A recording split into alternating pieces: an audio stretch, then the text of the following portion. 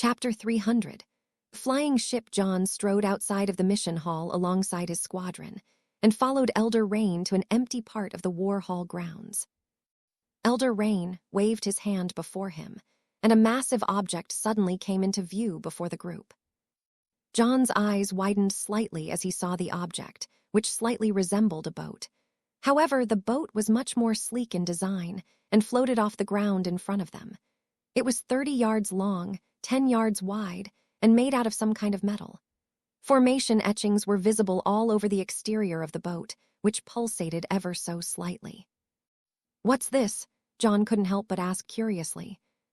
"It's your first time seeing one of these?" A second-year youth next to John replied. "This is a flying artifact or flying ship, whatever you want to call it." "Flying ship? Are we taking this to the borderlands?" John asked. "Yep. The borderlands are over 10,000 miles away and would take too long for us to fly there. This ship will carry us all there much faster," the boy replied. "Oh," John replied. "I'm Stephen, by the way," the youth greeted John. He had a late core formation cultivation, the same as John's. John greeted back. "Oh, I know who you are. The whole sect does. I'm curious to see if the rumors about you are true, however, or if they are overblown exaggerations," Stephen replied with a smile on his face. John laughed slightly at Stephen's remark, finding him quite amiable. "I guess you'll find out soon enough," John replied. "Enter the ship. We set out at once," Elder Rain instructed. The group quickly followed behind Elder Rain and entered a lower door which had opened for them. John was the last to enter, and quickly found himself in a relatively large, open area. The cabin of the ship was quite large, but mostly empty. "This ship is used for short-range missions, and so the interior accommodations are quite lacking," Stephen explained. John nodded his head in understanding. The interior lacked any rooms or accommodations, but such a thing made sense if they were not going to spend too much time on the ship. Elder Rain walked to the front of the ship, where a pedestal rested. On top of the pedestal were several glowing crystals and many rune formations.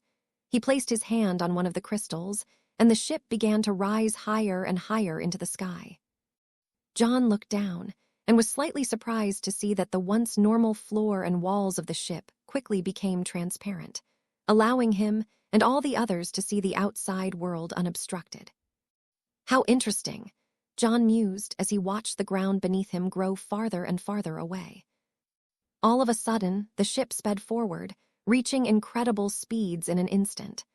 John braced himself, expecting to be thrown backwards within the ship, but surprisingly found himself remaining stationary. This ship must have some sort of spatial properties that limits momentum and inertia within the ship itself. The ground beneath the ship whirled by rapidly, much faster than John had ever traveled in his life. Within a few minutes, he saw that they had already left the official grounds of the sect, which spanned for hundreds of miles in each direction. "So fast," John couldn't help but exclaim. "John, come here," Elder Rain suddenly instructed. John looked up towards the elder and noticed the squadron had grouped up once more. John walked over and joined the group. "Before we start our mission, you should learn the names of all your squadron members. After that, we'll go over mission assignments," Elder Rain instructed. John nodded in understanding, and the group quickly revealed their names, cultivations, and which year of discipleship they were from. There were 5 second years, 4 third years, and 3 fourth years in the group.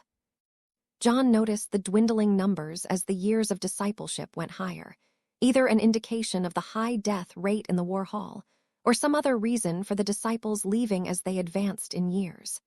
Each of the disciples greeted John warmly, and each carried themselves as a battle-hardened warriors would, causing John to nod his head in respect to each one. "Now that you know everyone in the group, we'll go over mission assignments. If we find a suitable enemy unit to engage, you are to engage the enemy in pairs. Unfortunately, the 12 before you already know their pairing assignments, which leaves us in a bit of an odd situation," Elder Rain explained. "No need to worry," John stated in response. With a thought, Kiri suddenly appeared in the ship before the group, still disguised as a hybrid creature of a wolf and a horse. It had the head of a wolf, but the body of a horse, and was something none of the War Hall members had ever seen. "What is this?" Elder Rain asked. "This is Kyrie, my animal companion," John explained. "I'll pair up with him." Elder Rain inspected Kyrie, which now had a cultivation at the late core formation realm. "This is unconventional, but I suppose it works," Elder Rain replied. He was going to rearrange the pairings, but this worked out better. The pairing units had fought many battles together and had grown accustomed to fighting alongside each other. Reorganizing the pairings would lower the group's combat prowess, so John's solution was an acceptable one. "Now that the pairings are set, all we need to do is find a suitable group to ambush," Elder Rain instructed. "In the meantime, rest and maintain your optimal battle state, as you never know when a battle will break out." John walked to the side and sat down in a corner of the ship. Kyrie followed closely behind and sat down next to him, rubbing his head into John's chest constantly. John patted Kyrie's head, enjoying this moment with his animal companion. The ship continued to speed forward at immense speeds for the next several hours, speeding over the lands of the Yuan Continent. John looked down towards the ground the entire time, taking in the continent he had yet to explore. Towering mountain ranges popped up occasionally, as well as deep valleys, dense forests, and barren wastelands. John spotted thousands of other cities, sects, and villages pass by underneath, revealing the massive scope of the Yuan Continent. Many of the sects were almost comparable to the Heavenly Lightning sect in size, revealing the scope of their might. Those must be the first-grade sects just underneath the Heavenly Lightning sect, John mused to himself as he spotted many such sects pass by far underneath the ship. Eventually, the incredible cities and sects turned into smaller villages and farmlands, and before long, there were only a sparse amount of smaller villages to be seen below. "We're here," Elder Rain suddenly instructed. John now understood why the villages had become smaller and less frequent. They were now at the border of the Bloodfiend sect's lands. This was a dangerous area, and so those who could afford to do so chose not to live in these lands. "Elder, what's going on there?" A War Hall disciple suddenly spoke up as he pointed in a certain direction. The eyes of all looked in that direction, and quickly spotted smoke rising up in the distance. The elder turned the ship and sped off in the direction of the smoke, and the flying ship quickly arrived at the source of the smoke. "Prepare to leave," Elder Rain instructed, as the ship suddenly disappeared. John was unprepared for such a thing, and fell down a few yards before stabilizing himself in the air. Kyrie did the same, and the War Hall squadron found themselves floating in the air above the source of the smoke. John looked down, and his curious expression quickly turned dark. Below them, a small village, containing no more than 100 buildings, was completely razed to the ground. The corpses of countless villagers were seen lying all around the village grounds, many of them showing signs of an absolutely gruesome death. John grit his teeth as he saw the scene before him. Clearly, these were the actions of the Bloodfiend sect. Chapter 301, Hunting the Assailants, the faces of all present turned dark as they stared at the scene below. These villagers, although they were not strategically important to the Heavenly Lightning sect, were still considered to be under their protection. They were just mortals peacefully living out their lives, but the Bloodfiend sect had deigned to slaughter them mercilessly. John suddenly felt a powerful divine sense release from Elder Rain and wash over the village below. It retracted after a short moment. "The area is clear. Let us land and inspect the village for any clues. Gather in the village center in 15 minutes to discuss any findings," Elder Rain instructed to his squadron. His eyes swept out over the land before they descended, looking for any signs of those who had come and left. The village was surrounded by an incredibly thick and expansive forest, and so if the assailants were to flee through the forest, it would be quite hard to spot them. The squadron immediately descended to the village below. John landed in the village center, his face incredibly dark. Around him were the corpses of hundreds of people, brutally mutilated, charred, and severed. The scent of blood and seared flesh filled his nostrils, but John ignored it as he began to look around for clues. The rest of the squadron did the same, and they searched every inch of the village. 15 minutes quickly passed by, and the group regathered at the village center. "The corpses here are all male," Elder Rain said to the group. "There are no corpses of the women or children, so the assailants have clearly taken them captive." The dark faces of the group darkened further as they all had noticed the same thing. If they were not able to help those women and children, their short lives would be incredibly miserable before they died. The Blood Fiend sect did unspeakable things to its captives in the name of raising their cultivations. Elder Rain, a third-year disciple, stepped forward. "I found this." He outstretched his hands, and the group could see a small piece of cloth in his hands. It was blood red and perfectly matched the color of the Blood Fiend sect. "So it was the Blood Fiend sect," Elder Rain sighed. "But this find is good. It should help us track them down if they're not too far away by now. The village seemed to have been attacked quite recently, and they're tied down transporting women and children. Let us hope we still have time." A creature suddenly appeared next to Elder Rain, slightly surprising John. It seems like he has an animal companion as well. The beast was a large dog, completely red in color. It stood as tall as Elder Rain's shoulders and emanated a core formation cultivation. Elder Rain grabbed the piece of cloth from the youth and put it in front of the beast's nose. "Nara, which direction did they go?"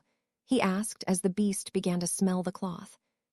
The beast took in many quick whiffs of the cloth and began to turn around in a circle, smelling the air. John was slightly surprised that this was the method they were using to track the assailants down with, but it made sense, however. The assailants were far out of divine sense range by now, so this was their only hope at the moment. After a brief moment of smelling the air, Nara suddenly locked onto one direction. The beast stared in the direction for a moment before letting out a soft growl. "That direction? That's not towards the Blood Fiend sect, but towards the next closest village. We set off at once," Elder Rain stated as the flying ship suddenly appeared before them. The group quickly boarded the ship, and Elder Rain piloted it to fly rapidly towards the next village. The ship sped forward for several minutes before it suddenly came to a stop. A village in the distance came into view, but no signs of damage were visible. Elder Rain strained his eyes, and his gaze furrowed as he spotted something. "Wait here one moment," Elder Rain instructed as he suddenly left the ship. The group waited there patiently, and John could feel the battle intent of the squadron of disciples begin to rise, slightly surprising him. "What's going on?" John curiously asked. "Elder Rain has spotted the group of assailants. He's currently scouting their strength, and if their strength isn't too far above ours, we will begin battle at once," Stephen replied, as if this was a common occurrence. "Oh," John replied. "It seems like the time to officially start my mission has finally come. Hopefully, there will be a suitable person to take the identity of in the group." Several minutes later, Elder Rain returned to the ship. His gaze was hardened, and his battle intent was climbing as well. He stood before the group, his expression serious. "Their squadron consists of 16 members, 2 elders, 1 at the late Meridian Forging Realm, and 1 at the middle Meridian Forging Realm. Other than that, they have 14 disciples, and their cultivations are slightly higher on average than ours. With this in mind, I will not force any of you to join the battle." "Elder Rain, do you still look down on us?" one of the disciples stated. "Right, who cares if they're stronger? All that happens is we die, but we refuse to let the Blood Fiend sect trample over our lands and our people," another stated, his voice filled with vigor and pride. The rest of the group agreed, their hearts and fighting spirits one in the same. John raised his eyebrows in surprise at their attitudes. It was the first time he had seen such passion from his fellow Heavenly Lightning Sect disciples, and he was immediately impressed by them. Unlike those useless, pampered disciples who fear battle, these disciples truly are willing to fight with their lives on the line. The war hall is truly incredible. Elder Rain smiled as he stared at the squadron before him. "Good. Such are attitudes cultivators should have. I should be able to handle the 2 elders for a good period of time. You'll be outnumbered, but we do have a promising new member in our midst this time, Elder Rain stated as he, as well as the rest of the group, looked towards John. Before we start this mission, I need to fully assess our combat strength. Normally cultivations alone would suffice, but I've heard that your case is a bit different than normal, Elder Rain said to John. As such, what level is your combat prowess at right now? Elder Rain asked. The eyes of the entire group fell on John, so waited for his answer as well. They had all heard several rumors about him, but none had ever seen him fight. When he had slain Hunter, they had been out on a mission. John thought about the question for a moment before replying. I suppose I haven't thought about this for quite some time. My essence cultivation is at the late core formation realm, while my body is at the middle core formation realm. In the past, this would have allowed me to jump 1.5 realms, so I would be able to overwhelm someone 1 minor realm higher than me. Since going from late core formation to early meridian forging is akin to a 2 minor realm increase in power, this means I would be able to fight against an early meridian forging cultivator. However, my essence stanchion is now incredibly firm and powerful, and my combat prowess has exploded as of late due to my training with the vice sect leader. Not only that, but I further strengthened my lightning chi with the nascent yang pills, as well as my body with the blood fruit pill. With all this in mind, John looked back up at Elder Rain after ruminating for some time. Do you want what I can fight against, or what I can kill? John asked. What you can fight evenly against is fine for now. I just need to gauge your overall combat strength, Elder Rain clarified. If that's the case, then I should be able to fight evenly against a middle meridian forging cultivator, John replied casually. A deafening silence descended within the ship. Chapter 302, Battle Commences. Silence filled the ship as John answered the elder's question. They all had looks of disbelief on their faces, as if they had heard wrong. Surely you're joking, Elder Rain couldn't help but reply. John was only in the late core formation realm. Jumping to the middle meridian forging realm was akin to jumping 3 minor realms. Even jumping 1 minor realm was considered only a thing reserved for the most absolute of talents, let alone 2. However, John had claimed to be able to jump 3 minor realms, which was far too shocking for them to believe. What they didn't know was that, if John's body was also at the late core formation realm, not only would he be able to fight against a middle meridian forging expert, but would also have a chance to kill them. I'm not joking, but I won't waste my time to convince you either, John replied calmly.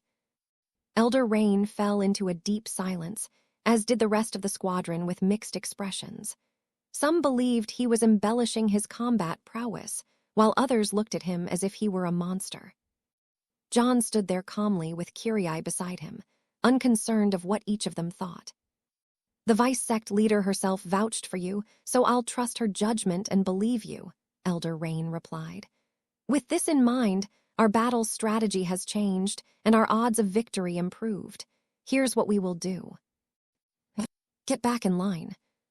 Crack. Gah. The sound of a whip striking flesh, followed by a pained cry, rang out, filling the forest around them with the pained echo. A group of men and women, clad in blood-red robes, could be seen escorting hundreds of women and children. Panicked, feared, and tearful expressions filled the faces of all the women and children, as they were helpless to do anything about their fates. Each of them had been happily going about their daily lives this morning, when hell descended on them. Without warning, over a dozen blood-red-robed cultivators had descended from the skis and invaded their village, like reapers of death. The men of the village tried to fight back, but were like children fighting against adults. Each of them were slaughtered without mercy, and those were the lucky ones. The women and children had eventually been gathered together, and had to watch many of the men be tortured to death in cruel and sadistic ways. There seemed to be no purpose to the torture, other than pleasure derived by those carrying it out. The cries of despair and pain were still fresh in the minds of the women and children. Mom, The worried cry of a child rang out as a small girl ran towards the woman who had just been whipped. "Kaya, get back," the woman yelled out. Crack. A whip struck the woman once more, as another pained cry rang out. "Control your child, or the next whip will be for her," the man who had done the whipping instructed, his voice slightly tinged with amusement. The woman stood up slowly, as blood trickled down her back. She fell back in line with the rest of the woman and children, as her child fell deeply in her embrace. "Mom, are you all right?" the little girl asked with tears in her eyes. I'm fine," the woman replied, doing her best to mask the pain in her eyes. The pain was not only the physical pain she felt at the moment, but the emotional pain as well. Although she didn't know exactly what was going on, it was easy to tell that their situation was dire. She could only imagine what was in store for them in the future, which nearly made her cry out in anguish upon thinking what would happen to her daughter. However, the woman kept a strong face on for her child and stood up to walk with the group once more. "Keep your pace, we don't have all day," the man instructed. To the side of the group, two younger boys, also clad in blood-red robes, were walking and keeping an eye on the group. "Why don't we just fly back to the sect, each carrying a few of these captives?" one of the boys asked. He had sandy blonde hair, a fairly powerful-looking body, and an average-looking face. His cultivation was at the late core formation realm, as was the other boys. "It's your first mission, so I suppose you wouldn't know. Transporting mortals is quite tricky. Their bodies are too weak to be carried by flight, as the slightest force on them could kill them," the other boy replied. "Then why don't we just take a flying ship instead? Wouldn't it be faster that way?" the boy asked another question. "Do you think flying ships grow on trees?" the second boy replied. "Our mission isn't deemed important enough to give a flying ship to up front. Only after we capture a certain amount of captives will one of the elders send a sound transmission to the sect. At that point, they will send a flying ship to pick all of us up," the boy explained. "Oh, I suppose that makes sense," the first boy replied. His face turned to one of delight as he thought of the rewards for completing this mission. He would receive quite a handsome reward of spirit crystals for completing this mission, which he desperately needed at the moment. His look of delight quickly turned into one of anger and disgust as he felt something hit his back. He turned around and saw a boy around 12 had stumbled and tripped into him. The boy was incredibly dirty from their journey through the forest and had accidentally dirtied the robe of the bloodfiend boy. "Idiot!" the blonde-haired bloodfiend sect disciple yelled out. The back of his hand struck the boy in the face, sending him flying backwards a few feet. The small boy cried out in pain, as several teeth flew out of his bloodied mouth. "You're lucky I can't kill you, or you would have had a much worse fate than that," the bloodfiend sect youth barked out. The two bloodfiend sect youths watched as the small boy painfully scurried back with the rest of the captives, while the older youth smiled as he smiled mockingly at the blonde-haired boy. "You look like one of them now, with that dirt and grime on you. Maybe you should join them," he smugly mocked. "Shut up," the blonde-haired boy replied, but didn't do anything to the other boy. The other bloodfiend boy was stronger, and so he didn't dare attack him for his words. "When we get back to the sect, I'll be sure to make that captive boy regret each day he was bore." Bang! A loud bang suddenly sounded out as something violently struck the earth where the captives were standing. Dust and dirt kicked up in the air, obscuring the vision of all. The dust quickly faded, revealing a glowing formation of light, which surrounded all the captives. The captives were all alive and completely shocked. They tried to leave the barrier but were unable to do so, while those outside were also unable to break the barrier easily. "We're under attack. Prepare for battle," a bloodfiend sect elder instructed loudly as he suddenly dashed to the sky above. Loud bangs immediately began to sound out from above from attacks being exchanged. The sandy blonde-haired boy was completely shocked by such an event, but quickly smiled sinisterly. "Good. It's been a while since I've wetted my blade with the blood of another cultivator. It seems like my luck has turned around quite nicely." The boy yelled out loud as a battle cry, while a large smile hung on his face. He took out his weapon, which was a blood-red scythe, and prepared to dash into the sky to join the battle as well, when a person suddenly appeared before him. It was a boy his age, with long black hair, a handsome face, and dark, piercing eyes. The black-haired boy smiled with a mocking expression, and spoke out with a cold yet amused tone. "Unfortunately for you, your luck has just run out." Chapter 303.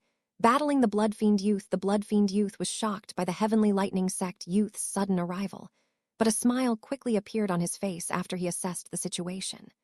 Both their cultivations were in the late core formation realm, and all knew that on average, Forbidden Alliance cultivators were stronger in the same realm, due to their brutal upbringing and constant battles with their lives on the line.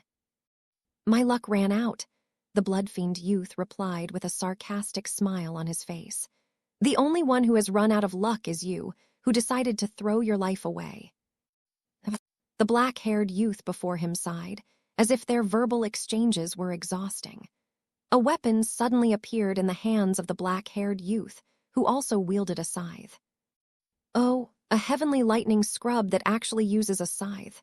Well, allow me to teach you how it's done," the Bloodfiend Youth yelled out in an enthusiastic manner as he suddenly dashed forward. His scythe came crashing down on the black-haired youth, who raised his scythe at the last moment to block it. Pang! Scythes collided, and the black-haired youth was knocked backwards dozens of yards, eventually slamming against the base of a thick tree. A pained expression appeared on his face, which made the Bloodfiend Youth smile all the larger. "All that talk and you're this weak. Pathetic." The Bloodfiend Youth raised his scythe and slashed it forward. A crimson scythe image pierced towards the black-haired youth with great power. Bang!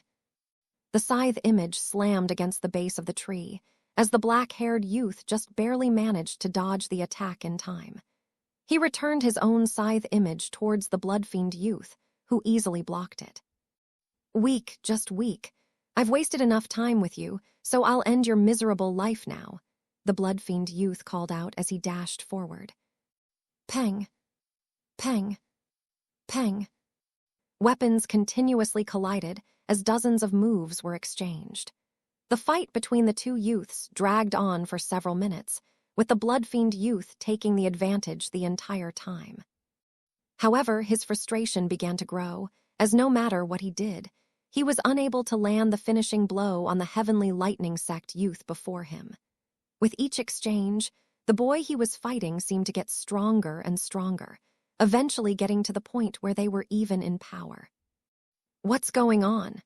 The Bloodfiend Youth couldn't help but call out in slight panic as he began to lose the initiative, and was eventually put on the defensive. Bang! A powerful scythe attack from the Heavenly Lightning Sect youth slammed onto his scythe, its power nearly overwhelming. His body was thrown back violently, eventually coming to an abrupt halt as he slammed into a boulder. "I've gotten a pretty good look at your fighting style, both when you're on the offensive as well as the defensive. Thanks for that," the Heavenly Lightning Sect youth said to him. The Bloodfiend boy slowly stood up, a slightly pained expression lingering on his face as he looked towards his opponent. He was just about to reply when his eyes went wide. The black-haired youth suddenly disappeared from his sight. Bang! A powerful force collided onto the back of the Bloodfiend youth, and a shattering sound echoed out as an incredibly pained cry escaped his lips. Gah! The Bloodfiend youth collapsed to the ground in agony, unable to move his legs anymore. Bang! Another powerful blow landed on his body, this time piercing into his abdomen. The Bloodfiend youth's eyes went wide as he felt his dantian shatter within his body. No! His cries of agony rang out throughout the forest as his body was suddenly kicked, causing him to roll over onto his back. His pained and despairing eyes looked up, and all they could see was the cold eyes of the black-haired youth staring back at him. The black-haired youth suddenly took out a pill and quickly forced it down the boy's throat. Healing properties quickly spread throughout his body, stabilizing his condition. "Stay here for a bit. I'll be back to talk to you in a moment, the black-haired youth said as he stood before him. Despair washed over the blood-fiend youth as he laid there motionlessly. 1 second he was fighting the youth, and the next, he was crippled. He still couldn't understand what had happened. John stared at the blood-fiend sect youth before him, making sure his condition was stable.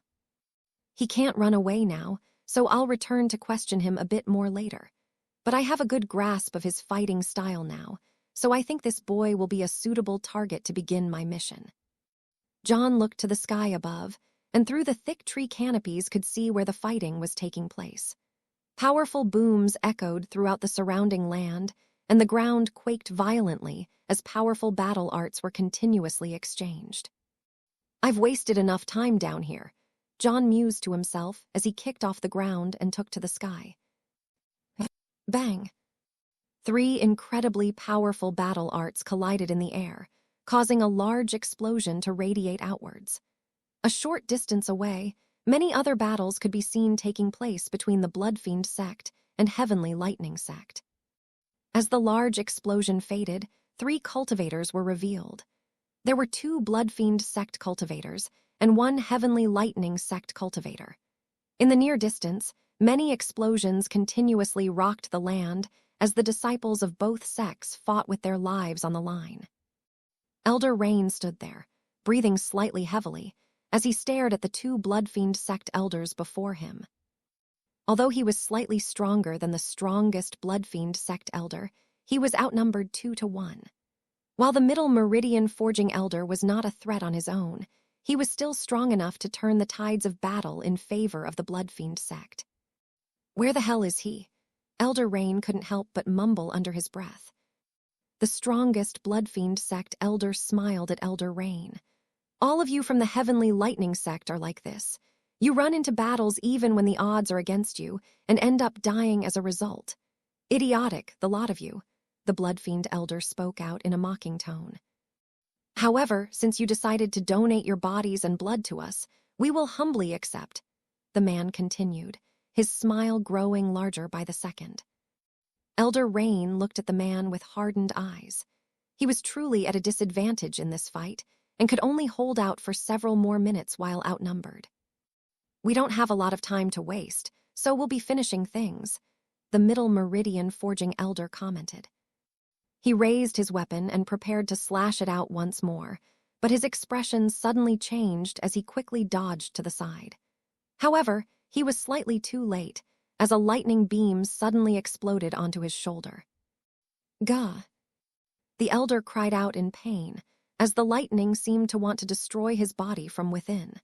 He hastily sent his chi to wash over the lingering lightning, erasing it from within his body. Another elder? The strongest Bloodfiend elder called out, slightly alarmed. He had not been ready for any surprise attacks, as he had not detected anyone in the Heavenly Lightning sect group that was strong enough to concern them.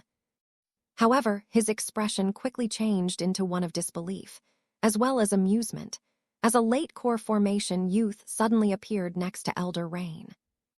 You're late, Elder Rain said to John as he stood next to him. Apologies. I had some business to take care of which took a bit longer than expected. But now that I'm here, let's put an end to this battle. John put away his scythe and took out his battle axe. His aura suddenly exploded outwards as he stared at the 2 elders before him. His excitement, as well as battle intent, rose rapidly as he was about to fight a Middle Meridian Forging Elder. Chapter 304, Fighting an Elder. Elder Rain looked at John closely as he arrived. He didn't let his guard down at all, as he was still unconvinced that John could truly do what he said he could. However, their plans were made with John's tremendous combat prowess in mind, and so there was no going back now. Better late than never, Elder Rain replied. Keep the Middle Meridian Forging Elder occupied. You don't have to kill him, just keep him busy so I can focus on the late Meridian Forging Elder. If you buy me 5 minutes of time, I should be able to kill him in that window, Elder Rain explained. John nodded his head in affirmation of the plans as he stared at the Middle Meridian Forging Elder 100 yards away. The two Bloodfiend sect elders were within earshot of the conversation John and Elder Rain had, and could hardly believe their ears. Looks of pure amusement appeared on their faces. Is this how low the heavenly lightning sect has fallen these days? They have to sacrifice a disciple in such a futile manner. One of the elders commented sarcastically. They talk as if this boy can actually stall me for 5 minutes. I don't know if I should be amused or angry, but boy, within 5 minutes, I'll have you wishing you were never born, the Middle Meridian Forging elder said to John. John ignored the sarcastic comments as his battle intent continued to climb. He wanted to fight, not sit around and throw verbal insults at each other. Limiter of speed. Thunderflash steps. Supreme battle art. John activated his 2 battle arts and 1 limiter, instantly reaching an incredible level of speed and power. He flew forward, his speed shocking all 3 elder as he appeared directly above the Middle Meridian Forging elder. His battle axe cleaved down with incredible power, unleashing his sky-sundering axe. 3 profound Taos, the Taos of power, annihilation, and destruction, were infused into its blade. The Middle Meridian Forging elder's eyes instantly opened wide as he finally noticed the power that John contained. The blade was almost upon him, and he had been too busy mocking John to mount a sturdy defense. He raised his sword upwards at the last moment to meet the axe. Pang! Time seemed to stop for a moment before an incredibly loud metallic sound rang out. The elder's body, unable to withstand the force of the blow, violently launched downwards towards the earth below. Bang! The elder collided with the earth, his momentum shattering the earth. A crater formed where he landed, as earth was kicked high into the sky and the nearby trees shattered from the impact. Sky-sundering axe. Still standing high above in the sky, John raised his axe to unleash another attack down below. The late Meridian Forging elder, just now recovering from his shock, hardened his eyes as he sped towards John. He didn't know how John was able to explode with such power while only being at the late core formation realm, but he didn't care at the moment. John was an incredible threat, both now and in the future once he grew up. A threat that had to be eliminated at all costs. Did you already forget about me? Elder Rain scoffed as he appeared before the Bloodfiend elder. His spear pierced directly towards the Bloodfiend elder's throat and was coated with an incredibly powerful lightning-based battle art. The Bloodfiend elder, unable to ignore such an attack, stopped his assault on John and turned to block it. Elder Rain was at the peak of the Meridian Forging realm, while the Bloodfiend elder was only at the late Meridian Forging realm. Without the other elder to assist him, the Bloodfiend elder was at a great disadvantage and would need to focus his all on Elder Rain's attacks. John's sky-sundering axe cleaved downwards, sending a massive battle axe image slamming into the crater below. Boom! Another explosive sound rang out as the sky-sundering axe sundered the nearby land. He raised his axe once more, but quickly halted and dodged to the side as a blood-red sword image pierced from below towards him. Chi! The sword image, its might be incredible, barely missed John. A small bead of sweat trickled down John's spine. That's Middle Meridian Forging for you, I guess. If that attack lands on me, I'll be in trouble, even with my powerful body. Chi. Chi. Chi. Successive blood-red sword images pierced upwards towards John from the ground below. He dodged about at the absolute fastest speed he could muster, barely dodging each attack with inches to spare. Bastard, I'll kill you, an enraged voice shouted out from below. The earth below once again shattered as the Bloodfiend elder pressed off it with all his might. His body shot upwards towards John like a bullet, and he reached John in an instant. His sword slashed outwards, glowing red from a battle art infused within the blade. John's eyes hardened as he swung his battle axe out with all his might to parry the attack. Sky-sundering axe. Boom! Weapons and battle arts collided, creating a massive explosion of chi in the air. Two bodies were seen violently thrown out of the explosion, both quickly stabilizing their backwards momentums. However, John was thrown farther backwards, revealing that he had lost out in power in that last exchange. The Bloodfiend Elder, further enraged that John had successfully blocked his attack, dashed forward and instantly appeared before him once more. His glowing red sword cleaved down on John with incredible power. Peng! Peng! Peng! Dozens of attacks were quickly exchanged, as John did his best to block the relentless onslaught of the Elder.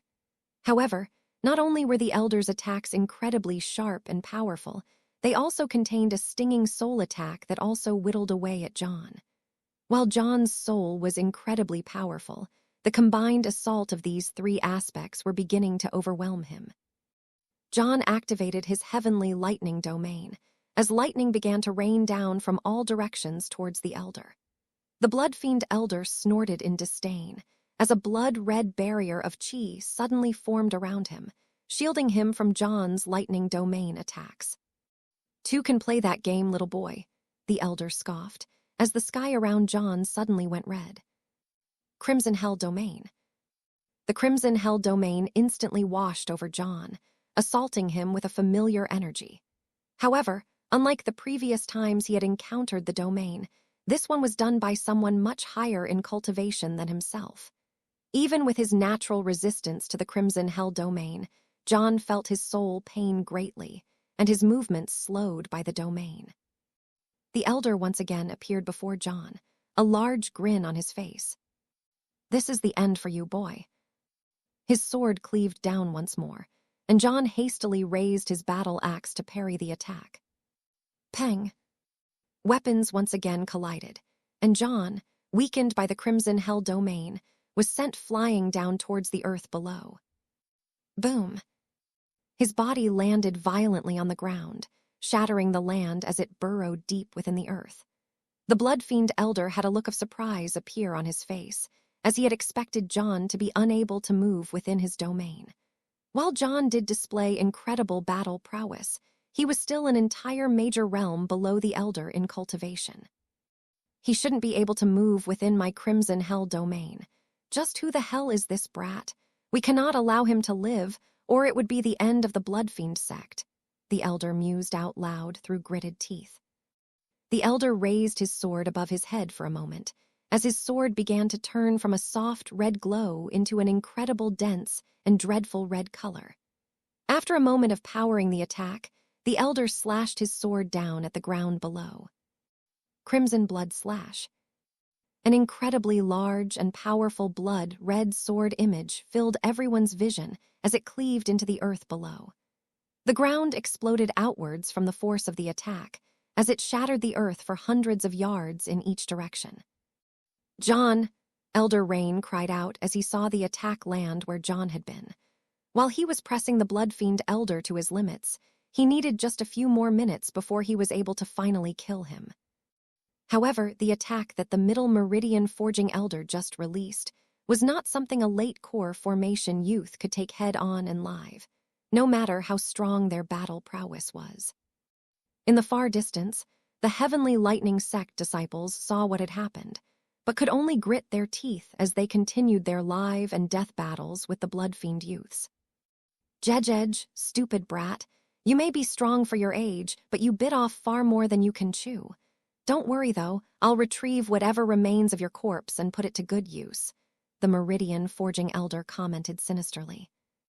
He was just about to turn and help the other Elder with his battle once more, when he suddenly paused. A voice, sounding slightly demonic and tinged with an incredibly dense bloodlust, filled his ears. "You may be done with me, but I'm not yet done with you." Chapter 305. Cabin. The falling dust faded, revealing John standing there on the shattered ground below. His body was bloodied, with several small wounds visible, indicating that he had taken quite some damage in that last attack. However, the Elder didn't even notice the wounds, as his eyes were locked onto John's. John's blood-red eyes stared back at him, as if he were a predator staring at his prey. On top of his head, two small blood-red protrusions stuck out. An aura of red and black surrounded him, exuding a dense bloodlust. Faint red rune lines were visible on his exposed skin, while his body surged with absolute power. "What the hell is this?" The Meridian Forging Elder couldn't help but exclaim in shock. Not only the Elder, but Elder Rain, as well as the other Bloodfiend Elder, also took a second to take a look at John, completely shocked at what they saw and felt. Not only had he gone through some kind of transformation, the power and aura he was displaying right now was not something a late core formation cultivator should be capable of. In the far distance, the Heavenly Lightning Sect disciples, who were still fighting with their lives on the line, noticed John's reappearance and increase in power. Although they had only known him for a short time, they had come to like him quite well. Their fighting spirits ignited even further as they saw John appear from that terrifying attack, and their assault on their Bloodfiend opponents intensified greatly. After a moment of pure shock, the Bloodfiend Elder recovered his wits. He looked down on John from above as he spoke out to him. "No matter, while your power is impressive, you're still." His words cut off as John pressed off the ground, rocketing towards him like a bullet from below. The ground shattered beneath John's feet as a wave of earth radiated outwards. He reached the Bloodfiend Elder in an instant, and his axe cleaved out with incredible power.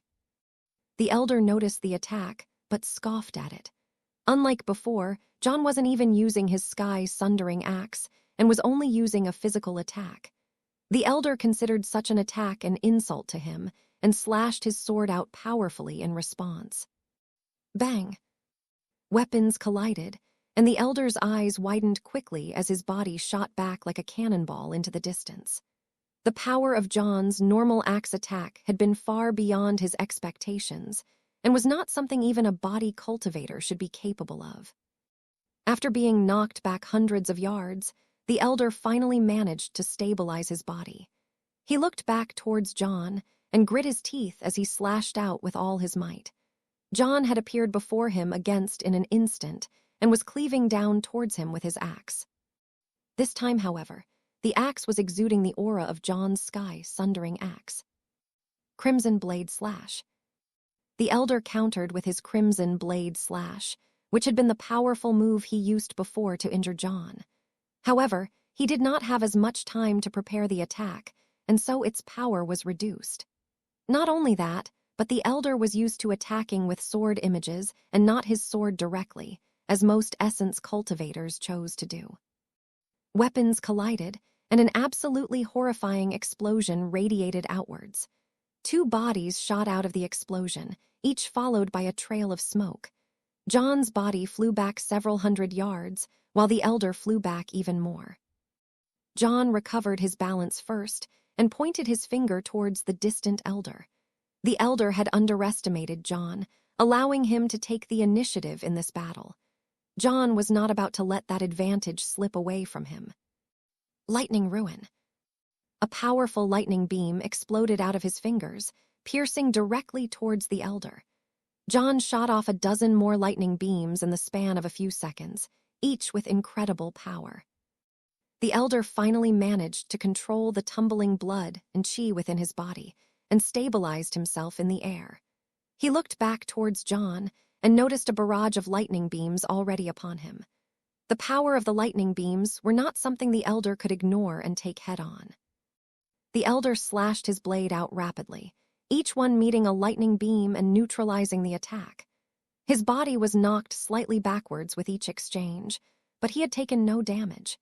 His head suddenly snapped upwards as John appeared directly above him, his speed incredible due to his limiter of speed and thunderflash steps. John's battle axe cleaved down on the Elder, who raised his sword to block the attack at the last moment. Bang! Blood slightly escaped the Elder's lips from the force of the blow, as his body shot down to the earth below like a bullet. The Elder fell into the forest below in an instant, his body snapping each and every tree he collided with. The Elder's body flew through a small wooden cabin, destroying most of it, before colliding into the earth a short distance away. His sword fell out of his hand and landed a short distance away from him. Boom! A small crater formed from the impact. The Elder quickly bounded to his feet, blood trickling from his mouth as he did the best to not allow John to take the initiative any further. While John had been overwhelming in his assault, it was mostly because the elder had underestimated him. Now that he had regained some distance, the battle would become much more of a stalemate. John quickly appeared near the elder, landing on the ground. He prepared to dash forward and unleash yet another attack when a small sound appeared to the side of him. Both John and the elder paused their battle as they looked towards the source of the sound. It was incredibly soft, but for some reason, it caught both of their attention. The sound came from the nearby cabin, which the elder's body had flown through and broken half of it. The roof and most of the walls had been destroyed, revealing the interiors of the cabin. The cabin was mostly empty, save for a wooden chair, desk, and simple bed. On the chair, a lone man sat, holding an item in his hands. The man's face was shrouded by a hood, which obscured his face in darkness. His shirt was sleeveless, revealing two incredibly powerful-looking arms. The man, who sat there motionlessly, seemed to blend into the very world itself, as if he was a natural part of it. "Someone's here?" John couldn't help but muse out loud in surprise. The battle between the two sects had been incredibly intense, and he was surprised that someone would still stick around in the area. His divine sense quickly scanned over the man, but he could not detect a cultivation at all. When he tried to see what his face looked like, John was unable to do so. It was as if something was blocking his divine sense from inspecting the man. Is he immortal, or is he like the vice sect leader, whose cultivation is too high to detect? However, it was different than the vice sect leader. With her, he couldn't directly detect her cultivation, but he could still tell that she was a cultivator. However, this man exuded absolutely no aura at all, as if he were immortal. His divine sense washed over the item in the man's hands, which was revealed to be a simple picture frame. The picture frame held a portrait of someone, seemingly a woman. However, it was half destroyed, most likely from the elder crashing through the cabin. After what seemed like an eternity of silence, the hooded man slowly stood up. Although there were no chi disturbances or powerful auras coming off the man, John felt as if an ancient, slumbering volcano was awakening before him. The man looked towards the blood-fiend elder, who finally gathered his wits. He too inspected the man and found him to have no cultivation. The elder frowned as he stared at the man. "Get lost, or don't blame me for killing you as well," the elder said to the man in a cold voice. The hooded man, whose features were still obscured, looked at the elder, and then the elder's sword lying a short distance away. "Pick up your weapon," the mysterious man's voice sounded out. The voice was deep and gruff, and exuded a sense of calm and rising anger at the same time, confusing John at how such a thing was possible. "What? You dare command me?" the blood-fiend elder rebuked, incensed that a mortal would tell him what to do. "Pick up your weapon," the man instructed once more. "Every man deserves the honor of dying with a weapon in their hands." The blood-fiend elder exploded in a rage, absolutely incensed that a mortal would command him twice. "Die!" he cried out, as the elder pointed towards the mysterious man, about to unleash a chi attack. The elder's angered face instantly turned to shock, and then pure fear, as his body suddenly disintegrated in less than a second. John took a step backwards at this sight, as without warning, the elder who had been fighting had disappeared from the world. He was about to flee when the mysterious man turned to look at him. He felt as if death was staring at him. Chapter 306, Mysterious Man. John didn't move, as he found himself unable to. It wasn't a physical resistance, but a mental one. He knew that his life was not in his own hands at the moment, and no matter what he did, he lived and died by the whims of this mysterious man. The blood-fiend elder, who had been in the middle meridian forging realm, had been disintegrated by what appeared to be a look from the man. John had never seen or heard of such a power, and was mostly sure that even the vice sect leader and sect leader could not kill someone with a single look in the same manner that this man just did. With his own strength the same as the elder's, John realized the futility of fleeing. The mysterious man, whose hood he wore still hid his face in darkness, stared at John intently for quite some time. The man suddenly looked to the sky for a moment, as if staring at something, before looking back to John. After what felt like an eternity to John, the man finally spoke out to him for the first time. "So you're the one?" The man's deep voice boomed out. Although the voice was not backed by any cultivation or power, John felt an incredible might come from it. It was as if the voice commanded the greatest of respect, like an emperor talking to his subjects. John's face turned from one of fear into one of slight confusion, as he mustered up the will to reply. "I'm the one. I have no idea what you're talking about," John replied. The man continued to look at John for a moment, and John was sure he saw a small head nod, as if he approved of something he saw. However, he couldn't truly tell what the man was thinking, as he could not see his face. His figure suddenly vanished from sight, as if it had never existed. His fleeting words echoed in John's ears. "Do not disappoint me." John stood there, dumbfounded at what had just happened. One moment he had been battling the blood-fiend elder with his life on the line, and the next moment he watched the man be erased from the world by the mysterious man. Then the man seemed to somehow know John, and even expected something from him. John had no idea what had just happened, and could not make sense of anything. He stood there in silence for some time before he came back to his senses. His gaze locked back up to the sky in the distance, as he saw the fight between Elder Rain and the blood-fiend elder continue. "I'm burning precious blood essence reserves right now using my Immortal Asura transformation. I need to help finish this battle quickly and just put whatever happened behind me for the moment." John shot back up to the sky, his battle intent climbing once more. He arrived at the battle between the two elders, his arrival shocking both of them. They could tell that John was alone and that his battle with the other elder was over. Otherwise, the other elder would have returned alongside John. The blood-fiend elder's vision turned grave, while Elder Rain's brightened. "John, help me finish this fight," Elder Rain instructed. Although John was not strong enough to defeat the late Meridian Forging Elder, his attacks were strong enough to force the elder to mount a defense. These small interferences would be all that was needed for Elder Rain to land the finishing blow. John nodded his head and sped towards the blood-fiend elder, who now had thoughts of fleeing.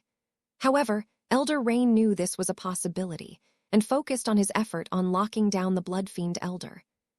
At the same time, spatial talismans were no longer useful. At the Meridian Forging realm, once could use their overwhelming chi might to interfere with the spatial fluctuations of the talismans, rendering them useless. As such, the elder would have to fight his way out of here.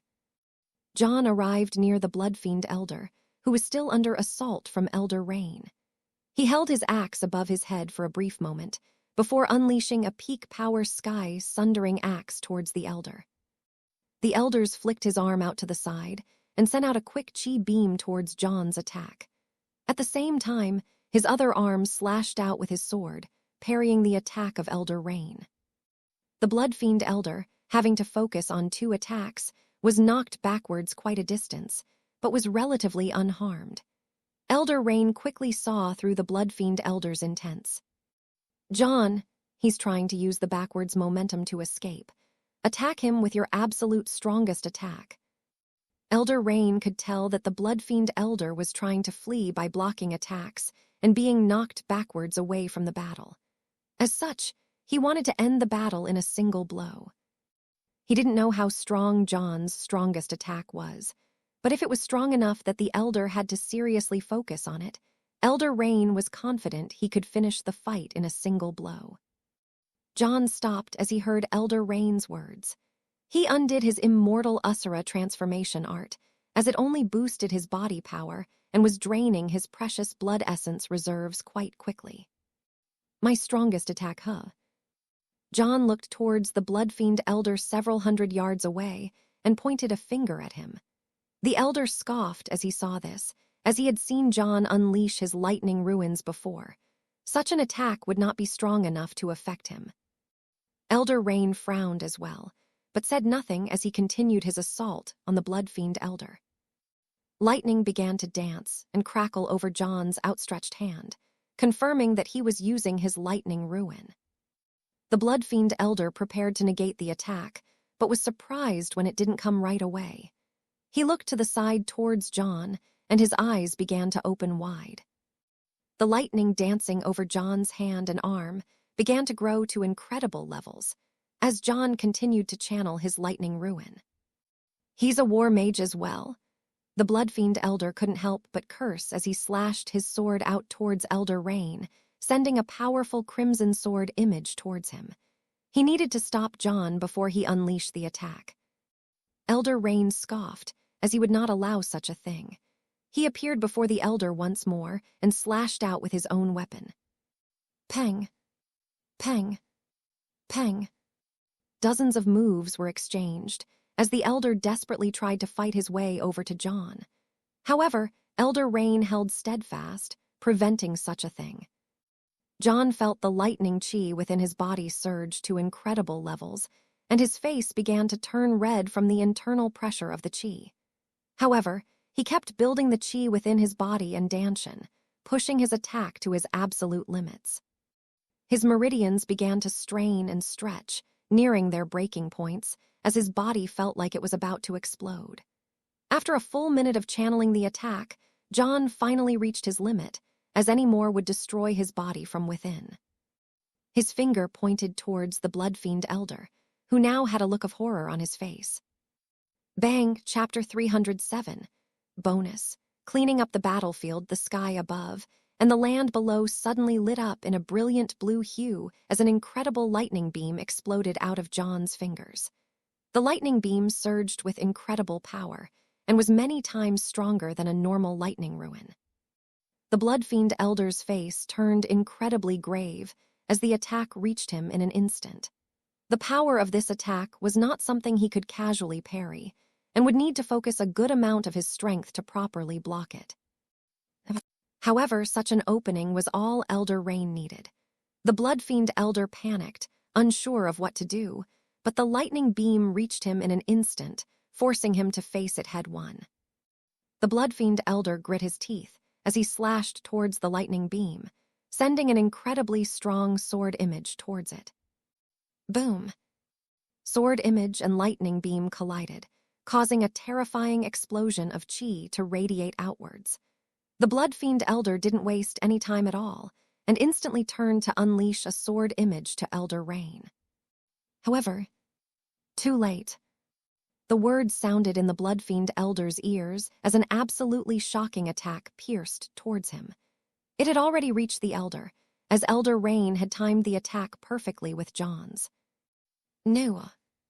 The blood-fiend elder cried out as he did his best to mount a defense, but it was too late. The spear image from Elder Rain's weapon had already reached the elder and sliced into his head like it was butter. The blood-fiend elder's head exploded, as a shower of blood rained down on the ground below. The two blood-fiend elders were now dead. Both John and Elder Rain breathed out a heavy sigh of relief, as their battles had been incredibly intense. "Don't relax just yet. Let us clean up the other battles first," Elder Rain instructed. The other disciples were still fighting with their lives on the line. John nodded his head and sped off towards the distant battles at his top speed. Their arrival spelled doom for the blood-fiend disciples, who were dealt with shortly. A short while later, silence descended over the previously chaotic lands. The Heavenly Lightning Sect disciples collected the corpses of the blood-fiend cultivators and piled them together as they gathered around them. John's arrival was greeted by the gazes of all the disciples, who now saw him in a different light. Before, they had considered him a fellow sect member, but not a fellow war hall brother. Now, after watching him put his life on the line fighting an elder 3 minor realms above his own cultivation, they were proud to call him one of their brothers. However, within this respect was also a trace of sadness. "Where is Stephen?" Elder Rain asked as he approached the group. The heads of all the disciples dropped slightly, giving Elder Rain his answer. Elder Rain sighed a deep sigh, while John also had a trace of sadness wash over him. Although his interactions with Stephen had been brief, he had a very good impression of him. However, death was common for the Warhol, who put their lives on the line in every battle. "He will be honored with the greatest respect once we return to the sect," Elder Rain said to the group. As a frontline member of the sect, he would be buried amongst his fallen Warhol brethren and given a grand burial ceremony. However, this battle had been overwhelmingly won by the Heavenly Lightning sect. They had killed over a dozen promising disciples and even 2 elders. Such an overwhelming victory would not only bring great honor to the Heavenly Lightning sect, but also be rewarded handsomely. John thought of asking for the corpses, or at least the blood essence, but decided against it. The corpses would be displayed to the Warhol as proof of the kills, and so John could not take them for himself. As for asking for blood essence, that too was impossible. Only taboo cultivators used human blood essence, and so John could not expose such a thing. After finishing everything, several of the disciples went to where the captives were and instructed them to flee deeper into the Heavenly Lightning sect territory. The Bloodfiend sect was becoming more and more overbearing, and so lands that were once safe were no longer. After this, the group regrouped once more, and Elder Rain waved his hand. The flying ship appeared before them, ready to take them to the next target. "Everyone hop on," Elder Rain instructed. "Elder Rain," John called out. Elder Rain turned to John and smiled at him slightly. He now saw John in a new light, and his respect for him had grown. Not only was such a prodigious talent a member of his own sect, but that talent was willing to put his life on the line for the sect. Such an attitude was something Elder Rain agreed with very much. "What is it, John?" Elder Rain asked. "I'm afraid this is where we part for now," John replied back. I forgot about that," Elder Rain replied. He had been briefed by the vice-sect leader that at one point in their mission, John would have to leave to undertake another secret mission. The details were kept secret, but Elder Rain was instructed to let John leave at that moment. Elder Rain looked at John with serious eyes and patted him on the shoulder in an approving manner. "You did extremely well today. I don't know what mission you have now, but I wish you the best of luck," Elder Rain said to him in a sincere tone. John nodded his head and smiled back before he turned to leave the area. "Where is he going?" one of the disciples asked as they watched John leave. Elder Rain remained silent for a moment before he turned around and entered the ship as well. "We set off to the next target," Elder Rain instructed, not revealing where John was going. John watched the ship climb into the sky and fly off into the distance before his gaze turned in a different direction. He had other goals to achieve, and the first step to achieving those goals was to have a conversation with a certain someone waiting for him. John sped off into the distance and arrived in a thickly forested area. A familiar figure still laid on the ground, their despair-filled eyes staring at the sky above. The boy heard the noise of John's arrival and turned his head to look at him. John's smile towards him was as if he was staring at a demon. "Now then, you and I are going to have a little talk."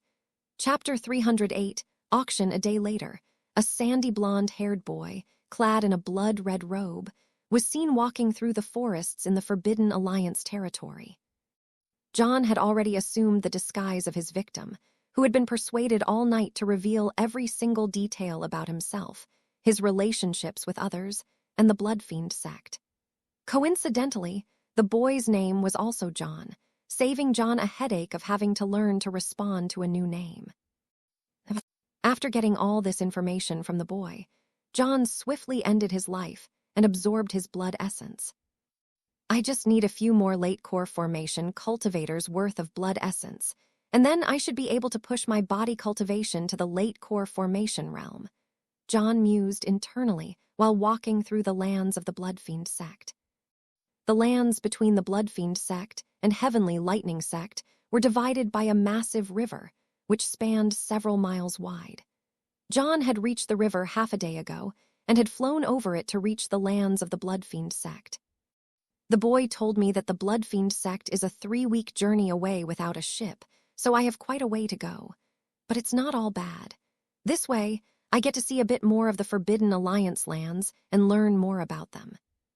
After traveling for a few dozen miles, he came across his first village. It was similar in size to the villages he had seen before, and John decided to visit it in order to see the differences in people and culture.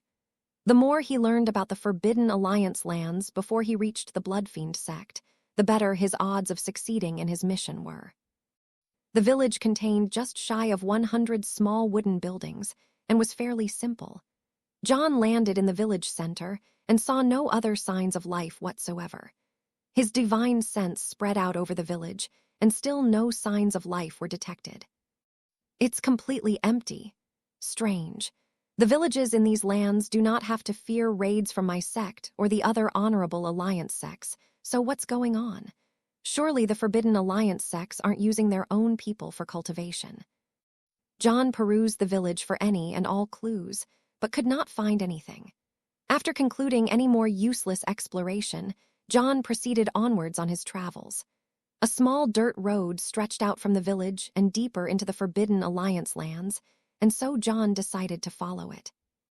On his journey, he saw many different types of beasts, ranging from normal animals to core formation beasts. However, each one ran in fear upon seeing John, making him wonder if it was something he was doing to scare them off, or their nature in these brutal lands. After another several dozen miles, another village came into view. It was slightly larger than the previous village, but much like the first, it was completely empty as well. Strange, it's the same as before. John explored the village for a moment, but couldn't find any signs of what had happened once again. He found the largest house in the village and entered it. I suppose it's been a long day. I'll rest here for the night before I continue onwards tomorrow. John assumed a meditative position, as a scroll suddenly appeared in his hands. Crimson Blade /H.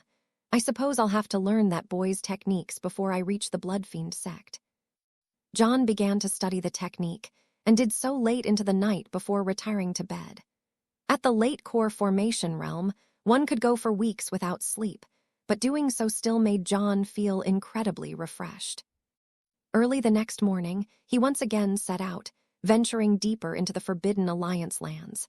Similar to before, there were many villages completely devoid of any life. On the fourth day of travel, John arrived at a small city. The city was several miles across and had nearly 1,000 buildings inside its walled interior. There's actually people this time, John couldn't help but exclaim. There was a line of people lined up at the front gate of the city, in which some guards were inspecting them individually.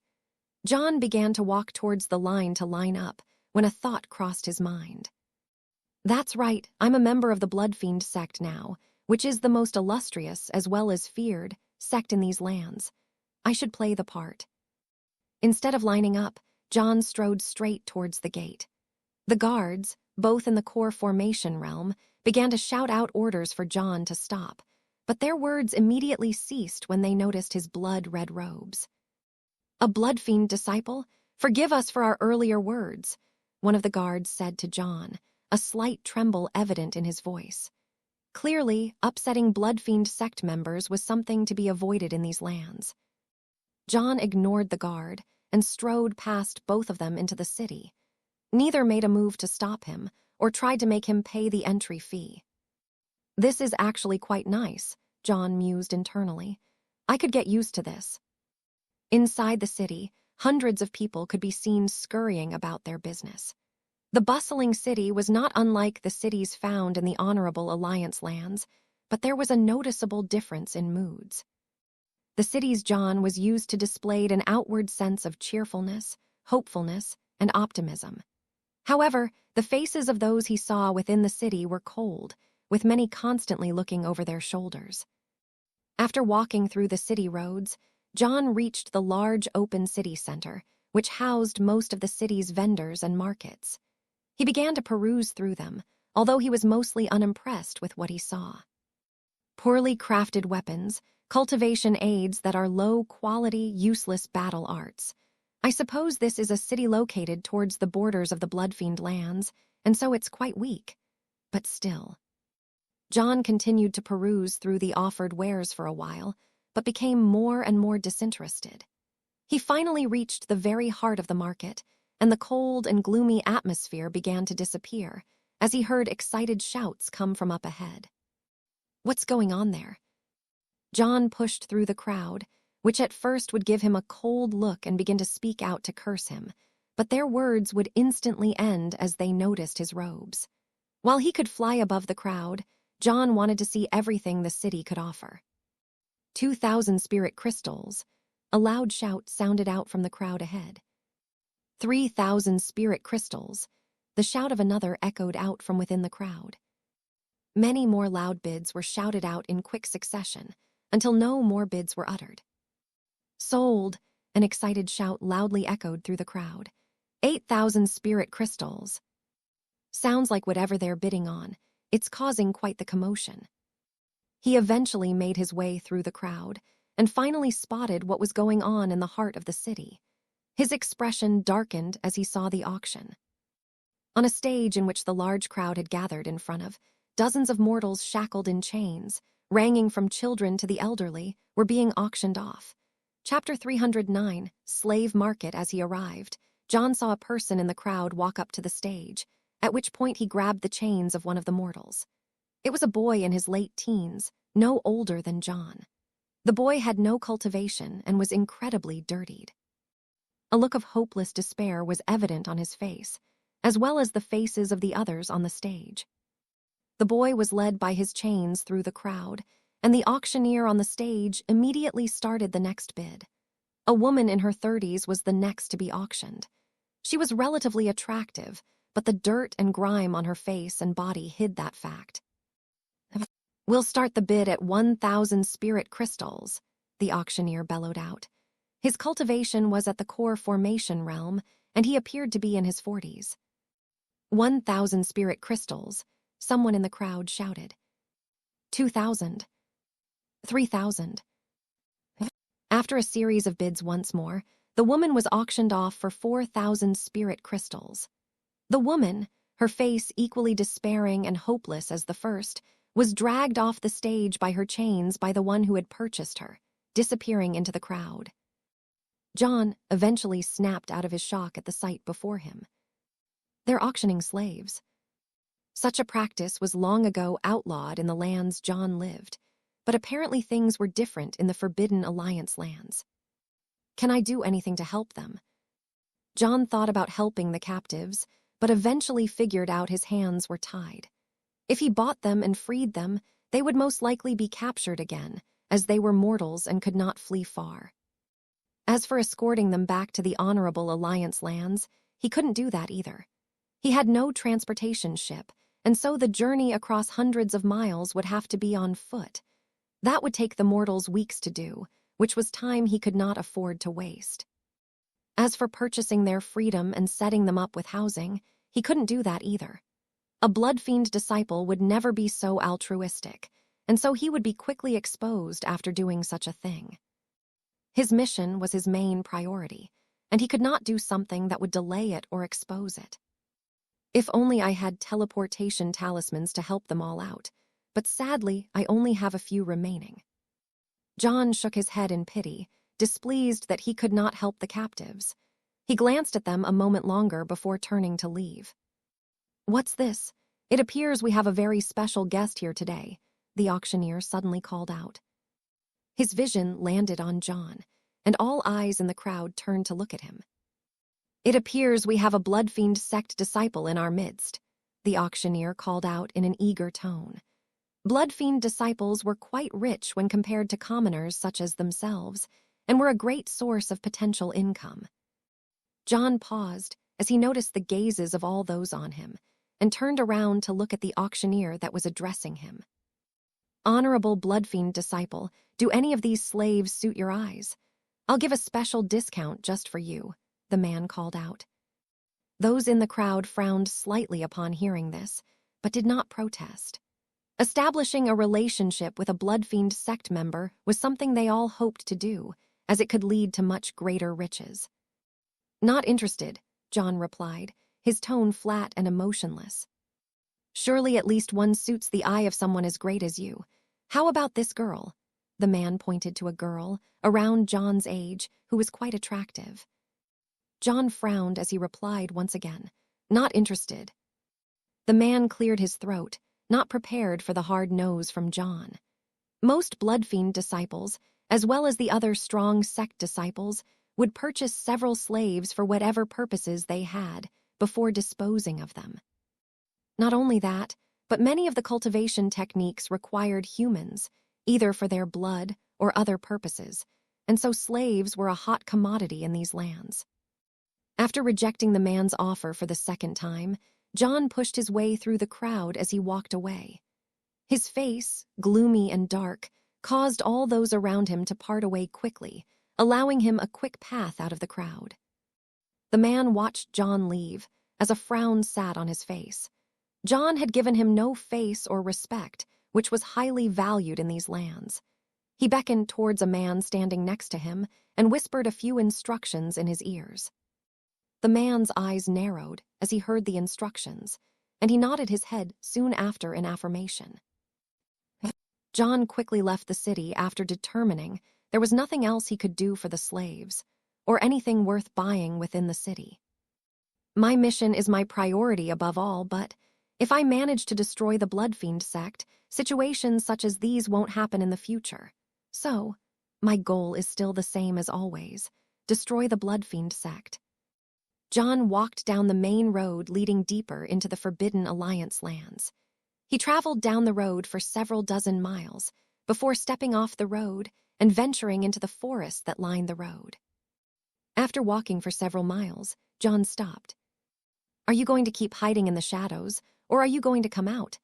John's voice echoed through the forest. Silence descended on the area for a moment before a voice replied from the shadows. "You were aware of us trailing you. Not bad, as expected from a Bloodfiend sect disciple," a voice replied. Soon after, 6 men appeared from all directions. Their cultivations were all in the late core formation realm, and they quickly surrounded John from all directions. John's divine sense washed over them, and he instantly recognized one of the men. "You're the man who was standing on the stage next to the auctioneer. Was this his bidding?" John asked, his face and voice calm. The man smiled as he looked straight at John. "It doesn't matter who instructed us to do this. All that matters is that you have gotten yourself into a situation that you won't be able to get out of," the man replied with a large smile. "Aren't you afraid of my Bloodfiend sect finding out about this and destroying you all?" John asked curiously. The man scoffed, his smile growing larger. "Don't try to use your sect to scare us. You're alone, traveling from the borderlands. If you had means to travel to your sect quickly, you would have already done so. As for sound transmissions, we won't give you the time to send one out if you have a transmission formation," the man replied. "So, your sect won't find out about anything, as your body will never be discovered." John nodded his head in agreement with the man's assessment. What he said truly would have been correct, had the Bloodfiend youth who John had recognized truly been the one before them. They were most likely coveting his wealth, as even an outer sect disciple of the Bloodfiend sect would have a level of wealth that these people would desire. Not a bad plan. Unfortunately for you, things won't go according to those plans. Also, you've given me a great excuse to solve something I had been brooding over, so thank you for that," John replied with a calm tone. The man, dumbfounded by John's words, began to laugh boisterously as if he had heard the funniest joke. He opened his mouth to reply to John, but instantly felt cold steel touch his neck. His expression became confused as his vision began to fall to the ground below. The eyes of the man's severed head stared back upwards at John, who stood before him with cold, emotionless eyes. His vision faded as his life left his body. The sounds of pained cries were the last thing he heard as he died. Chapter 310, Tribulation Thoughts. The sound of metal on metal, as well as the anguished cries of men, rang out within the forest for a short while. John, utilizing his thunderflash steps and unlocked limiter of speed, dashed around the battlefield like a bolt of lightning, instantly appearing before his opponents.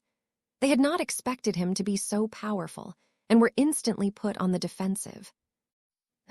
John didn't even activate his supreme battle art, as he would be unable to do so within the Bloodfiend sect.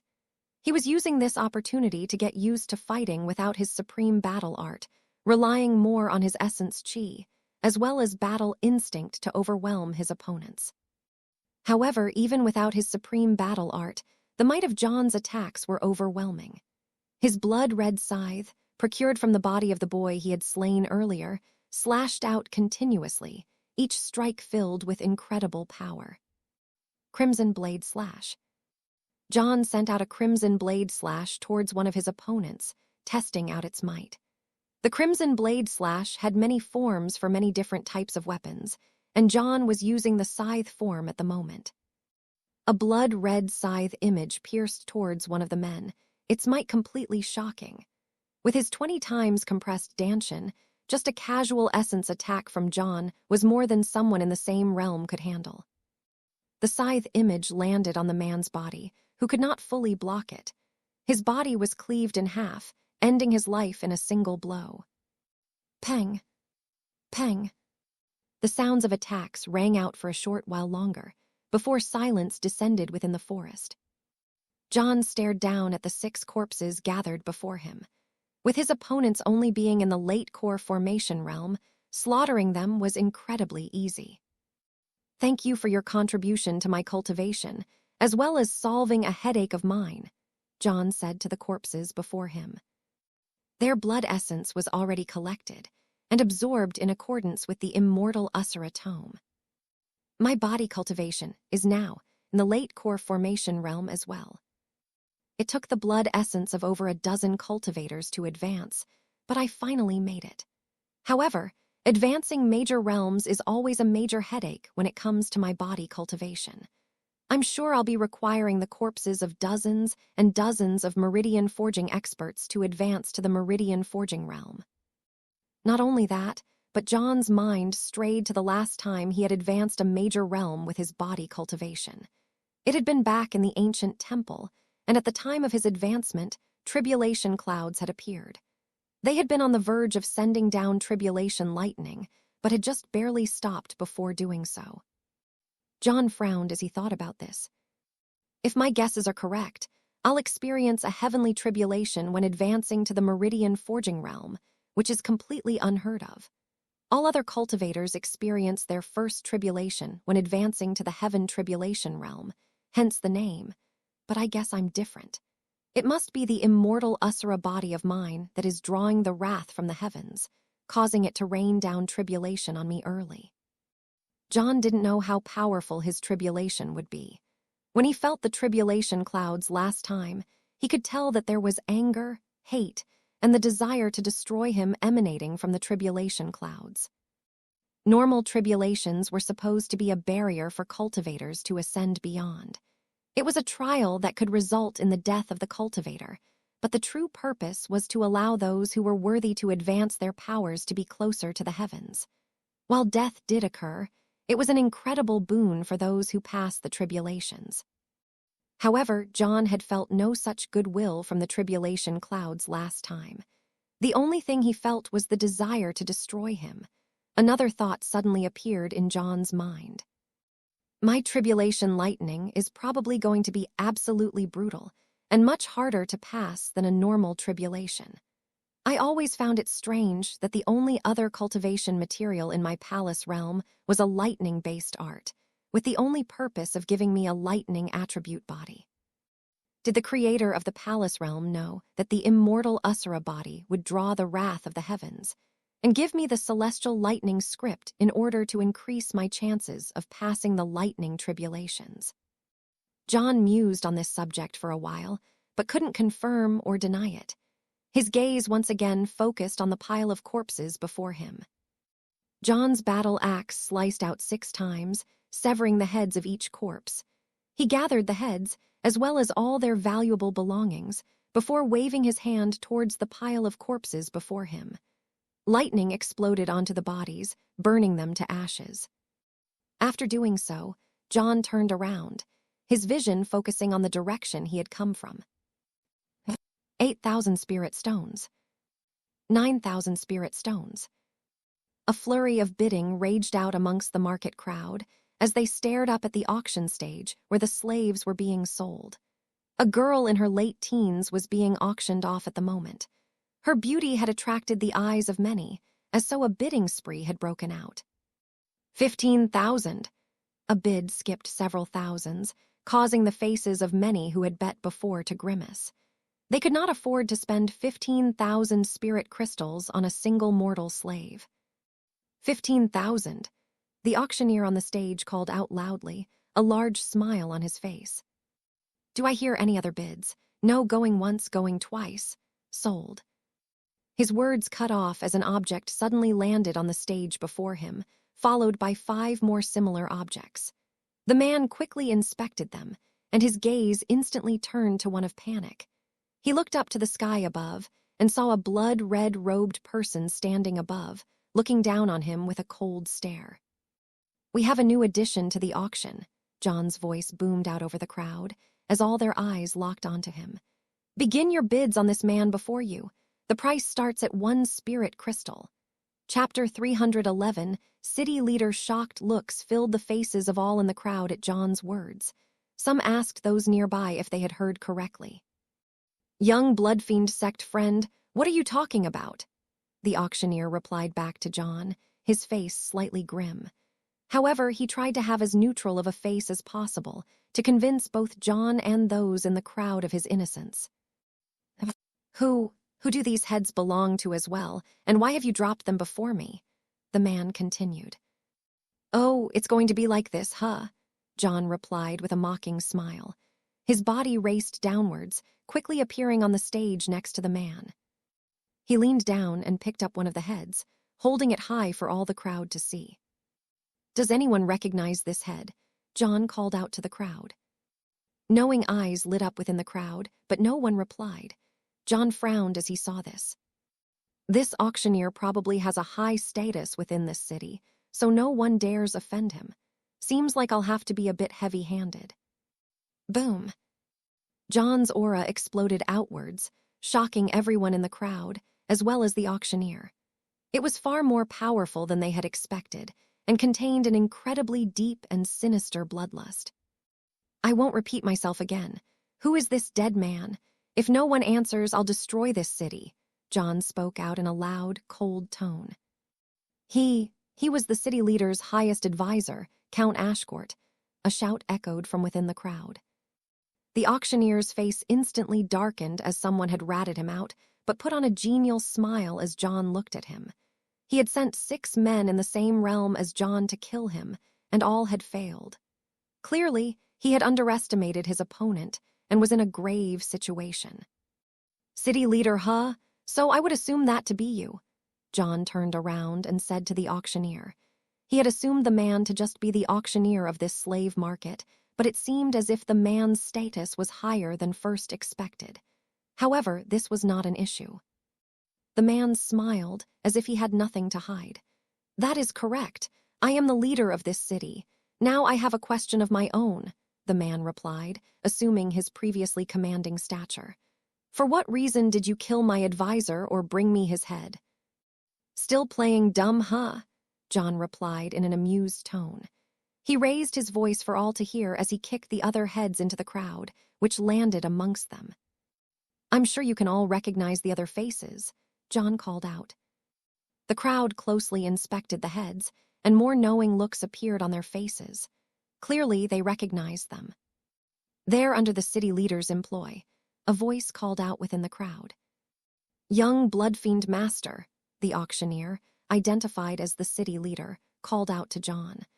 I have no idea what happened between you and my underlings or why you decided to kill them, but I can assure you that I had nothing to do with it.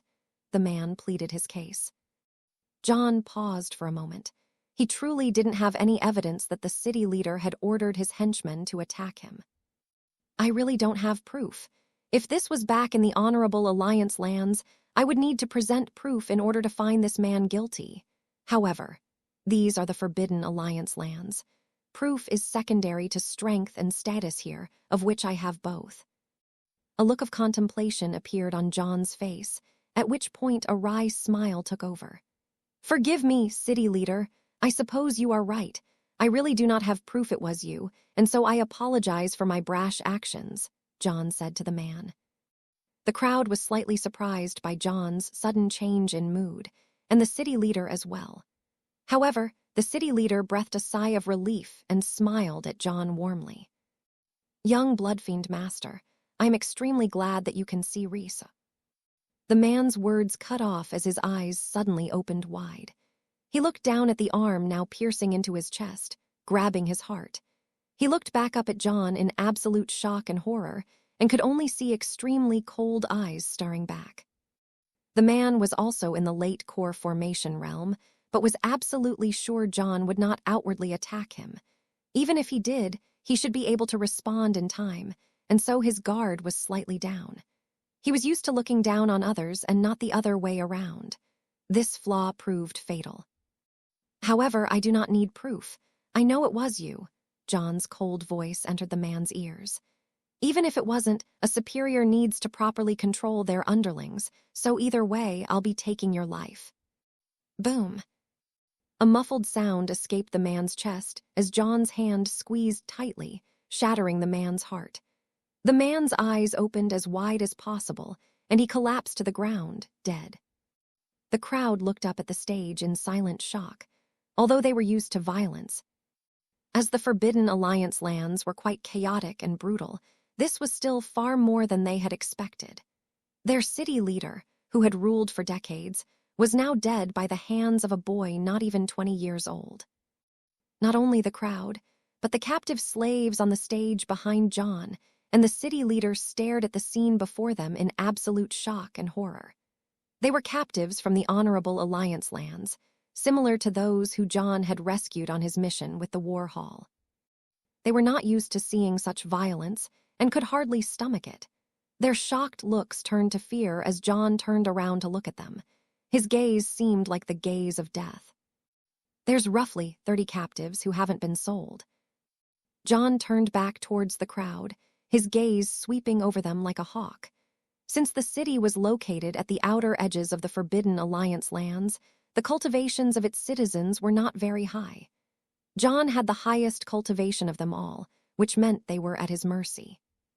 Listen up, John's voice boomed out. Who is the strongest citizen of this city? The crowd all looked towards one man as John asked his question, and John followed their gaze. It was a man who appeared to be in his 30s, who had a cultivation at the middle core formation realm. Come here, John instructed the man. The man had no idea why John wanted him to step forward, and had a grim look his face as he had just seen John slaughter the city leader. However, he couldn't argue against John or his strength, and so he complied and walked up onto the stage. John inspected the man for a moment before nodding his head and turning back to the crowd once more. From this day forward, I will be the new leader of this city, John called out with a loud, commanding voice. The crowd was not expecting to hear that, as John was a disciple of the Bloodfiend sect. Why would a Bloodfiend member bother themselves with a city such as this one? As for this man, he will now be my direct advisor. When I am in this city, my orders are law. When I am out of the city, his orders are my orders. If either my orders or this man's orders are disobeyed, I will personally return to the city to end those who disobey. That is all. John's words shocked the crowd once more, as the events of the past several minutes were completely out of their expectations. However, none had the power to argue, and so none did. Besides, having a Bloodfiend member as the city leader would surely elevate the status of the city, raising its importance and power to a new level. This would lead to a greater influx of citizens, and as a result, money and status. The crowd could already see the city's booming future, and hopefulness appeared in their usually glum and gloomy hearts. Such a thing was something the citizens looked forward to, and so none argued. John turned to the man beside him, who stood there silently. He had not expected to be raised to such a status instantly, but a small smile of happiness could be seen on his face. What is your name? John asked the man. My name is Hans, the man replied. Well then, Hans, take me to the previous city leader's estate. John instructed the man before gathering the dead city leader's corpse. Hans nodded his head and began to walk off in a certain direction. John turned to look behind him, at all the captive slaves on the stage who still stared at him in shock and fear. "You all follow me to my new estate. From now on, you're all my personal servants." Chapter 312. Adarite minds the captive slaves all stared at John in a stupor. "Did I stutter? Follow me. Now," John commanded once again. The captives all snapped out of their stunned stupors, as faces of slight panic and fear appeared instead. They had just seen the brutality of John's methods and could only assume the worst for their future. However, they were powerless to stop it, and so they could only do as he commanded. Hans walked through the crowd, which quickly parted for him, as John and the captive slaves followed closely behind. The crowd closely inspected John as he walked by, as from today onwards, he was their new leader. After pushing their way through the crowd, Hans walked down the most grand and populous road of the city. The road sloped slightly upward, leading to an elevated plot of land in the very center of the large city. At the top of the plot of land, a large, expansive estate sprawled for hundreds of yards in each direction. The estate was lined with tall walls, and several guards were posted outside its entrance. They were both in the middle core formation realm. "Halt!" the guards instructed as they saw Hans, and those following behind approach the estate. "Who goes there?" the one guard asked. A wry smile appeared on Hans' face, as he had no idea how to explain the situation. John strode past Hans and walked towards the entrance without missing a stride. The two guards frowned and moved to stop John, but immediately stopped. They stared at John, whose cold eyes were staring back at them like a predator. They could tell that if they moved to stop him, he would kill them on the spot. "From now on, this estate belongs to me. You'll continue your guard duties as normal," John instructed as he walked by the guards and into the estate. The guards still had stunned looks on their faces as they turned to face each other. They had no idea what had happened, but could tell something had changed. John's power was far beyond their own, and so they could do nothing about it. They both looked towards Hans, who they recognized, as if asking for an explanation. Hans shrugged his shoulders as he replied, "He just killed the old city leader." Surprise appeared on the guards' faces, as Hans and the captive slaves strode by them and into the estate. Upon entering the estate, nearly a dozen buildings came into view. The main mansion, sitting in the very center of the plot, rose above all the other buildings. There were 10 other smaller buildings located at various parts of the land, clearly for servant lodging and other purposes. Dozens of servants were seen going about their business, trimming bushes, cleaning laundry, and doing other tasks. They all looked towards the newcomers curiously. "Hans," John called out, "these captives are now my servants. Introduce them to the already established servants of this estate and get them up to speed on things. When you are done, meet me in the main building," John instructed. Hans nodded his head and immediately set out about his tasks. The captives followed closely behind him, not sure whether to believe their ears or not. The fate of captives usually were extremely brutal and resulted in mutilation or death. However, John had promised to make them servants, which was a fate much better than they could ever have hoped for. While this was taking place, John strode into the main mansion of the estate. He entered the mansion, and a luxurious abode came into view. Many of the furniture and furnishings were gold-lined, revealing the gaudy greed for wealth the previous leader had. There were servants going about their business inside the building as well, but John ignored them as he explored the mansion for a while. "Not bad. This place is actually on par with my estate in the Heavenly Lightning sect, and it's larger too. However, other than its size and gaudy display of wealth, there really wasn't anything else of note within the mansion. After exploring it for anything valuable, John found a chair to sit on and waited for Hans. Hans appeared 15 minutes later. "I have done as you have instructed," Hans said to John. "Good," John nodded his head. "Hans, tell me about this city," John instructed. He wanted to know more about the city he had just assumed leadership of. "You want to know about this city? What exactly would you like to know?" Hans asked.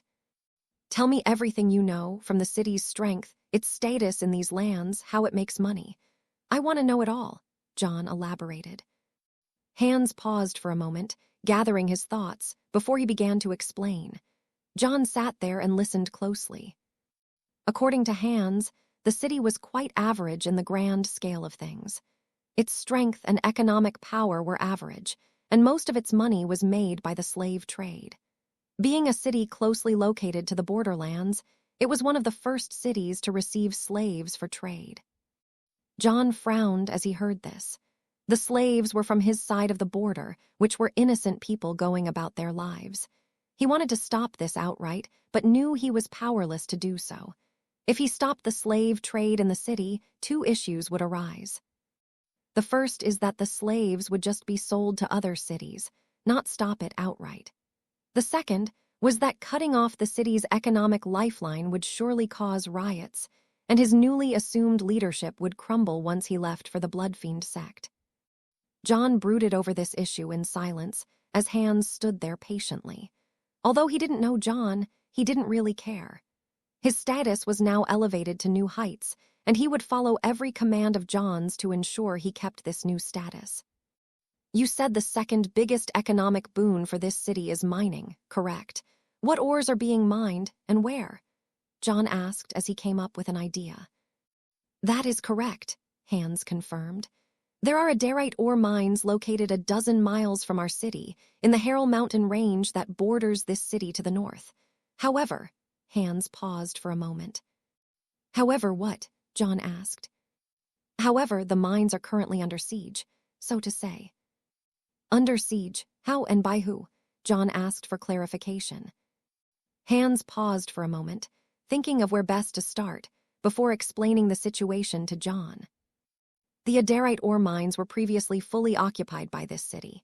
In fact, the name of the city, Adarite City, was named so because of the mines. However, when the previous city leader took over several decades ago, he switched the city's focus from mining to the slave trade. As such, the mines have been encroached on by other nearby cities and powers, and are now mostly out of our control, Hans explained. John remained silent as he heard this. The mines would be a fantastic solution to his problems, but he needed them to be trouble-free. Adarite ore was used for crafting weapons, and could be used to craft weapons up to the Heaven Tribulation grade. This valuable ore would normally be exported to strong sects such as the Bloodfiend sect and the first-grade sects just below it. As such, it was quite valuable. Which powers have taken over them? John asked. There are two powers, Hans replied.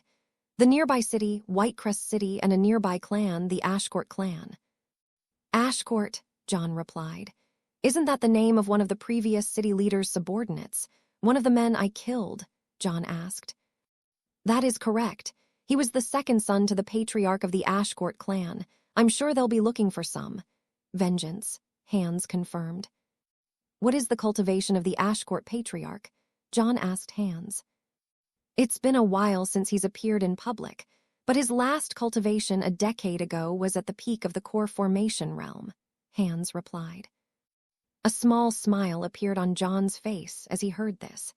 If they could take back the mines, then the solutions to his slave problem would be solved. Well, Hans, it appears that we need to make a quick trip to the Adarite mines, as well as the Ashcourt clan. Chapter 313, Ashcourt Mines, Get Back to Mining. A loud shout boomed out. The sound of a whip cracking sounded out shortly after, followed by a pained cry. After coaxing the slave to get back to mining, the man turned around and began to walk through the mining field. This was the Adarite mines, located in the Harrell Mountain range. Dozens of mining pits could be seen in the near distance, as thousands of slaves, both mortals and cultivators, went to work on mining Adarite ore. Adarite ore was quite peculiar in its mining methods, as brute force would often destroy it to unusable levels. As such, delicacy was needed, resulting in the large-scale need for mortal miners. The mining fields stretched over several miles and were located at the base of the mountains to nearly halfway up them. A constant flow of caravans streamed in and out of the mountain range, transporting the recently mined Adarite. After inspecting that all the mining pits were at full production, the man climbed up one of the mountains overlooking the mining fields. The mountain was several thousand yards tall and housed a large building at the top of it. He walked in and was greeted by one of the servants of the building, who bowed slightly to him before speaking out. "Sir, you have a guest waiting for you in the main hall," the servant said to him. "Guest? Which guest?" the man asked with a scowl on his face.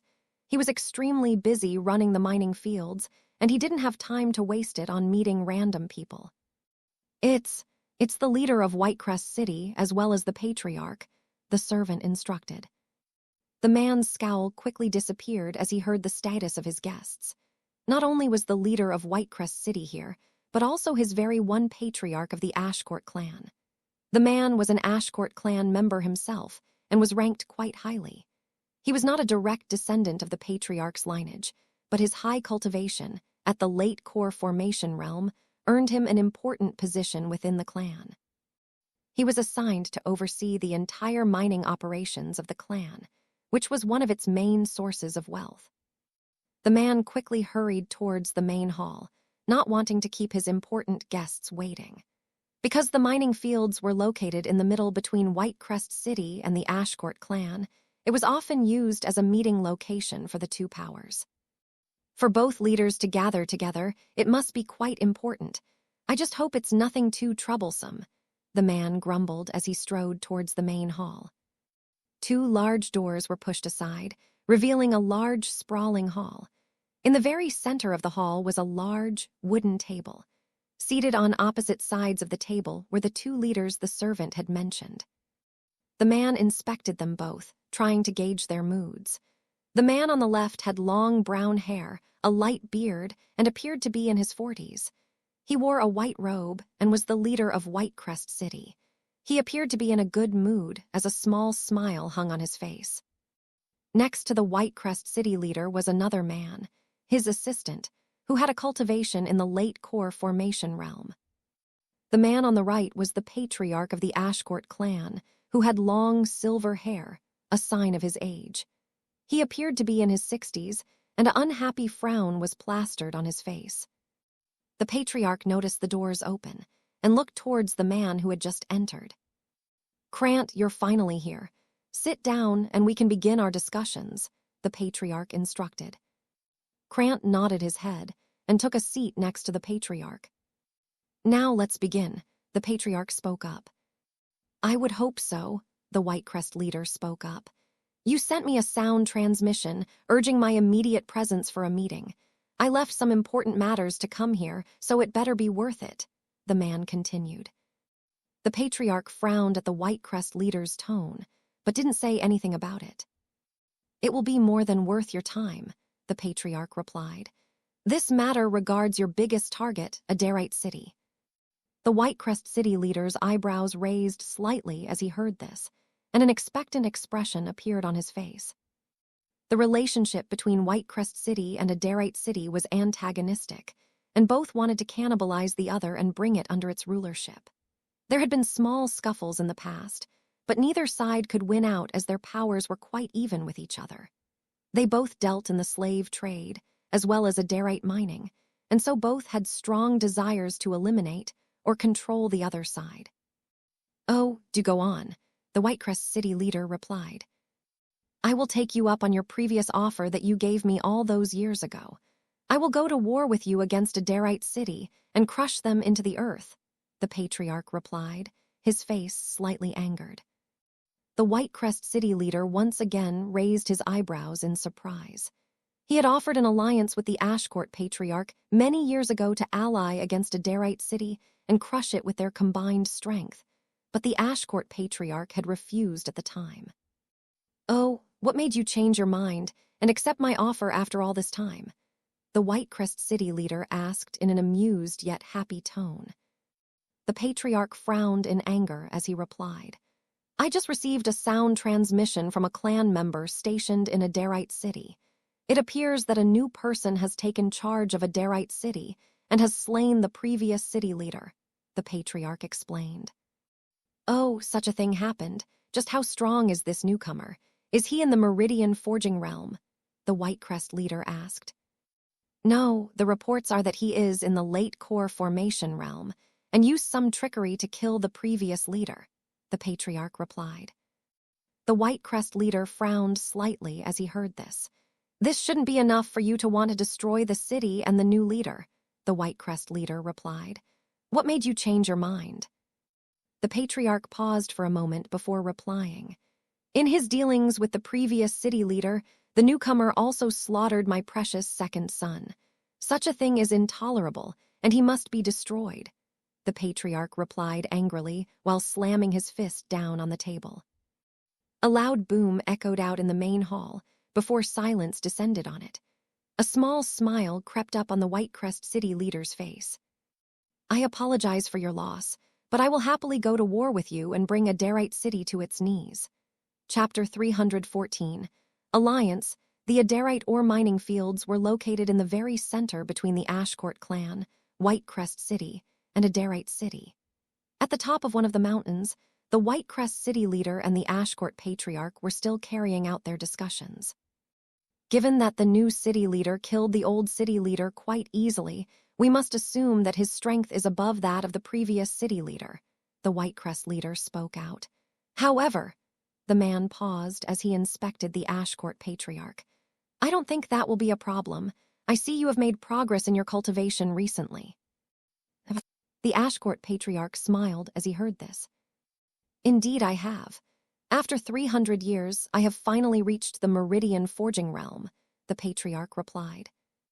The White Crest city leader's cultivation was at the peak of the core formation realm, and he was nearly ready to break through to the Meridian Forging Realm as well. It appears that soon, I won't be the only one in the Meridian Forging Realm, the Ashcourt patriarch replied as he inspected his counterpart. He could tell that the leader of White Crest City had an incredible firm cultivation at the peak of the core formation realm and was just about to break through. Indeed, the White Crest City leader replied with a smile on his face. In a few weeks, or at most a few months, I should be able to ascend to Meridian Forging as well. The patriarch waved his hand to a nearby servant who was standing by. The servant walked towards the table with a small jug in hand. Please, accept some of my wine, the patriarch said as the servant began to pour some wine. The White Crest city leader frowned for a moment as he inspected the wine. His actions caused the patriarch to smile in amusement at the man's caution. Inspect it all you want, it's not poisoned. After a brief inspection, the White Crest city leader confirmed as much and grabbed the cup of wine. With our new ascensions in power, I propose a new alliance between our two powers, the Ashcourt patriarch spoke out. The White Crest leader's eyebrows raised as an intrigued look appeared on his face. An alliance? Go on. Too long have we been forced to live near the border lands due to our weak power. We get the least amount of natural chi in these areas, as well as other resources. We were pushed out here because we could not fight back, but now things have changed. I propose an alliance between our two powers so that we may conquer some of the surrounding powers and expand our domain, the Ashcourt patriarch proposed. The White Crest leader's face lit up as he heard this. He relished in war and conquest, but unfortunately was too weak to do so. However, with both him and the Ashcourt patriarch in the Meridian Forging Realm, their power would be enough to dominate the nearby powers and assume control over them. The stronger sects and clans, such as the Bloodfiend sect, turned a blind eye to such activities. As long as the conflicts between the weaker powers did not interfere with their supply chains, such as the Adarite ore exports, they wouldn't care how many wars were breaking out in their lands. In fact, they encouraged it, as in their eyes. War would only serve to strengthen the strong and eliminate the weak. I accept, the White Crest leader replied quickly. He raised his cup of wine towards the Ashcourt patriarch. To our new alliance, may our conquests be swift and brutal.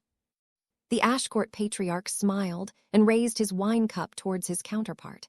They both then downed their wine, a sign of the alliance forged. The Ashcourt patriarch set his wine cup down and spoke out once more. Our first order of business is to kill the Adarite city leader and bring the city into our fold. Based on your history with the city, I will allow you to assume leadership of it, and my clan will take over the next power we conquer, the Ashcourt Patriarch said. However, killing the Adarite city leader will be left to me. I want to watch the man who killed my son suffer before he dies. Deal, the Whitecrest leader replied with a smile. This deal was more than he could have hoped for, and dreams of expanding his domain already swelled within the Whitecrest leader's mind. The Ashcourt Patriarch turned to Krant at his side. Begin the logistical preparations for our plans. Krant nodded his head and was about to stand when... Boom! A loud boom suddenly sounded out from outside the building, as the building began to slightly shake. What's going on? The Ashcourt Patriarch spoke out with a frown. It's most likely one of the idiot miners have triggered an Adarite explosion, Krant replied with an angry tone. Adarite was quite sensitive to chi and would explode when coming into contact with too much of it. This was the reason why primitive mining methods were used for Adarite ore. I'll go handle it, Krant stated. Boom. Another explosion rocked the mountainside, causing the Patriarch and Whitecrest leader to frown. They detected the chi signature of an attack in that last explosion. Who would dare to attack my Ashcourt clan? The Patriarch raged out loud as he stood up and strode out of the main hall. The Whitecrest city leader followed behind closely, ready to help his new forged ally. The group strode out of the building and noticed 2 new craters formed into the mountainside below, clearly the result of an attack. They scanned the area with their divine senses, and their heads quickly turned upwards to the sky. Several hundred yards above them, 2 men stood in the sky.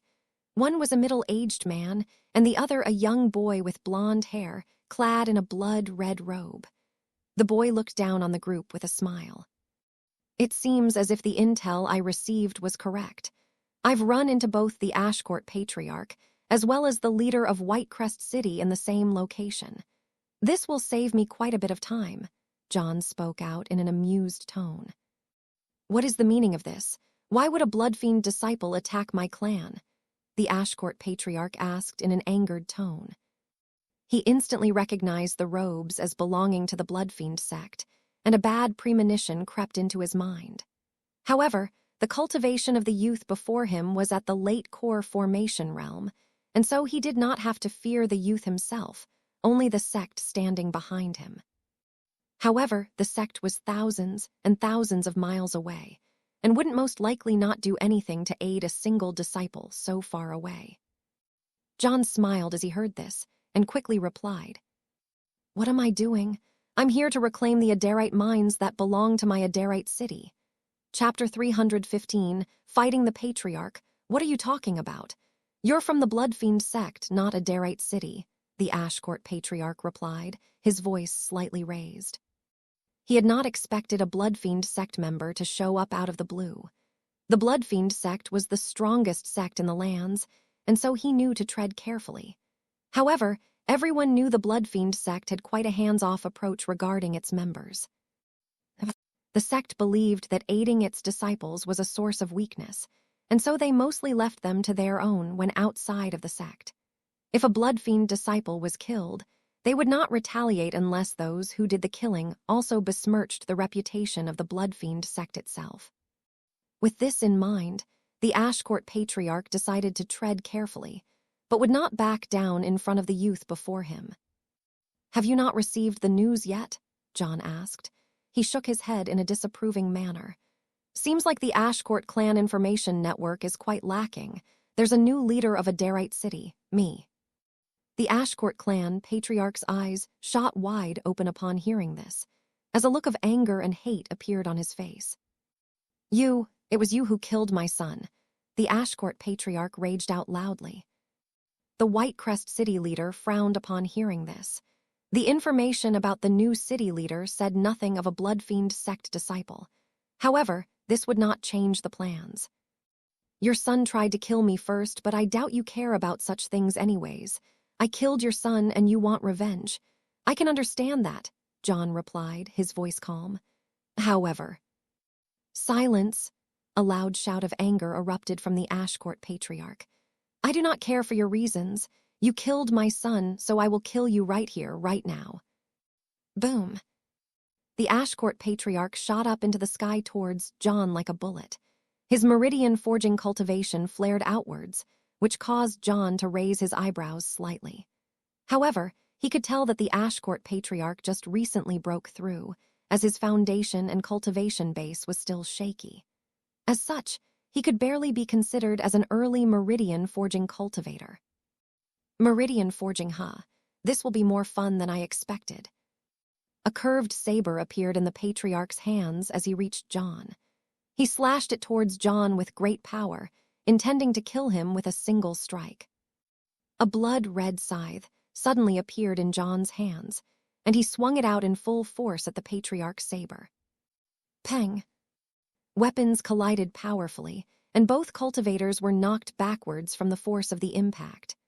John stabilized his backwards momentum immediately and looked towards the Ashcourt Patriarch, who now had a look of shock plastered on his face.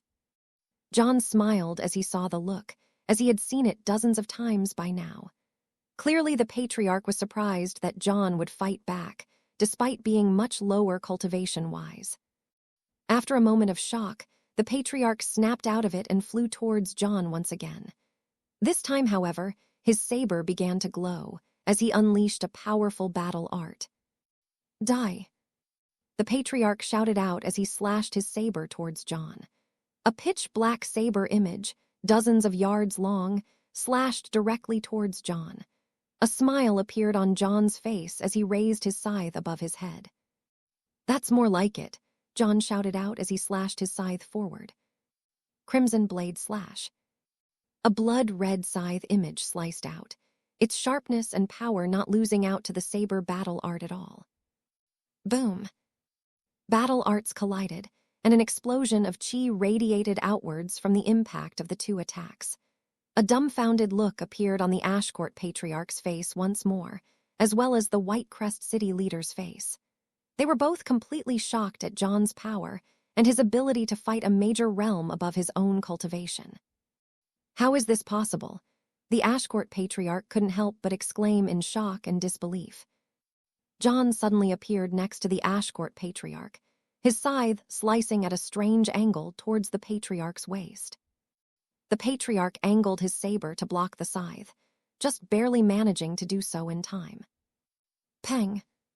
Weapons collided, and the Ashcourt Patriarch was knocked backwards hundreds of yards.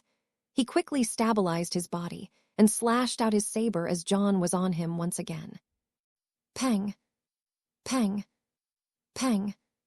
Dozens of attacks were quickly exchanged, with neither side coming out on top. The longer the fight went on, the more shocked the Patriarch became. John's body flashed, and he suddenly appeared above the Patriarch. His scythe slashed down with incredible power as it glowed with the light of a battle art. Crimson blade slash.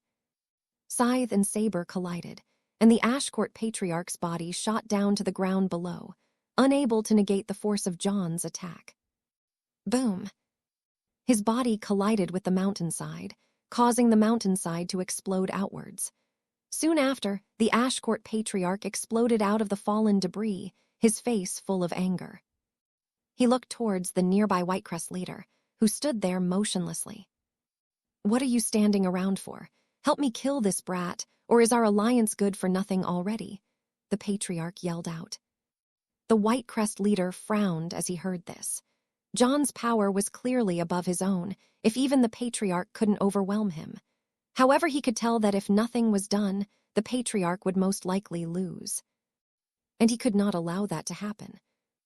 His power was at the very peak of the core formation realm, and so he could at least cause John to be wary of his attacks, as if they landed head-on, they would do great damage to him. A small sigh left the Whitecrest leader's mouth as he appeared next to the Ashcourt Patriarch. You be the main point of attack. I will assist you whenever I can, the Whitecrest leader replied. That's enough. This brat is quite strong, but he's not strong enough to withstand our combined might. Let's go. The two suddenly sped towards John in tandem. A small smile appeared on John's face as he saw this. Both of you are ganging up on a lonely core formation youth. That's quite pathetic, John mocked. Since this is the case, don't blame me for being heavy-handed. A serious look appeared on John's face as he concentrated on the technique he was about to use. It was his first time truly using it, and he wanted to see how strong it would be in his hands. The surrounding sky suddenly turned red, as both the Ashcourt Patriarch and Whitecrest City Leader felt their bodies get heavy, blood slow down, and souls become pained.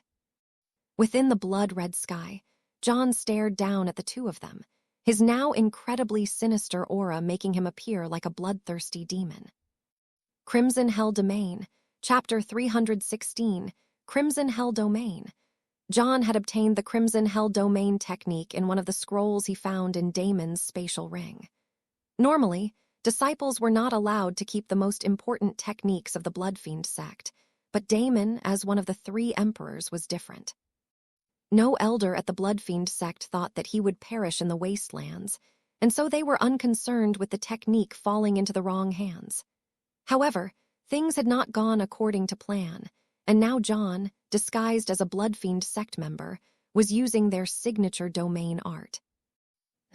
The Crimson Hell Domain was a domain art on the level of the Heavenly Lightning Domain.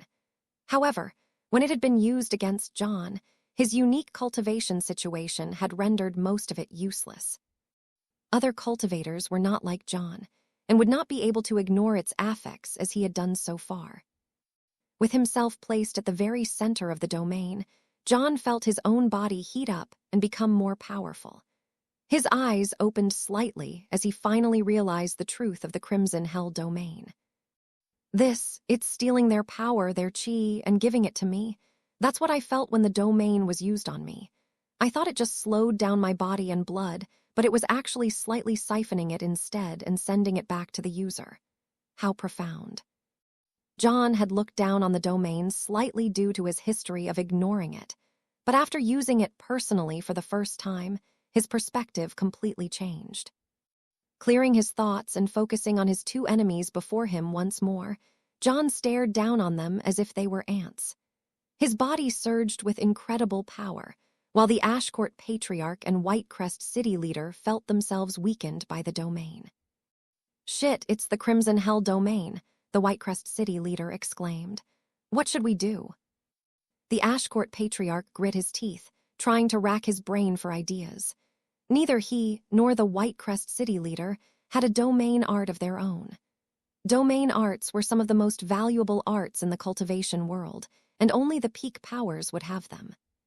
Since neither of them had a domain, they would not be able to negate John's Crimson Hell Domain. All they could do was fight with their full power and hope it was enough. "We have no choice. We must fight within his domain," the Ashcourt Patriarch replied before speeding towards John. The Whitecrest City Leader followed behind closely, ready to assist at any moment. John watched the 2 of them speed towards him. Their speeds were clearly slower than before, a sign of the domain affecting them. Not only that, but John felt the siphoning affect of the domain grow stronger as his opponents got closer to him, surprising him once more. "It's the most powerful in close combat range. Perfect." A large smile appeared on John's face as he sped forward straight towards the Ashcourt Patriarch. His scythe slashed out with incredible power, unleashing a crimson blade slash in an instant, its power far greater than normal due to the Crimson Hell Domain. Boom! The crimson blade slash collided with the combined attacks of his 2 enemies, who had mustered their full strength in the latest attack. A large explosion of chi appeared high in the sky, the shockwaves from it rocking the land below. John sped through the explosion and appeared directly in front of the Whitecrest City Leader, who was still recovering his balance from the previous attack. His fist pierced towards the Whitecrest Leader's chest, its speed far too fast to block. Bang! Fist collided with chest, sending the Whitecrest Leader crashing down to the mountainside below.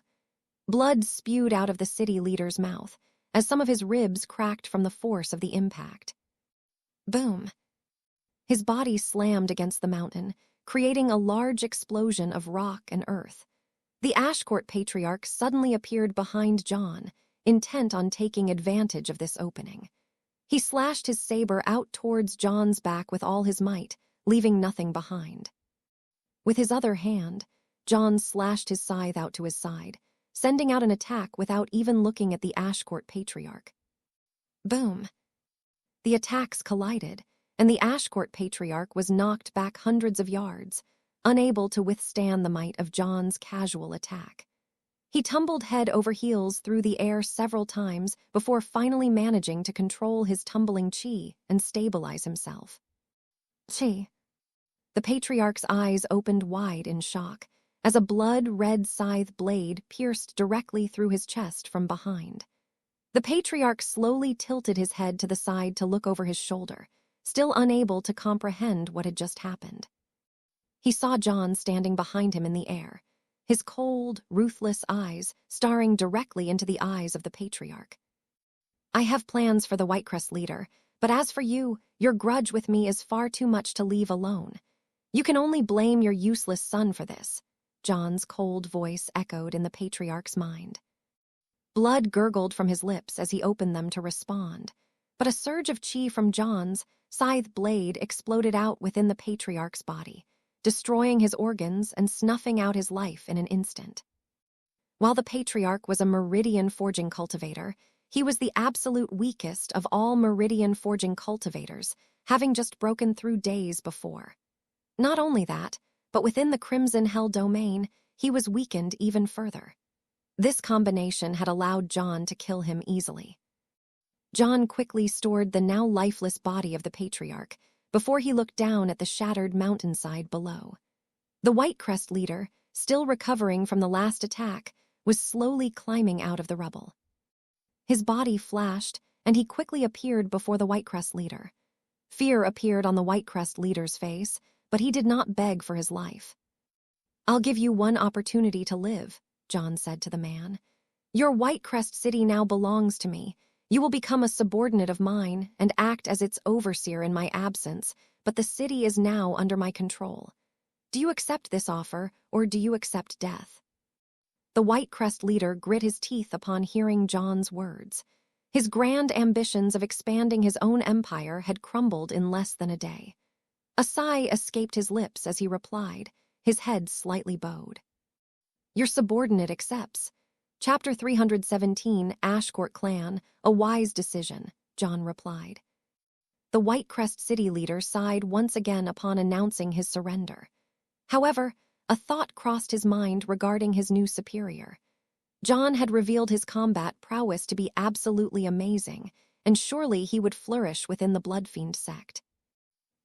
Perhaps such an arrangement isn't such a bad thing after all, the Whitecrest city leader mused to himself. When John soared in the future, he would also potentially be able to reap those benefits. With this in mind, the Whitecrest leader fully accepted his new fate. What is your name? John asked. Xavier, the Whitecrest city leader replied. Well, Xavier, John said, from now on, the Aderite mines are back in my control. You and Hans will take over the mining operations from the Ashcourt clan. Hans will stay behind to instruct you on the further details, John instructed. He turned to leave, at which point Xavier called out to John. Where are you going? John stopped and looked over his shoulder. I still have to clean up this Ashcourt clan mess. I will return shortly. In the Harrell Mountain Range, several dozen miles away from the Aderite mines, a horde of people could be seen scurrying about, as if in a panic. They all rushed towards the largest building in the area and gathered there with looks of uncertainty on their faces. Listen up, a man standing at the front of the group said. The Patriarch's soul jade had shattered. He is dead. What? The Patriarch is dead? How is this possible? A commotion erupted out within the group upon hearing the news, as the Patriarch was the lifeblood of the Ashcourt clan. He was the strongest of them all, and ensured that they were able to maintain their domain over the nearby lands. The man standing at the front addressing the crowd was the Patriarch's first son, who had now assumed leadership of the Ashcourt clan. What are we going to do? A panicked cry echoed out from the crowd. Do not panic, the new Ashcourt leader instructed. We will investigate this matter carefully and proceed as needed in order to ensure the survival of our clan. Replies erupted from within the crowd, but a booming voice sounding down from above drowned out all of them. There's no need to investigate, the voice sounded out. All those within the large building quickly rushed outside and looked to the sky. Above them, a lone boy, clad in blood-red robes, floated. The new clan leader rushed outside as well and narrowed his eyes as he saw John. The blood-red robes were a giveaway as to his status, and the power John was emanating was beyond what he could contest against. "Who are you?" the man spoke up. "Why are you invading my Ashcourt clan?" Although the man had an idea who John was, he still asked for clarity on the situation. A misunderstanding with a blood-fiend sect disciple was not something he wanted to have on top of his current situation. "I'm sure you've already guessed it. I'm the one who just slew your patriarch," John's voice boomed out. His introduction left no guesses as to who he was anymore. Looks of anger, hate, and many other emotions immediately broke out within the crowd, as several members shot up into the sky, prepared to kill John for his actions. "Halt!" A loud shout boomed out from the new Ashcourt clan leader, his commanding voice causing all those rushing forward to stop. They all turned around to look at their new clan leader, confused as to why he wasn't joining them to help slaughter their patriarch's killer. "Clan leader, he's only in the core formation realm. We have 3 late core formation experts on our side. Join us and help us avenge your father," one of them cried out in protest. "Do you think I don't know that?" the clan leader shouted out loudly. "Our patriarch, my father, was at the Meridian Forging Realm and was meeting with the Whitecrest leader as well, and yet he still fell. I'm not sure of the details, but clearly we are no match for this boy before us." John raised his eyebrows in slight surprise at the man's assessment of the situation. He had arrived at the clan, ready to eliminate any and all possible future headaches, namely the main lineage of the clan. However, this man before him seemed to be quite sensible. "You seem to be quite a clever man," John spoke out to the man. "I had come here with the intention of destroying half your clan for your patriarch's actions, but maybe such a thing is not needed after all." John's voice boomed out over the crowd. John's voice angered the crowd once more, as his words were looking down on the entire clan. However, they listened to their new leader's instructions and did not lash out at John. The Ashcourt clan leader looked back up to John, who stood there with a calm face. He could tell that John was not bluffing, and that he truly did have the power to bury the entire Ashcourt clan. However, he still wanted answers to his father's death. "For what reason did you kill my father?" the man asked, keeping his tone as calm as possible. "I was ambushed by a group of men who intended on killing me and taking my belongings. One of those men was from your clan, the second son of the patriarch, I believe. Since they made such a foolish decision, I helped each of them leave this world permanently," John began to explain. Angered looks appeared on many faces in the crowd once again at the news, and the Ashcourt clan leader frowned upon hearing this. His brother's death was a mystery to him, but hearing about the reason for it, he started to put 2 and 2 together. "I'm assuming my father tried to kill you for your actions," the clan leader asked. "That is correct," John confirmed. "As such, I had no choice. However, you seem much more reasonable, and I'm sure you can see the bigger picture of what would happen if you tried to get vengeance for your father's death." The Ashcourt clan leader frowned upon hearing this, because what John said was the ugly truth. He did want to avenge his father's death, but knew his clan was too weak to do so. Trying to do such a futile thing would only result in its complete destruction. "What do you want then?" the Ashcourt clan leader asked. "I came here to make sure your clan wouldn't be a future threat, but I can see that should no longer be an issue. As long as you stay in line and do not seek vengeance, I will allow your clan to continue to exist," John replied. "The Adarite mines have been reacquired by me and my city. You will leave them alone and make a living another way. If not, I'm sure you can fill in the rest." The Ashcourt clan leader frowned once again upon hearing this. The Adarite mines were a great source of revenue for the clan, and losing it would hurt them greatly. However, it was still better than being wiped out. "You have my word. We will make no more claims to your mines," the clan leader confirmed. "Good. See that it stays that way, or I will return to this clan of yours to finish what I had intended on doing in the first place," John replied. After glancing down at the clan below him one last time, John sped off into the distance.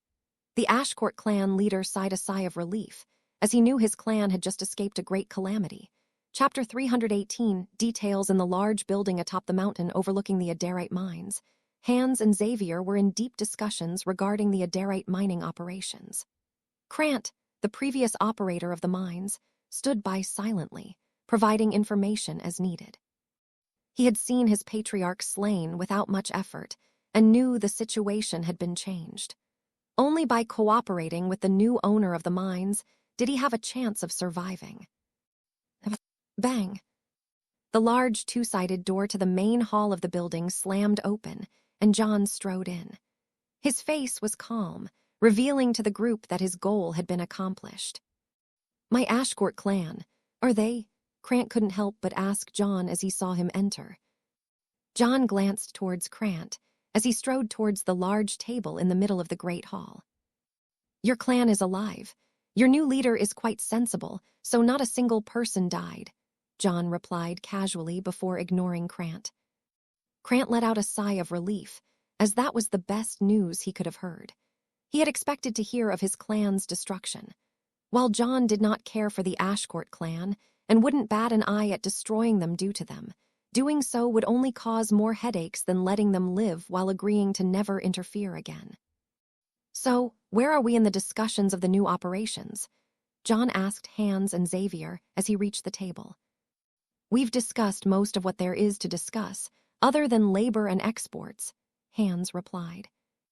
John remained silent for a moment before speaking out once more. "Labor will be acquired from any slaves that we can get our hands on. As for their labor in the mines, I want the work conditions to be reasonable, and each shall be provided reasonable accommodations as well," John explained. He knew that he was unable to stop a titanic thing such as the slave trade, as there was too much money involved in it for anyone to stop. If he didn't buy them, others would. All he could do was buy them and provide them with reasonable conditions, as this would be a fate infinitely better than what they would have otherwise.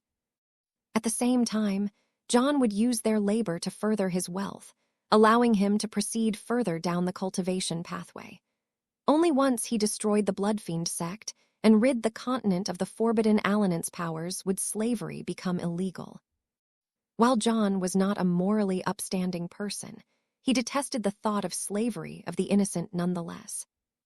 "These suggestions of yours," Xavier spoke up and paused for a moment. "Providing such conditions to the laborers will not only cost us more money, but will also decrease our mining output." John looked towards the Whitecrest city leader, his face stern. "I do not care for such things. I'm sure the mining operations are incredibly profitable. A small hit to that is something I can stomach," John replied. The Whitecrest city leader frowned, but didn't argue against his new superior. "You're thinking about it wrong," John said as he saw the man's reaction. "Working slaves to their limit does increase output, you're correct about that, but that output is only increased momentarily. Pushing a miner to their limits will result in them becoming crippled, and as a result, worthless. When that happens, we not only have to buy a new slave, costing us money up front, but also have to train the new slave to reach the mining speeds of the former. When you factor in these two things, overall output should not drop once the new system is fully established," John explained. The Whitecrest leader thought about it for a moment before nodding his head. "I suppose that does make sense. With slave labor in such overwhelming abundance, owners of operations such as mines did not really think about such things, as replacing slaves was not an issue. However, what John had explained truly did make sense, and so the city leader hopped on board with the method. Now, regarding exports, John changed the subject to the second matter. "Exports will remain the same with one change." "What change?" Hans asked. 20% of all mining revenues will be sent to me, "In the Blood Fiend sect where I will return shortly," John instructed. While carrying out his recent operations, John identified an opportunity to make even more money than he already had. While he did not currently lack money, cultivation was an expensive pathway. Sooner or later he would run out of money, and he wanted that to be as far down the road as possible. 20%, that's quite reasonable, the Whitecrest City leader replied. The Ashcourt clan had been taking half of the revenue stream for themselves, and used the other half to pay workers, traders, and buy slaves for the mining operations. John was only one person, and so 20% was a massive sum. Not only that, but John knew his new methods would make the operation more costly. If he took too much money, the entire system would collapse, leaving him with nothing instead. With this in mind, John settled on 20%.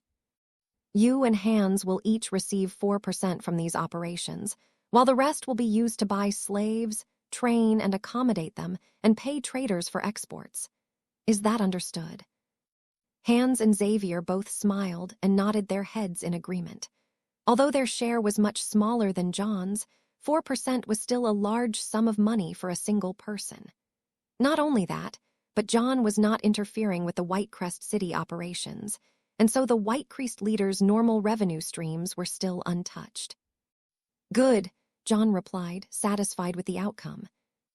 After coming to an understanding, John explained to the two of them that he was returning to the Bloodfiend sect for the foreseeable future. Hans was to run Adarite City, while the Whitecrest City leader ran his. On top of the mining operations, both cities were to offer another 3% of overall tax revenue to John, to be delivered to him at the start of each month. The details were hammered out over the next several hours, before John was happy with their understanding of everything. I may return here in a week or in a year. Either way, I will return, and when I do, I expect everything to be operating the way I desire it to. Is that understood? John reiterated one more time. It will be as you have instructed, both men replied. Good. John strode out of the main hall of the large building, leaving the two men behind to begin their mining operations. He was sure the operations were in good hands, as both men knew what would happen if they crossed him. Not only that, but John gave them a hefty sum of money from the operations as well, making them much more loyal as well. John strode outside and took in a deep breath of cold mountain air. He stared down the mountain to the mining pits far below, watching the slaves go about their work. A small, satisfied smile appeared on his face before it slowly faded away. He turned to face a certain direction, and his body suddenly shot up into the sky, flying deeper into the Forbidden Alliance lands. Chapter 319, Bloodfiend, sect in the very heart of the Forbidden Alliance lands. A sprawling sect could be seen. The sect existed within a large, expansive mountain range, and thousands upon thousands of large buildings could be seen weaving their ways between the mountain valleys and resting on the mountain peaks. The sect was every bit the equal of the Heavenly Lightning sect in size and grandeur, but carried a completely different atmosphere about it. The large, grand buildings had a more Gothic design to them, with dark-colored walls and tall, sharp spires piercing into the sky. Resting between the high mountains, a perpetual darkness seemed to cover the sect, making it even more ominous. This place was the Bloodfiend sect, the cornerstone of the Forbidden Alliance powers of the Yuan Continent. Within the streets, thousands of cultivators could be seen roaming about. Some walked, some flew, and some rode atop large, powerful beasts. Each wore blood-red robes, and each emanated a dark, sinister aura. At the front entrance, a hooded figure could be seen walking towards the entrance and falling into the line attempting to enter the sect. On one of the main streets at the front entrance of the sect, a group of disciples were gathered. They were first and second years, and their cultivations ranged from the early core formation realm to the early meridian forging realm. Only one of them had a cultivation at the early meridian forging realm, a second year who was known fairly well within the sect. He had long black hair, gray eyes, and a fairly formidable aura around him. He was one of the second-year core disciples. Have you heard the recent rumors brewing within the sect? One of the first years spoke up. He was a boy around 16 years of age, with short black hair and black eyes. Rumors? There's plenty of rumors about plenty of things. Which rumor are you talking about specifically? One of the second years, a female of average features, scoffed. The one about the mysterious person who had been traveling towards our sect over the past few weeks, the first-year disciple replied. That one, I've also heard about it. Apparently the rumors are that one of our disciples had been causing quite a commotion out towards the borderlands, another first-year replied. Commotion? What commotion? The early Meridian forging disciple couldn't help but ask, his curiosity piqued. Again, these are just rumors, but apparently one of our disciples has been conquering some small cities and clans over the past few weeks and claiming them as under his leadership. What do you think, Jacob? A first-year disciple replied. Such a thing has happened. Jacob, the Meridian forging disciple, replied. Even him, with his cultivation at the early Meridian forging realm, would find such a task to be quite difficult. Not only did some of the powers in the land have cultivations at the Meridian forging realm as well, but one needed to be very careful in how they went about conquering those cities and clans. The rumors are most likely false, but even if they are true, whoever it is quite an idiot. How does he expect to rule over those cities when he's returning to the Bloodfiend sect? The disciple spoke out. Based on the rumors, it was clear that whoever it was making their way back to the sect. True, but it's still quite interesting. I wonder who the disciple could be, one of the first years replied. Who cares? The Meridian forging disciple replied, as if he had lost interest in the topic. His eyes suddenly lit up as if he had spotted something amusing. Is that who I think it is? Jacob yelled out in a loud, boisterous voice. The eyes of all in the group looked over to the direction Jacob was looking, at which point they spotted who he was talking about. Their eyes too lit up, as if they had found something amusing to watch. Jacob walked over to the person he was talking about, who completely ignored him. Jacob frowned and moved in front of the person to stop them from proceeding forward. What?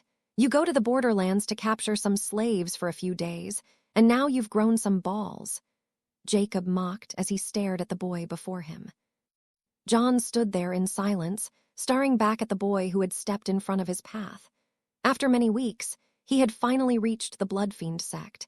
His weeks had been quite busy and adventurous, and he had added several more cities under his dominion. The total number of controlled cities now stood at 4. Much like the first, most of these powers had sought to take advantage of him being alone and full of wealth, and so John had taught each power a lesson. However, he eventually reached the powers that were too strong to conquer, and had at that point proceeded straight towards the Bloodfiend sect. Is that John? The rest of the disciples walked up to where John and Jacob were standing and surrounded him.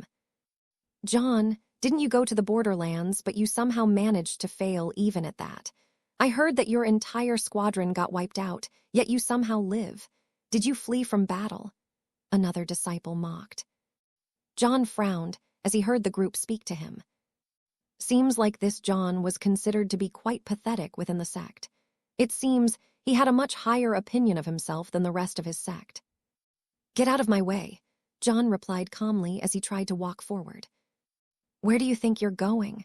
Jacob snickered as he pushed John backwards. I knew you were useless, but this is pathetic even for you. Not only did you fail the first mission you joined, but you also fled from battle.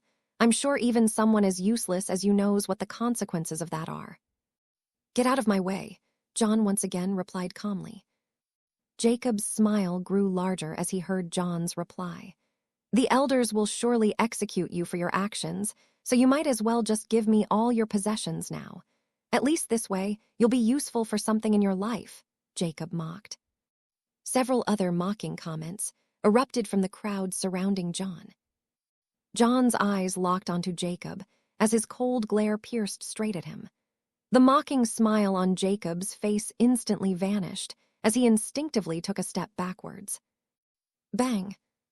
John's fist pierced out like lightning, landing against Jacob's chest in an instant, who was completely unprepared for an attack. The assumed identity of John had always been easily bullied and intimidated, and so none thought he would ever lash out like this. Gah! Jacob cried out as his body was sent flying backwards. He tumbled head over heels several times and slammed into a nearby wall, coming to an abrupt stop. Bang! Before he could stand up, a loud sound echoed out once again, as a large battle hammer slammed down on one of Jacob's legs. A shattering sound rang out, causing everyone who witnessed the scene to wince in pain. Ugh! A pained cry escaped Jacob's mouth as he shouted out in agony. John stared down at Jacob with cold eyes for a moment, before turning and walking away, proceeding deeper into the sect. The stunned group eventually snapped out of their daze and rushed towards Jacob to aid him. Several of them helped him up and escorted him to the medical ward of the sect. Those rest stood there in stunned silence as they looked at each other. You don't think that he is the one the rumors are about? A first-year disciple suddenly spoke up, breaking the silence. Surprise appeared on the faces of all as they thought of the possibility, but each quickly shook their head in disagreement. Surely such a thing is impossible, right? Chapter 320, Punishment. Hall. John ignored the commotion behind him as he walked deeper into the Bloodfiend sect. Much like the Heavenly Lightning sect, grand buildings lined every street, as thousands upon thousands of cultivators streamed in and out of them. The sect was vibrant with life, but was instilled with a much darker and more sinister atmosphere. Not only was the sect shrouded in perpetual shadows casted by the high mountains above, but the naturally dark auras of all the cultivators mixed together, bathing the sect in a sinister aura. Bang! A sound to John's right caught his attention, and his head swiveled to see what was going on. To his right, a group of youths were surrounding a lone youth, throwing fists and kicks while the youth was on the ground. Taunts, jeers, and insults were being spewed from all of them, as the youth did his best to cover his head. An elder happened to walk by the scene, who casually glanced at it before continuing onwards as if nothing out of the ordinary was happening. John raised his eyebrows at this sight. It seems as if this sect truly is quite a brutal place. The strong thrive while the weak die, and the elders want it this way. No wonder their cultivations were stronger in the wastelands and ancient city than anyone else's. John had always found this fact quite peculiar. When he was in the ancient city, he had run into several of the strongest members from each of the 4 great sects. While Miko was the strongest other than himself, the highest cultivations all belonged to the Bloodfiend sect's 3 emperors. No other first-year disciples had cultivations at the late core formation realm, which John had always found strange. However, upon seeing the way the Bloodfiend sect operated, it started to make sense. There's a much greater incentive to get strong in this sect compared to my own. Here, strength is the only thing that keeps you safe. John continued deeper into the sect and saw similar scenes play out several times. However, he ignored them all as he strode deeper into the sect, towards the area where his housing should be. John had extracted as much information from his assumed identity as he could, and was using that information to act as normal as possible within the sect.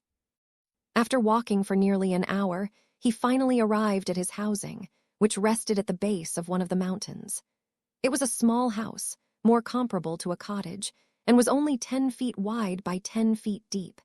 It was much less luxurious than his accommodations back at the Heavenly Lightning sect. There were hundreds of similar houses in the nearby area, which was clearly a spot for housing outer sect disciples. John pushed open the dilapidated door, revealing the contents within. A simple bed rested in the corner of the room. A small table and chair sat in another corner, with a small bookshelf nearby. Other than that, there was nothing else within the room. This is quite depressing.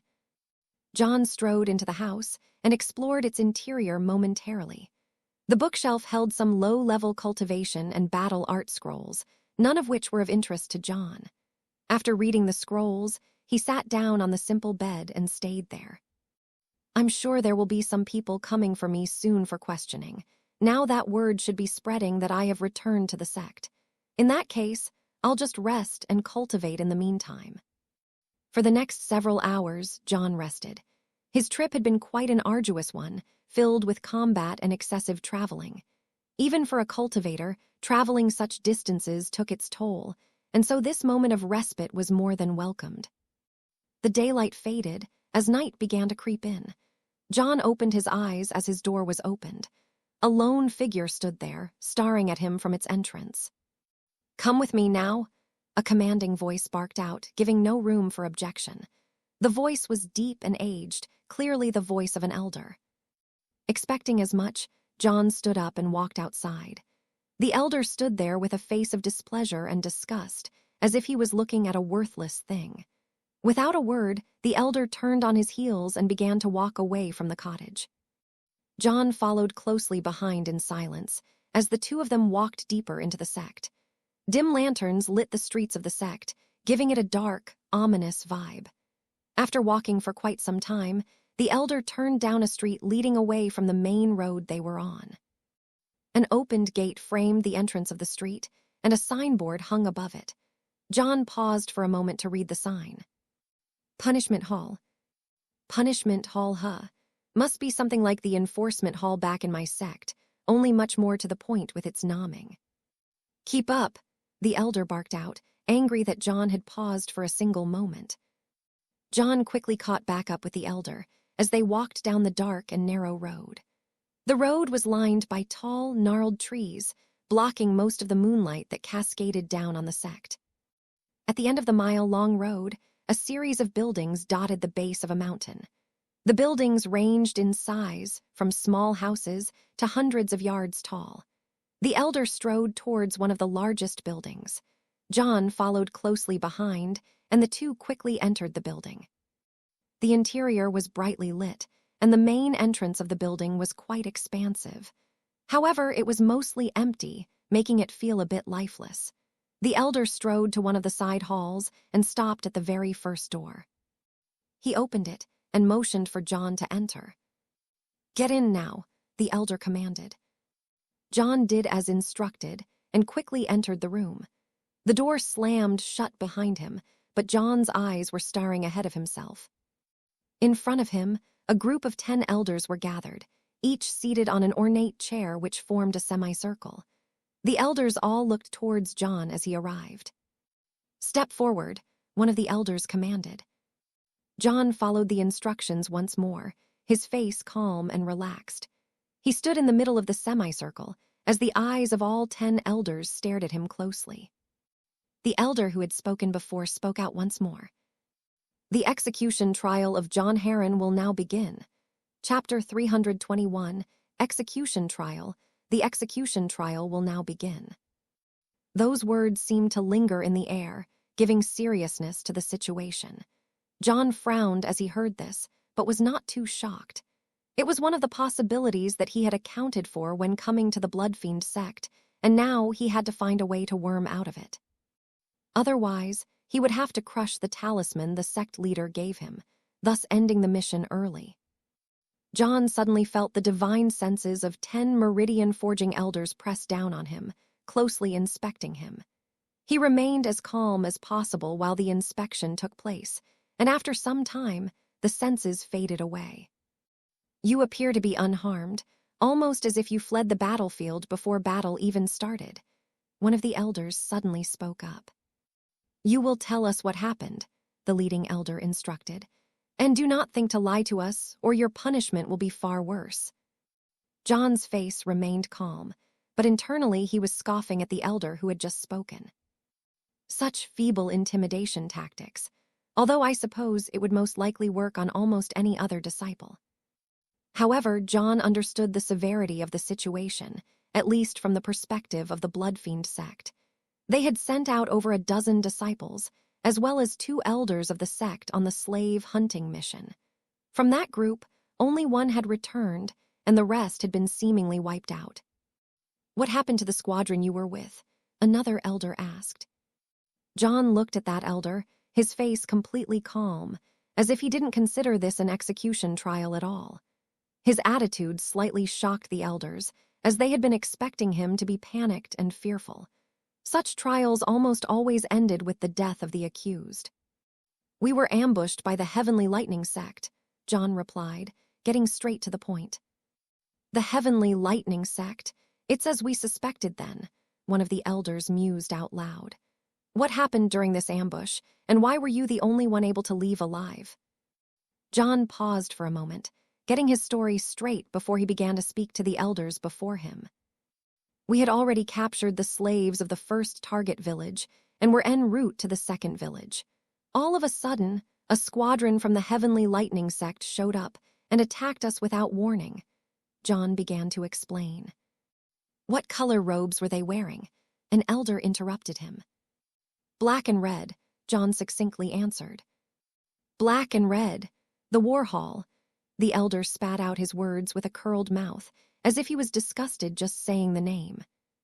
The war hall is getting more and more bold with their actions, another elder stated.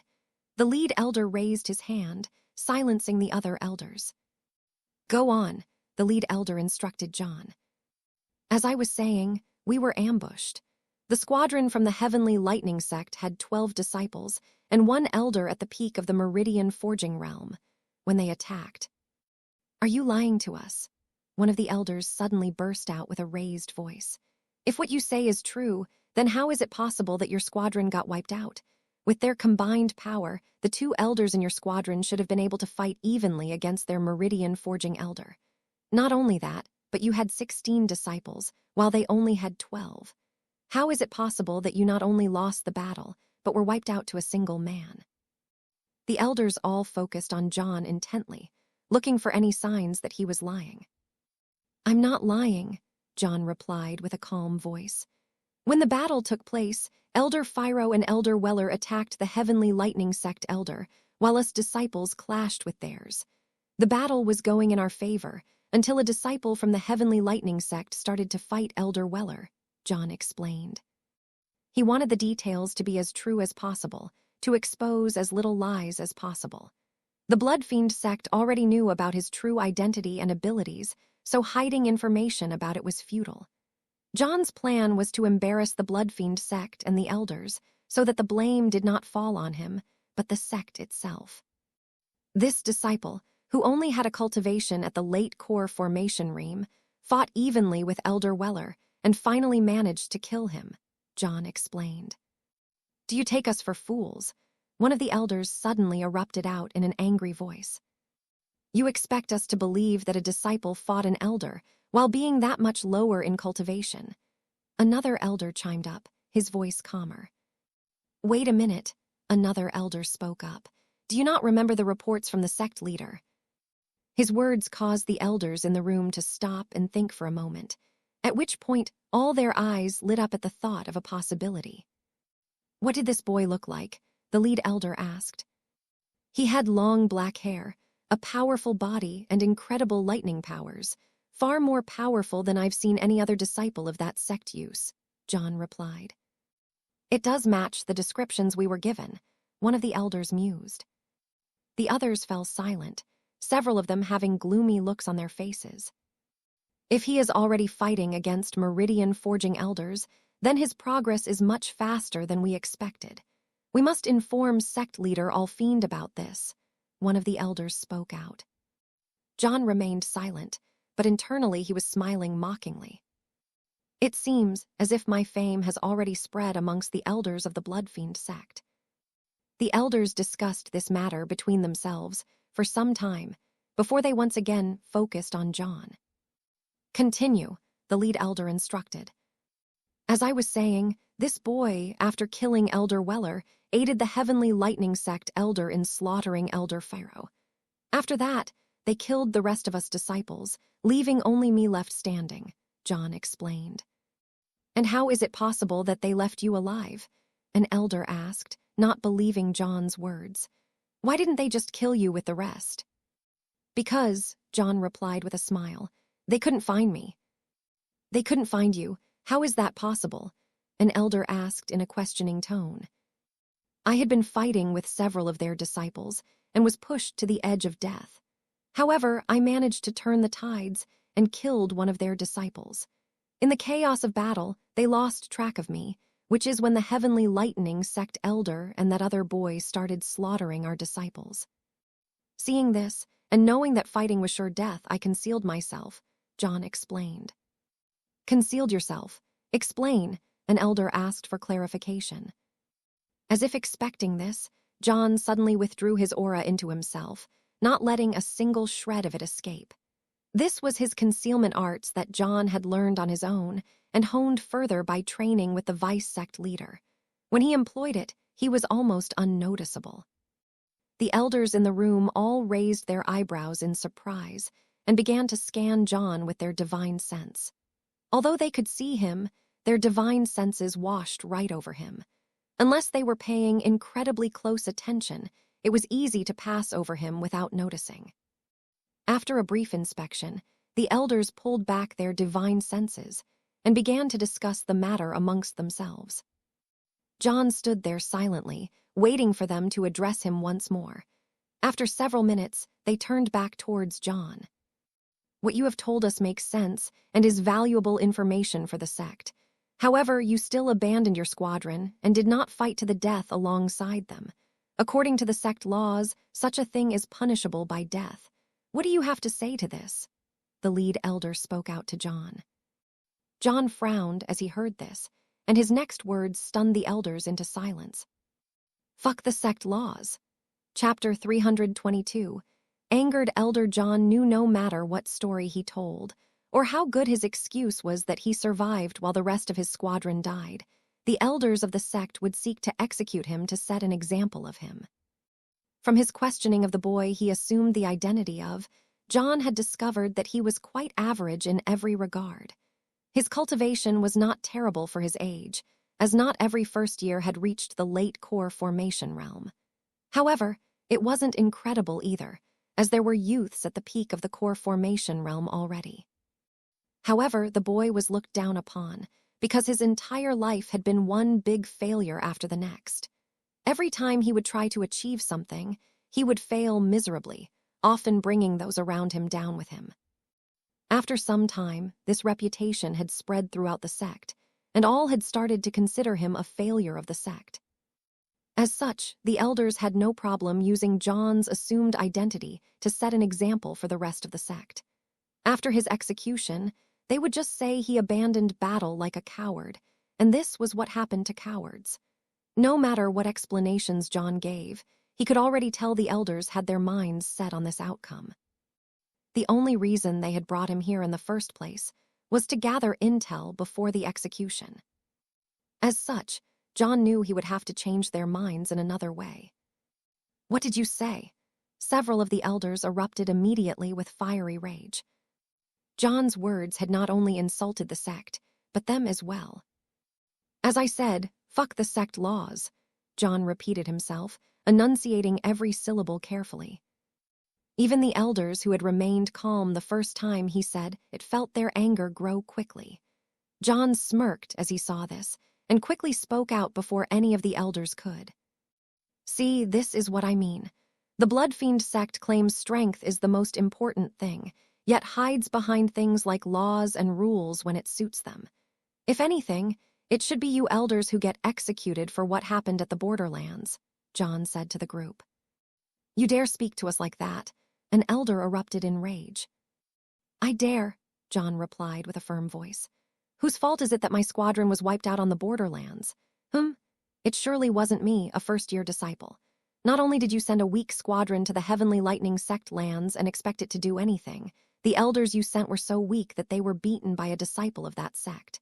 If anything, it's you elders that should be executed for the shameful displays you've put on for this sect, John replied, his voice fiery with passion. That's it, an elder suddenly erupted in a rage, unable to contain himself. The elder was the youngest in the room and appeared to be in his early 20s. Clearly, he had just advanced to the level of an elder. He stood up from his chair, the speed of which shattered it beneath him, as he suddenly dashed towards John. His hand pierced towards his chest, clearly intent on taking his life. John smiled as he saw this, as the situation could not have been more perfect. The elder charging him was the weakest one in the group, with his cultivation barely at the early meridian forging realm. Not only that, but he was not using his full power, and was clearly only using the power required to kill a late core formation youth. The elder's outstretched hand reached John's chest. Bang! A loud, sharp sound rang out within the room, quickly followed by a crashing sound. John slowly lowered his outstretched hand, which still slightly stung from the slap he had just given the elder. That elder's face is quite hard. That actually hurt a bit. The elders in the room all stared with stupefied expressions as the elder who had crashed into the far wall of the room. He had just been about to execute John, which none of the other elders had any intention of stopping, when all of a sudden, John's hand struck out like lightning and struck the elder square on the face, sending him flying across the room. It had all happened so fast, and none of them could have predicted such a thing could happen. John should have been locked down by the immense pressure the elder was radiating, and should have been far too slow to respond. "You bastard, you dare slap me." The elder who had been slapped quickly stood up and erupted in an explosive rage. His voice rattled the room from its power, shaking the walls with every word. A red hand print lingered on his right cheek, a sign of what had happened. "You try to take my life, and I can't respond," John replied in a mocking tone. The elder's anger ignited even further as his power climbed to the maximum. He no longer wanted to just kill John, but wanted to erase any trace of him from this world. He began to speed forward once more when a calm yet loud voice filled the room. "Stay your hand," the voice from the lead elder sounded out. The elder charging John suddenly stopped and looked towards the lead elder with an angered face. "Why do you stop me? Let's just kill this bastard right now and be done with it," the elder replied. However, he kept his voice lowered as he dared not to shout at the lead elder. The lead elder looked at the other elder for a moment, but ignored him. His gaze locked back onto John as he inspected him closely. The power John had just displayed was completely shocking and was not something the John they knew was capable of. John felt this power inspect him more closely, as if trying to see through something. The scan lasted for quite some time before fading away. After a moment of silence, the lead elder spoke out once more. "Explain yourself." Chapter 323, Execution Decision. John raised his eyebrows as he heard this line from the elder. "Did he detect my disguise? No, that's impossible. The sect elder confirmed that no one would be able to see through it. As for my body, I've already used my control over it with my Immortal Asura body to make it look normal, so he shouldn't be able to detect that either." John remained silent for a moment. "Explain myself. Explain what?" John asked. "Your power. Explain where it came from," the elder elaborated. John internally heaved a sigh of relief, but outwardly kept a straight face. Even though the slap he had given the other elder was a simple slap, it was laced with many profundities that the lead elder saw. Not only was it incredibly quick, it was also powerful, and without any warning or telltales at all. Before the elder realized what was happening, it had already struck him. A normal late core formation youth should not be able to do this, and even an early meridian forging cultivator shouldn't be able to either. Just from the slap, the elder was able to tell that John's combat prowess and instincts were incredible. This slap infused many of the trainings and teachings John had learned from the vice sect leader, which was why the elder had been unable to detect it in time. Now that he was prepared for it, he would be able to defend against it, however. As I said before, during the fight with the Heavenly Lightning sect, I was pushed to the brink of death. While on death's door, I was able to peer deeper into the martial laws of this world and make several incredible breakthroughs, John replied, keeping his explanation as short as possible. The shorter the explanation, the less holes there would be in his story. The room fell silent at John's explanation, as they ruminated over whether his words could be true or not. "That's it," the lead elder asked another question. He wanted to discover if John had discovered something incredible, like a medicinal ingredient which bolstered his power, or an ancient cultivation technique. "That's it," John replied calmly. The elder once again fell into a deep contemplation. It was true that John had only revealed incredible instincts and nothing else. Since this was the case, what John had said was most likely the truth. "Who cares about that? He must die." The elder who had been slapped spoke up. He was still incredibly angry and embarrassed about being slapped by a youth much weaker than him in front of his peers, no less. "Silence," the lead elder commanded. The angry elder wanted to rebuke, but decided against it. The lead elder began to ponder the situation as a look of comprehension suddenly appeared in his eyes. He looked back to John. "I've heard some rumors as of late about a blood-fiend sect youth conquering some powers near the borderlands, claiming them as his own. I dismissed such news as mere rumor, as none of our powerful disciples have been to that area or would care to do such a thing. However, maybe they were more than just rumors. Was that youth you?" the elder asked. John raised his eyebrows slightly, surprised that the news had even reached the elders of the sect. However, he had no reason to hide it. He nodded his head in confirmation. "That was me." John's reply was short and to the point. Slight surprise filled the faces of the rest of the elders upon hearing this. "Of those powers you conquered, 3 had early Meridian forging leaders. How did you achieve such a thing? Did you coax them with promises of riches from the sect?" Another elder chimed up. John looked to that elder and shook his head. "No, I just killed them and took over their cities. I was bored, and those experts all offended me one way or another, so I took their heads and cities as payment," John replied, hiding nothing. "Impossible. You dare lie to us again." The elder who had been slapped raged out. He wanted nothing more than to see John be killed, and so was finding any opportunity to achieve such a thing. John's eyes turned cold as they locked onto the elder before him. "Do you want to find out right now if such a thing is impossible?" John spat out words at the elder. The elder's cultivation was the same as those he had slain, and so the threat was quite straightforward. John still wasn't satisfied, however, as the elder was getting on his nerves. He took a step towards the elder, as if ready to attack at any moment. "How did you even become an elder anyways?" John mocked. "You're the weakest elder I've ever seen.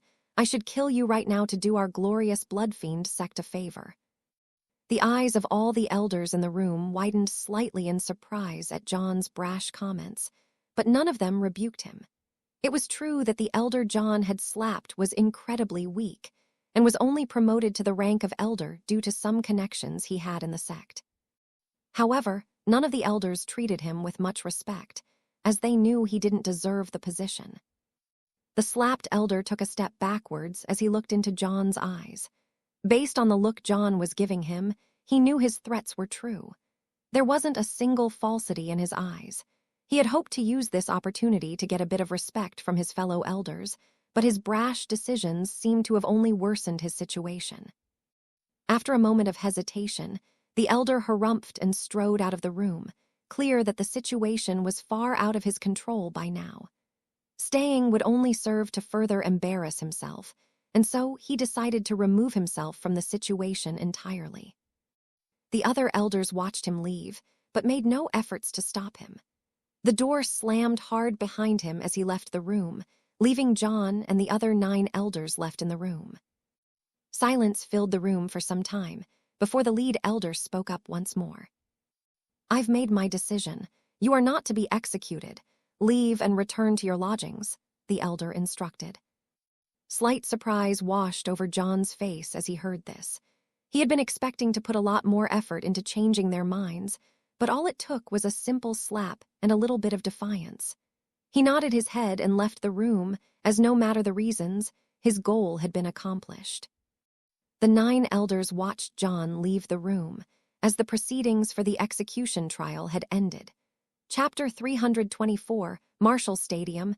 The other elders turned to the lead elder once the door closed. "Elder Viren, what do you have in mind?" one of the elders asked. They could tell that Elder Viren had a reason for letting John go, as normally this trial would end in John's public execution. Elder Viren remained silent for a moment before addressing the room. "Did you not hear the boy? He clearly stated that he slaughtered 3 Meridian forging experts on his way back from the borderlands. There are hundreds of accounts to confirm these events, and so it's impossible to be fake, the elder explained. Regardless of the reasons, one of their disciples had shown absolutely shocking combat prowess. There had been other such cases in the past where, on the brink of death, an incredible breakthrough occurred, propelling a cultivator to incredible heights. We have been brooding over what the sect leader has instructed all of us elders with. However, perhaps this is the opportunity we were waiting for, Elder Viren explained. You mean? One of the elders asked, his voice slightly surprised.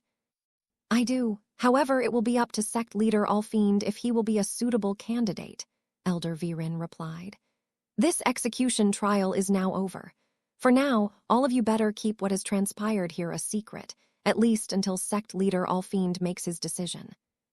The elders in the room all nodded their heads and quickly cleared the room. Elder Viren remained for a moment longer before leaving the room as well. He took to the sky and flew through the sect to the largest building in the entire sect, the Bloodfiend Citadel. It stood just as tall as the heavenly lightning palace and was made of black and gray materials, making it quite foreboding. There were hundreds of guards posted outside, constantly roaming the grounds. Elder Viren walked through the massive open gates and strode into the Bloodfiend Citadel. The inside was lit by various lightning formations, revealing a mostly lifeless interior. Unlike the heavenly lightning palace, the Bloodfiend Citadel was mostly just for use by the sect leader and was a symbol of his status and power. A set of stairs at the back of the main lobby winded up high into the citadel, leading to the top floor thousands of yards above. Upon reaching the top floor, the elder informed the 2 heaven tribulation guards of his purpose for visiting. Let him enter, a voice boomed through the closed doors. The guards bowed their heads and opened each side of the doors, allowing passage for Elder Viren. Elder Viren strode into the large chamber, which was mostly empty save for a large throne at the far end of the chamber. The throne was incredibly ornate, lined with gold, jewels, and other furnishings. On the throne sat a middle-aged man with long hair that flowed behind his shoulders. His face was sharp, and his hawk-like eyes stared straight at Elder Viren, sending shivers down his spine. A slender beard flowed down and gathered to a sharp point beneath his chin. Sect leader Alfiend, Elder Viren spoke out as he bowed before the throne. Sect leader Alfiend stared down at the elder beneath him with emotionless eyes. For what reason do you disturb me? Sect leader Alfiend spoke out, his deep voice booming within the chamber. Sect leader Alfiend, I may have found a suitable candidate for you, Elder Viren replied, head still bowed. Alfiend's eyes narrowed as he heard this. Who? His voice echoed throughout the chamber, as his eyes seemed to glow with a sinister light. John quickly left the punishment hall grounds and returned to his lodgings. His mind still raced over everything that had happened. I still think I was let off too easily. I had been expecting to put in far more effort to convince them to let me live. John replayed the events over and over, but couldn't figure anything out from it. Maybe they realized the value of my talent. John couldn't help but muse with a confident smile. Regardless of the reason, he had managed to accomplish his first goal of the mission, which was to enter the Bloodfiend sect and live through the execution trial. Now that this goal was accomplished, John was able to start on his true mission, which was to uncover what was going on within the Bloodfiend sect. John fell into his bed, exhausted from his recent journey as well as his execution trial. While he had gotten out of it without a scratch, it was still extremely tense and exhausting. He fell deeply asleep, the first time having done so in quite some time. Sunlight crept through the windows of John's house, waking him up early in the morning. John sat up on his bed and stretched deeply before standing up and walking outside. What should I do today? John mused, still waking up from his deep sleep. Unlike the heavenly lightning sect, there were not set classes and schedules in the Bloodfiend sect. The disciples were mostly left to themselves and could earn rewards and money by completing missions for the sect. I guess I'll check out the mission board. John started walking deeper into the sect, towards where the mission hall should be. Gong. A loud bell sounded out across the sect, alerting all within. A gong. John had no idea what the gong meant, but quickly saw disciples scurrying towards in a certain direction. Might as well follow the crowd. John followed the crowd of disciples, who seemed to have been kicked into a furor for whatever was going on. Following the crowd, John eventually arrived in front of an incredibly large martial arena. The fighting platform itself was nearly a mile wide on each side and was surrounded by a stadium that stretched hundreds of rows back. A large crowd of tens of thousands of disciples had already gathered inside. John entered the arena and found a relatively empty area to sit in the stands, waiting for whatever was happening. A loud buzz of heated discussions erupted within the stadium as an elder suddenly walked on stage. He addressed the crowd, his voice booming across the stadium. The monthly life and death battles have arrived. Chapter 325, Insanity Monthly. John couldn't help but mumble out loud. He was no stranger to life and death battles, having partaken in one with Hunter. The Heavenly Lightning sect did allow life and death battles, but they were extremely rare. The previous life and death battle before John's took place nearly a year prior, showing just how rare they were. However, the elder on the stage had clearly said monthly, which was completely shocking to John. Surely there's hardly anyone participating. Right, John mused with a wry smile on his face. All those who wish to participate, please step forward onto the arena, the elder instructed. Instantly, a dozen youths in the crowd stood up and walked onto the stage, once again shocking John greatly. This many. While John did not care if the Bloodfiend sect slaughtered themselves, and actually wanted such a thing to happen, the scene before him was still shocking. The elder quickly went one by one to each of the youths on the stage, asking them several questions. After a brief period of information collecting, the elder addressed the crowd once more. All the participants have agreed that their grudges can only be solved through death. There will be 6 fights taking place. The first fight is between Ansel and Trax. The second fight is between. The elder listed off the pairs of fighters, each of which clearly had great enmity with their opponents.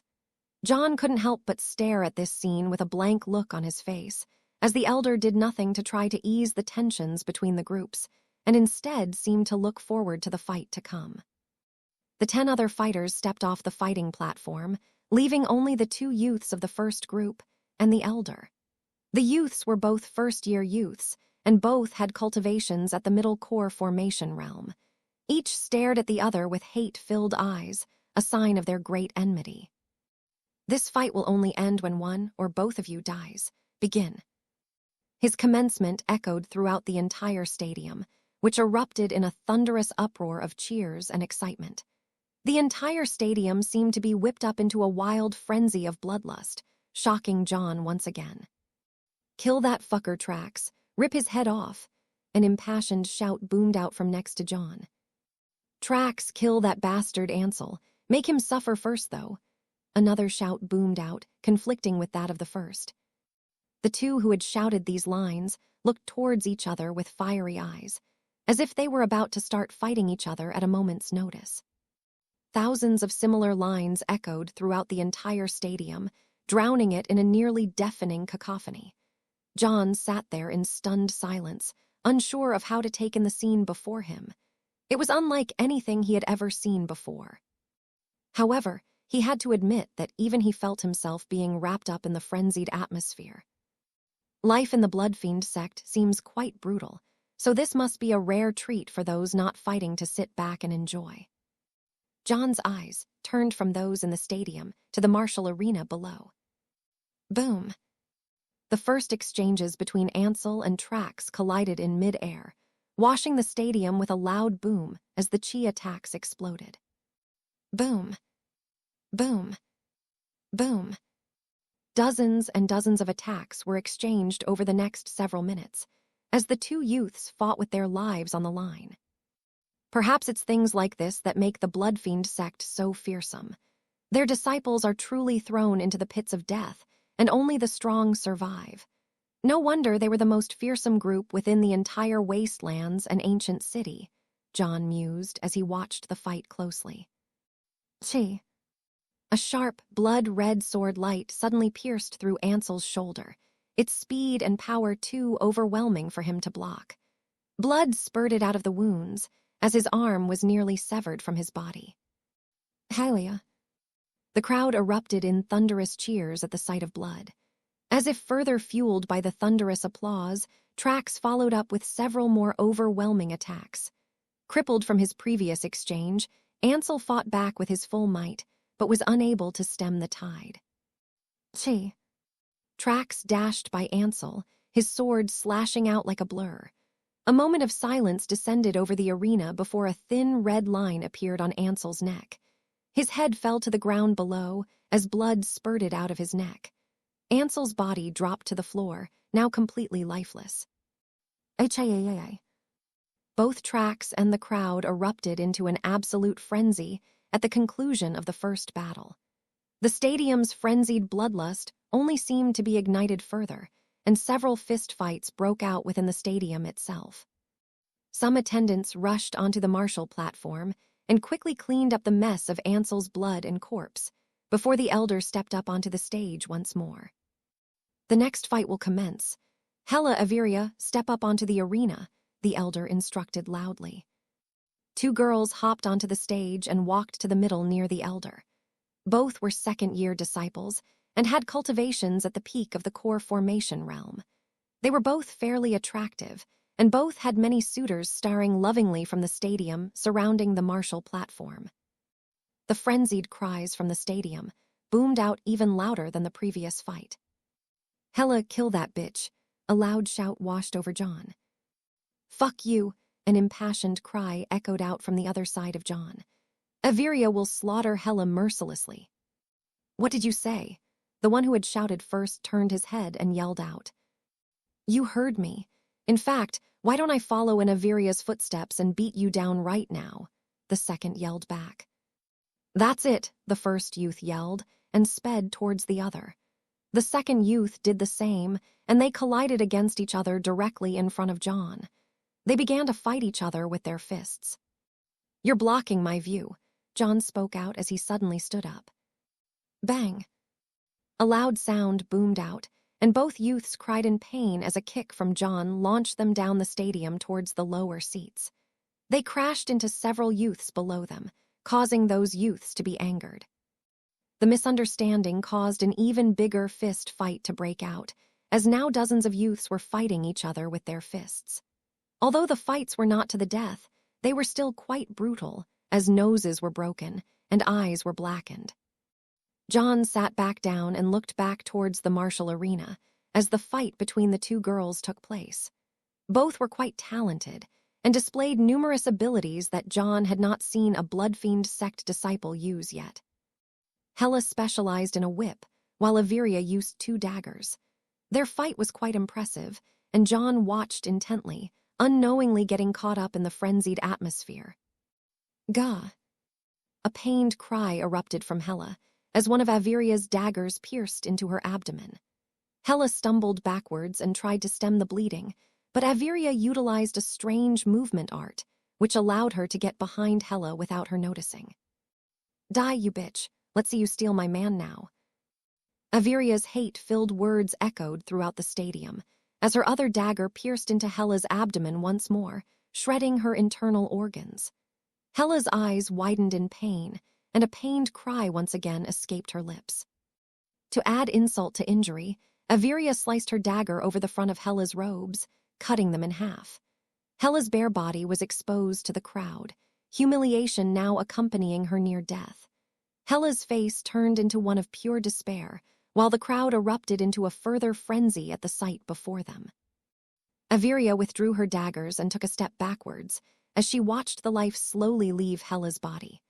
Before long, her life fully faded, and Averia spat on her corpse once before turning around and leaving. The crowd, still unable to contain their emotions, broke out into thunderous applause or grief, and dozens of fistfights broke out in the stadium once again. The mess was cleaned up, and without missing a stride, the elder stepped up onto the stage once more and spoke out. The third fight will begin. John stared at the scene before him, his face blank, but his internal emotions running wild. This place is pure insanity. Chapter 326. Chase John was dumbstruck by everything he had seen. He knew the Bloodfiend sect was a brutal and bloodthirsty place, but this was still far beyond his expectations. It's becoming more and more clear why the Bloodfiend sect disciples are so strong, and why the elders are okay with this. Things like this allow those who win to grow stronger, while it also gets rid of the weaker disciples, and the sect's obligations to raise them. While the Heavenly Lightning sect seems to value quantity over quality, the opposite is true here. The Bloodfiend sect only values the cream of the crop. The rest are expendable resources which allow the most talented disciples to climb. John hated to admit it, but when it came to the cultivation world, the Bloodfiend sect system was definitely superior. The cultivation world valued strength above all, and the Bloodfiend sect adopted this idea to its fullest extent.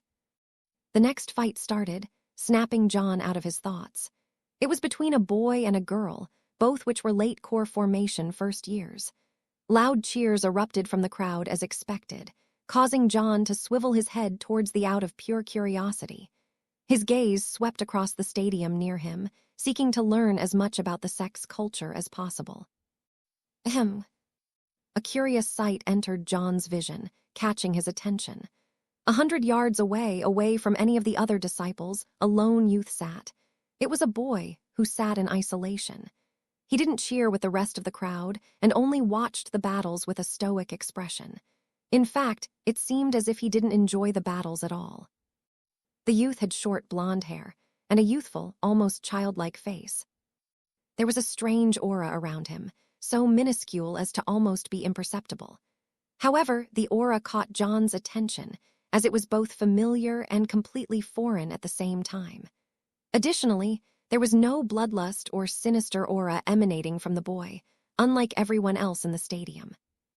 The youth had a cultivation at the peak of the core formation realm, slightly higher than John's. He seemed to be around the same age as John, revealing that the youth was quite talented. After a moment of inspection, John stood up and walked over to the youth. The youth, as if lost in his own thoughts, didn't notice John approaching at all. John walked up to the youth and sat beside him, his actions snapping the youth out of his thoughts. The youth warily looked at John, as if his guard was fully raised. However, when he saw John make no ill actions towards him, he slightly relaxed. "What do you want?" the youth asked in an unfriendly tone. John was slightly surprised by the hostility, but then quickly remembered he was in the Bloodfiend sect. Everyone here had their guards up at all times, due to the nature of the sect itself. "I'm just here to introduce myself to you, as you stand out quite a lot here. I'm John." John introduced himself with a friendly smile. The youth glanced sideways towards John, taking a while to respond. "Chase," he replied. "Well, Chase, I came over here because you stand out quite a bit," John replied, keeping his voice friendly. His friendly tone slightly surprised Chase, who fully turned his head to look at John. "What do you mean by that?" Chase replied, his voice still quite unfriendly. "I mean, unlike everyone else here, I sense no taboo cultivation arts emanating from you," John replied. If Chase found his way into the Heavenly Lightning sect, John would not be able to pick him out of a crowd based on his aura. It was almost as if he cultivated an honorable alliance cultivation technique. "That's because I don't cultivate taboo arts," Chase replied. John's eyebrows raised slightly as he heard this. "Such a thing is possible. How come I've never seen anyone else in the sect like you then? Isn't it a requirement to cultivate the Blood Tyrant Law?" John asked. The Blood Tyrant Law was the cultivation technique of the Bloodfiend sect, and was what all its disciples and elders cultivated. It's also what resulted in each disciple and elder emanating a sinister aura. Chase looked at John with a suspicious light in his eyes, but replied nonetheless. "I practice the Pildao, which traverses a different cultivation pathway," Chase replied. "Pildao," John replied, slightly surprised. How does the blood tyrant law interfere with the pill Tao? There are plenty of pill elders who practice the blood tyrant law, John replied. Chase remained silent for a moment before replying. My case is different. I am incompatible with such techniques, and so I cultivate something else, Chase replied, keeping the details sparse. Clearly, he has some secrets he's guarding closely. I don't know what it is, but I feel as though there's more to this boy than meets the eye. Why are you sitting here alone? John asked, changing the subject. Clearly, Chase did not want to talk about it anymore. Chase looked at John with an odd expression. Why do you want to know so much about me? Chase asked suspiciously, his guard clearly raised. Because I find you interesting is all, John replied casually as he shrugged his shoulders. Chase stared at John, carefully inspecting him before he sighed. I'm here alone because my cultivation situation has made me something of an outsider in this sect, Chase replied. John sat there in silence as he listened to Chase, understanding his situation.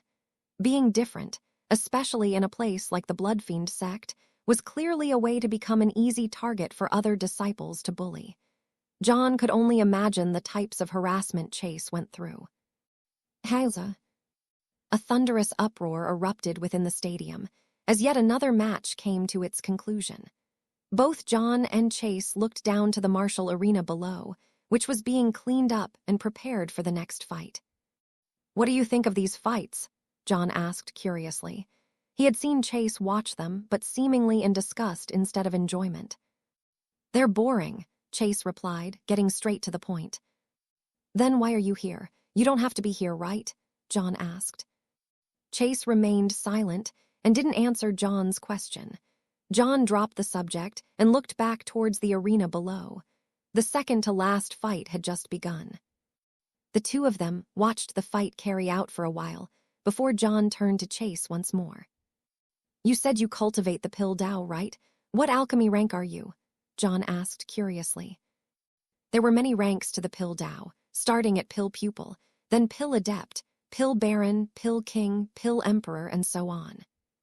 Alchemy ranks usually went hand in hand with cultivation ranks, as pill pupils were mist creation cultivators, while pill emperors were heaven tribulation cultivators.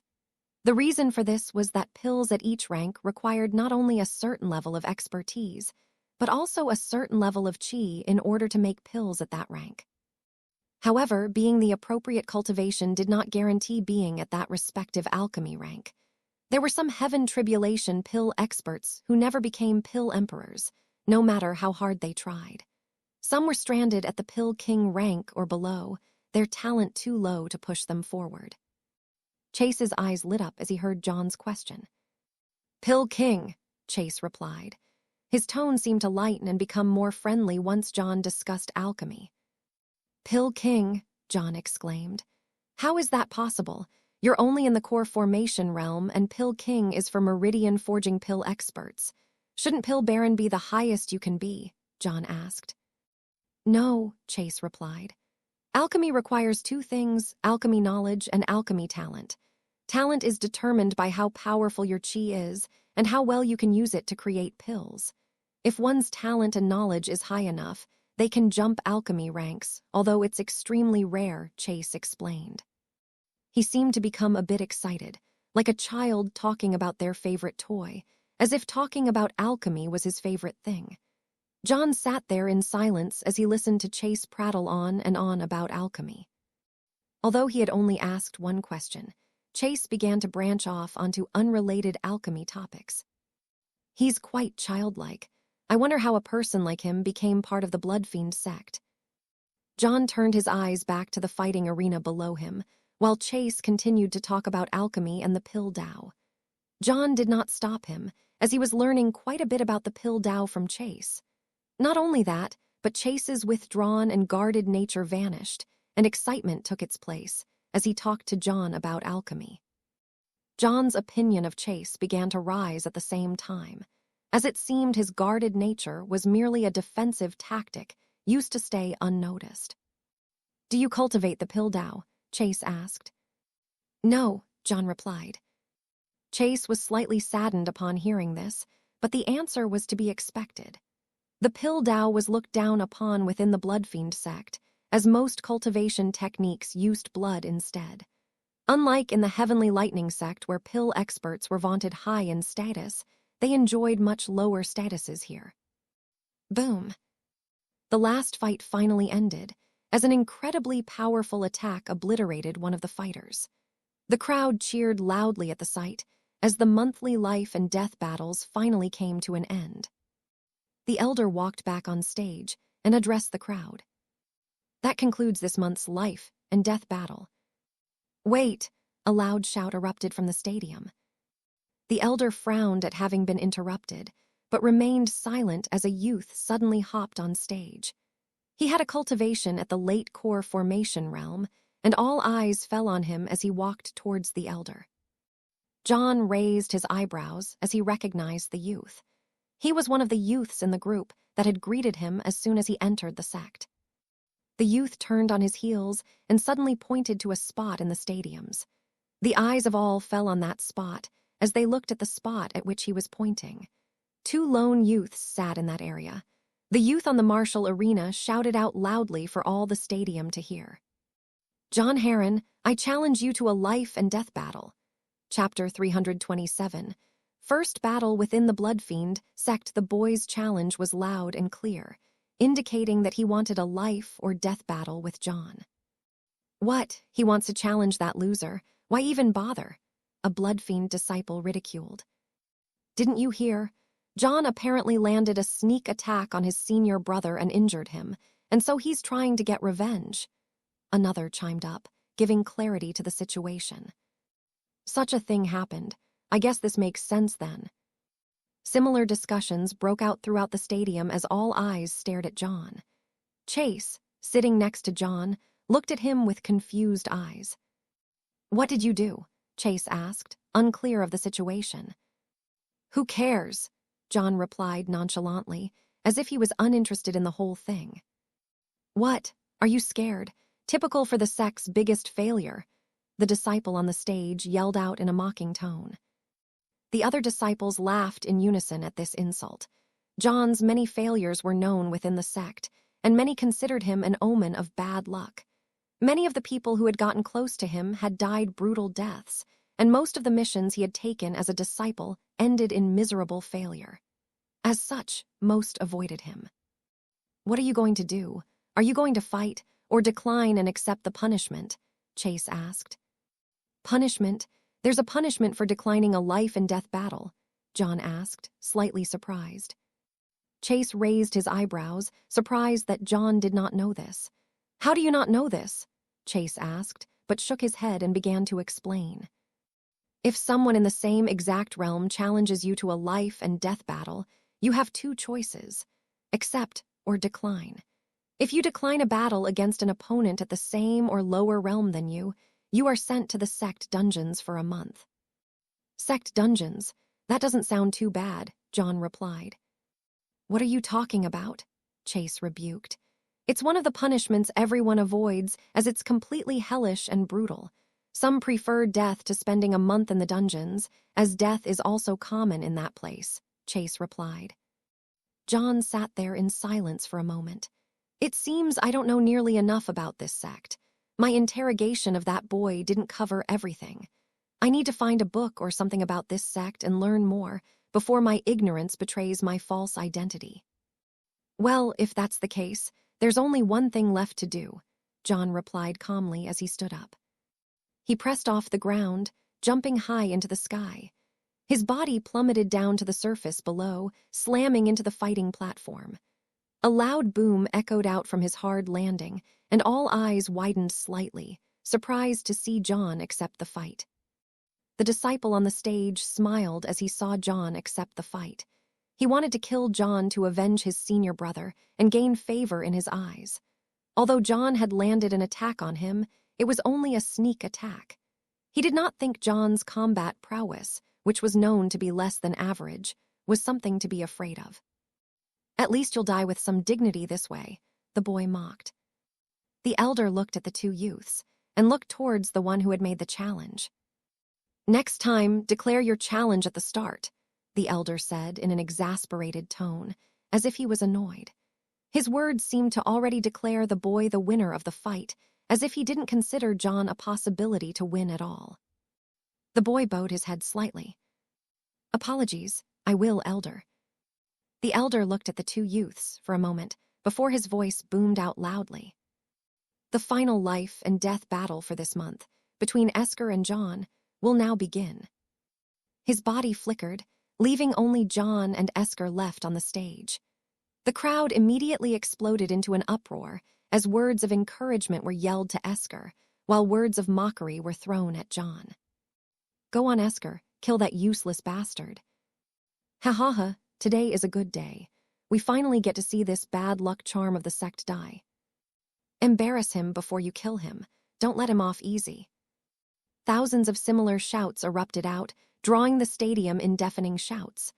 John stood there with a calm, emotionless face as he stared at the boy before him. The boy stared back, his smile filled with mockery. "Today is the day I do our sect a favor and remove you from it," the boy mocked. "Come on, let's see you sneak attack me like you did my senior brother." The boy put his arms out to the side, as if welcoming the attack. However, John could tell that the boy's guard was raised to his absolute maximum, ready to defend and counter-attack at a moment's notice. Esker stood 30 yards away, plenty of time for him to switch to defense as soon as John made a move. He clearly wanted to embarrass John as much as he could before he killed him. John shook his head as he saw this, out of pity for the boy's near demise. "What? Not going to take this opportunity to sneak attack me? We all know it's the only way you can win fights, so come on, do it already," the boy shouted out loudly in a mocking voice for all to hear. The crowd erupted in a fit of laughter upon hearing this and threw out similar taunts to John. They wanted to see John attempt such a thing and fail miserably before his opponent cut him down viciously. "You are all truly a bunch of moronic idiots," John mumbled out loud as he shook his head in a disapproving manner. His eyes locked onto those of Esker's. "But if this is how you want to die, then I will oblige your final wish." John slowly primed his fastest speed, activating his limiter of speed, as well as one of the Bloodfiend sect movement techniques he had learned. Esker, as well as the crowd, as if they had heard the funniest joke, began to erupt into a fit of laughter. However, that fit of laughter, from both Esker and the crowd, suddenly ceased. The crowd stared in pure shock at the scene before them, which had happened far faster than they could comprehend. Esker, his eyes wide, looked down at his chest. An arm now pierced into it, and John stared at Esker with cold eyes. Boom! Esker's body suddenly exploded from within, as a surge of chi exploded from John's hand within Esker's body. Blood, viscera, and bones exploded outwards in all directions, painting the arena for dozens of yards in each direction blood red. Using his chi as a defensive wall, John made sure none of the blood touched him. Esker's head, the only thing remaining intact, flopped to the ground before John. His wide open eyes, filled with absolute shock and horror, seemed to stare up at John. "I'll be taking this," John murmured out loud as he reached down and collected the head. Without missing a beat, John hopped off the arena and walked out of it, leaving the stunned crowd, as well as Elder, behind. Silence was all he heard as he walked away. Chapter 328, Bloodfiend Library. John left the arena without pause, since as far as he was concerned, he was done with it. The monthly death battles had already concluded. He had managed to accomplish one of his initial goals, which was to start to make himself stand out. "I didn't think I'd get an opportunity this early to make myself known to the elders and sect at large, but this truly was the perfect opportunity. I didn't even have to do anything myself, really. Not only that, but I got a bit of blood essence as a reward. Today has truly been a good day so far." John walked forward with a satisfied smile on his face. He strode deeper into the sect. Intent on exploring it for a while, his discussion with Chase had revealed that he knew too little about the sect and needed to learn more. If not, someone could potentially expose him for the umpusta he was. Back in the arena, silence still blanketed the stadium. All of those within, including the elders, were still taking some time to comprehend what had just happened. John had moved with such incredible speed that even some of the elders thought they may be slower, and had killed Esker with a single blow. It had to be known that all essence cultivators instinctively formed a thin layer of translucent chi around their bodies at all times. This thin layer of chi was an incredibly good measure to ensure that sneak attacks failed most of the time. Sneak attacks achieved their incredible speed and lethality by sacrificing power. In most cases, the thin layer of chi would be good enough to deflect such attacks, or at least reduce the damage done. However, John had managed to pierce that chi layer with ease. Not only that, but it wasn't even a weapon that had struck the killing blow, but his own hand. Such a thing was many times harder than killing with a weapon, further shocking the crowd. After some time of shocked silence, the first person finally spoke up. What the hell just happened?" the boy asked in a confused tone. As if acting as the trigger for an avalanche, the rest of the stadium immediately erupted into an absolute uproar. Seriously, what the hell just happened? Was that really John? Isn't he supposed to be absolutely useless? How the hell did he do that? He must have cheated somehow. The crowd erupted into thousands of discussions, as everyone within the stadium discussed what they had seen. They had never seen a battle with two opponents in the same realm end so quickly, and the only other people they thought would possibly be capable of such a thing were the emperors of the sect. Chase, still sitting alone in the back of the stadium, sat there in silence for some time as well. He eventually stood up without a word and slipped out of the stadium, leaving the clamor of the crowd behind. John's battle, or execution, was quickly spread throughout the sect.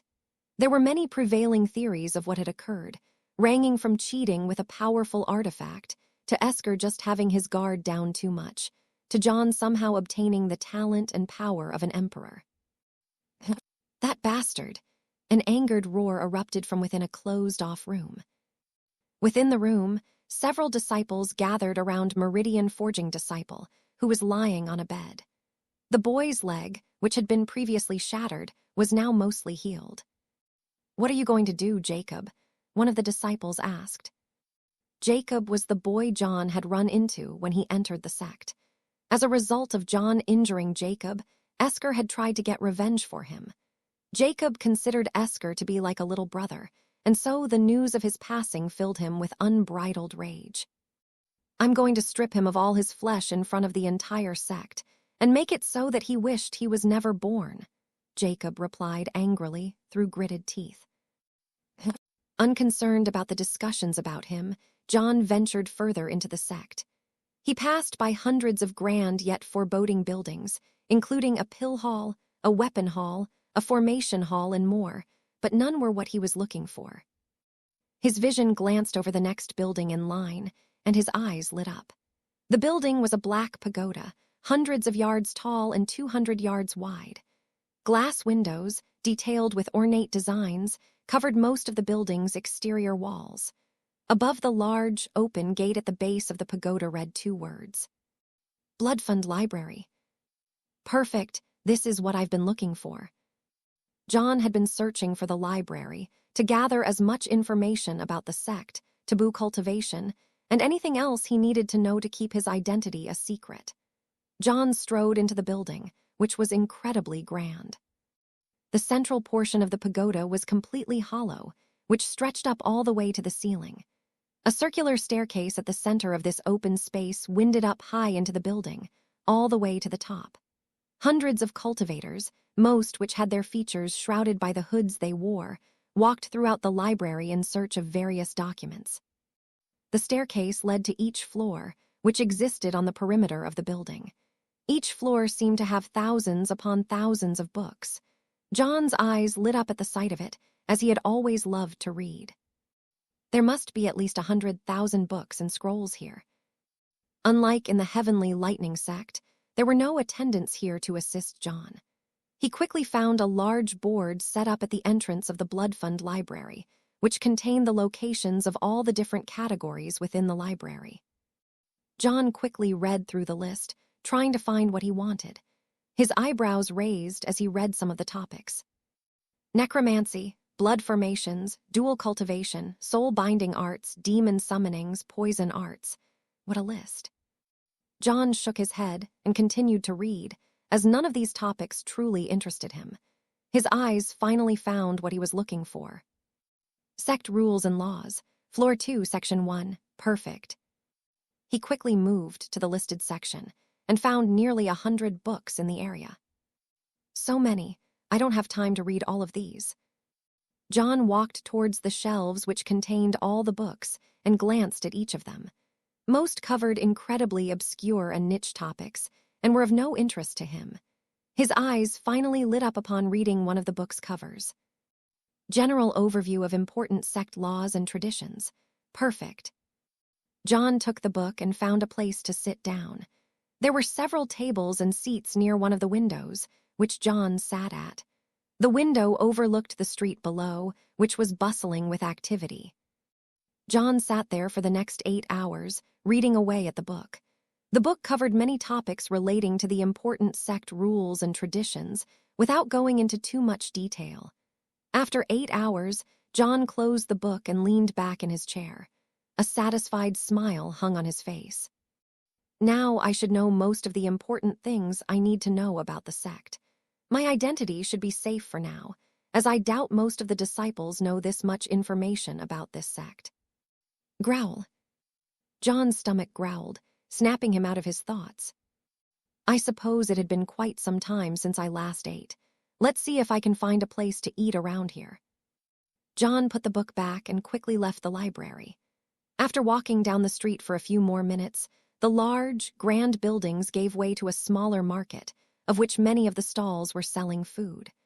The market had quite a lively atmosphere and seemed to contain more merchants than disciples and elders of the sect. John quickly ordered a meal and scarfed it down, which was a bowl of noodles with a blood sausage on the side. Not bad. At least this place knows how to make some good food. Guess I'll head back to my abode for now. Halfway back to his home, he hopped onto a small trail that entered a wooded area. The trail he was on was rather unoccupied and was just a foot trail which cut through one of the small forests in the sect. It was the fastest route back to his house, and so John had taken it. While on the trail, he heard a commotion coming from within the woods to his left, piquing his interest. What's going on? Deciding to remain stealthy, John concealed his aura to the best of his abilities, almost completely eliminating his aura, which made him almost undetectable. He snuck through the nearby foliage, at which point the forest turned into a field, and the source of the commotion came into view. His eyes lit up then, quickly narrowed at the sight before him. In the far distance, nearly 500 yards away, hundreds of captives or slaves, each bound in chains, were being escorted through the sect. The captives were all mortals, and each looked as miserable as the next. The sound of a whip cracking echoed out, along with pained cries and loud shouts. Get moving, or you'll get another lashing. The slaves were following several elders, who walked to a nearby base of a towering cliff. The smooth cliff spanned up hundreds of yards high into the sky, at which point a sloped mountain took over. The leading elder uttered some words, although John was not sure what was said, and suddenly red formation lines lit up on the base of the cliff. The lines quickly spread until a large outline of a door came into view. The cliff walls suddenly parted open, revealing a glowing interior within. What's going on? He could not see what was inside the mysterious chamber, but the chamber flickered from within with bright light. As if roaring flames existed inside. The incredibly faint sound of screams echoed out from within, causing many of the slaves to shudder and attempt to retreat. However, the elders did not allow such a thing to happen, and the slaves were quickly led inside the mysterious chamber. As the last elder entered the mysterious opening, the cliffside doors began to close and quickly reverted to its previous state. The base of the cliff, which was moments ago the entrance to some mysterious area, quickly returned to normal, as if nothing had ever happened. What the hell was that? Chapter 329. First clue the word sect leader Thunderzin said to John echoed in his mind as he looked at the base of the cliff. The spies for the Heavenly Lightning sect had indicated that the Bloodfiend sect was up to something, and Thunderzen's intuition made him believe it was nothing good for the Yuan Continent. John's face became serious as he thought of these words, and looked at the scene before him. I'm not sure if what I just witnessed is in relation to these movements sect leader Thunderzen mentioned, but I wouldn't be surprised if they were. I need to investigate further. His entire purpose for being in the Bloodfiend sect was to figure out what the sect was up to, and potentially help put a stop to whatever plans the sect was hoping to carry out. John's head swiveled in every direction, inspecting to see if the coast was clear. After many minutes of careful inspection, he started to move forward slowly, making sure to stay low to the ground. The cliff base was several hundred yards away, mostly through open terrain. Only the cover of dark masked his advance, although cultivators had good eyes and could easily see in the darkness of night. His aura was withdrawn as much as was possible, making him as unnoticeable as possible. After many minutes of careful advance, he reached a small boulder, roughly 30 yards away from the spot where the cliffside had opened into a doorway. He pressed his body against the small boulder as he peered over it, towards the cliff base. I don't see anything at all. It appears to be just like the rest of the cliff. Whatever formation is here, it's quite advanced. Normally there were signs of formations, be it formation lines or faint energy emanating from it.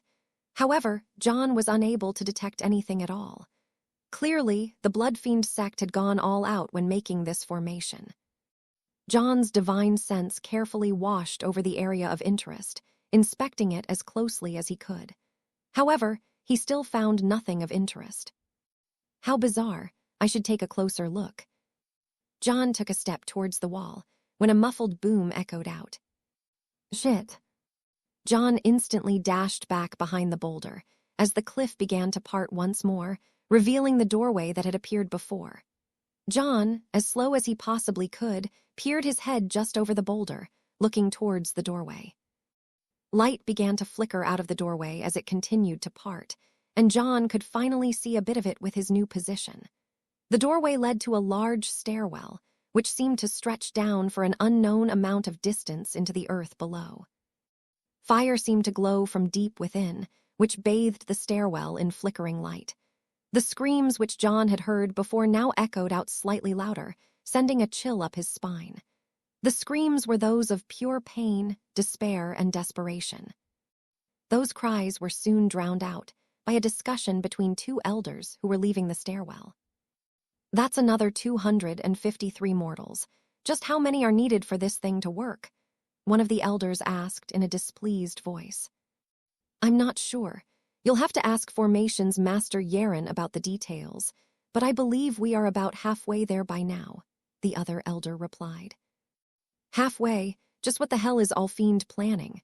The first elder grumbled out loud.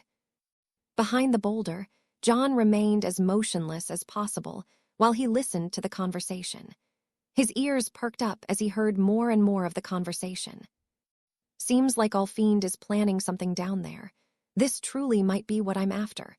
How lucky am I to stumble across it already? John's mood was lifted quite a bit. Although he didn't know what was going on, he at least knew where to start. I'm not sure, but I'm sure he had a reason for us running around collecting mortals like this. You know, I heard this isn't the only big thing he's been working on.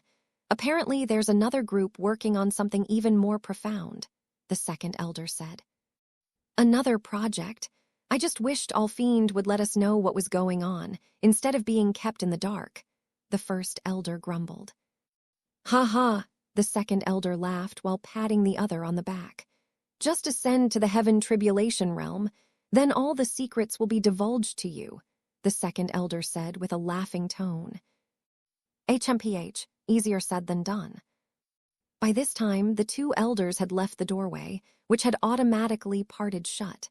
The two of them walked deep into the darkness of the night, eventually disappearing out of sight.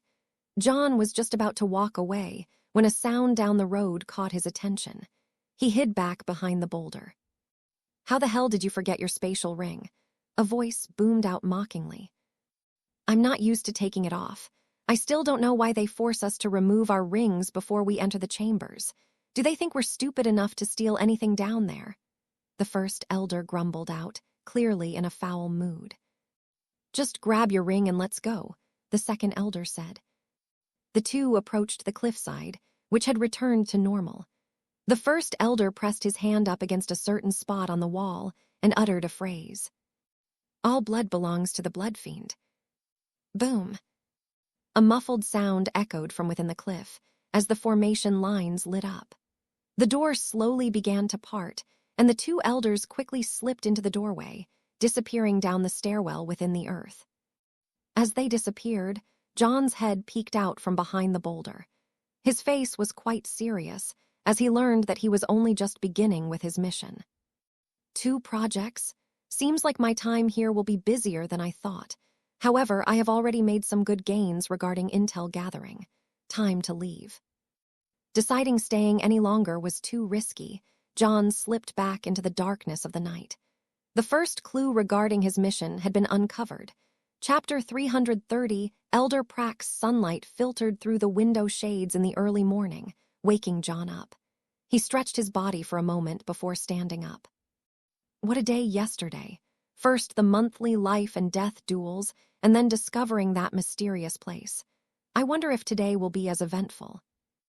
John put on a clean blood-red robe and quickly inspected his soul soon after. He inspected it for some time before sighing in relief. Good, it seems as though the mask truly only siphons my soul when I change my appearance, not when I use one appearance for a prolonged time. He had been worried that the mask would siphon his soul after prolonged use, as such a thing would be far too steep a price to pay for this mission. If the mask had truly had negative effects on prolonged use, he would most likely call the mission off and return home. It's too bad, though. Changing appearance often would be beneficial for infiltration, but I assume I can only change my appearance once or twice more before the damaging soul affects become too much to heal. After cleaning up, John prepared to step outside, but his footsteps paused as he looked at the door. A moment later, the door flew open, revealing a person standing there. The bright morning sunlight cascading from behind the man obscured his features, and the man had no cultivation. John frowned as he saw this, as he didn't know who this man was.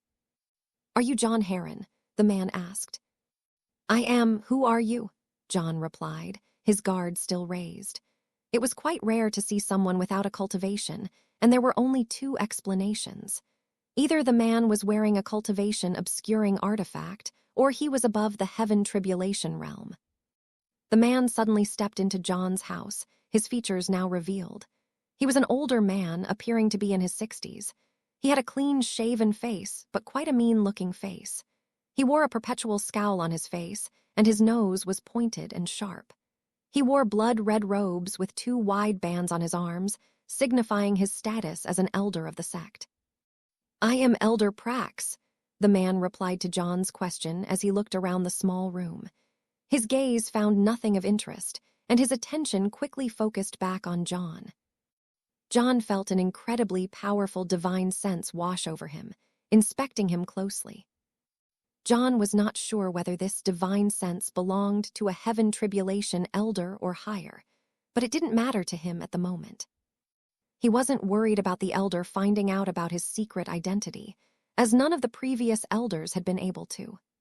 The divine sense scanned John's body closely for some time, making him frown as he shifted his weight. It was quite rude to scan someone like this, especially for so long. However, John could say nothing, as the elder was much stronger and also had much higher status within the sect.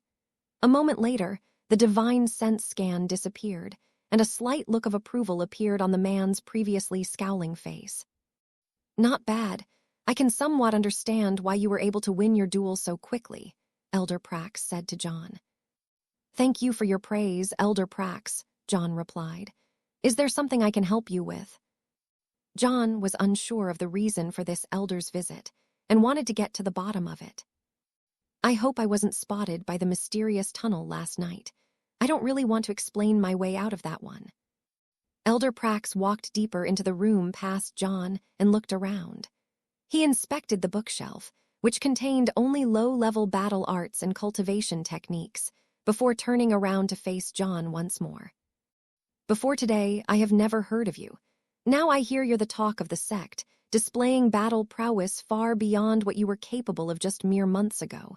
Explain to me how such a thing is possible, Elder Prax asked John in a questioning tone. John frowned as he heard the elder's questioning tone, but remained calm.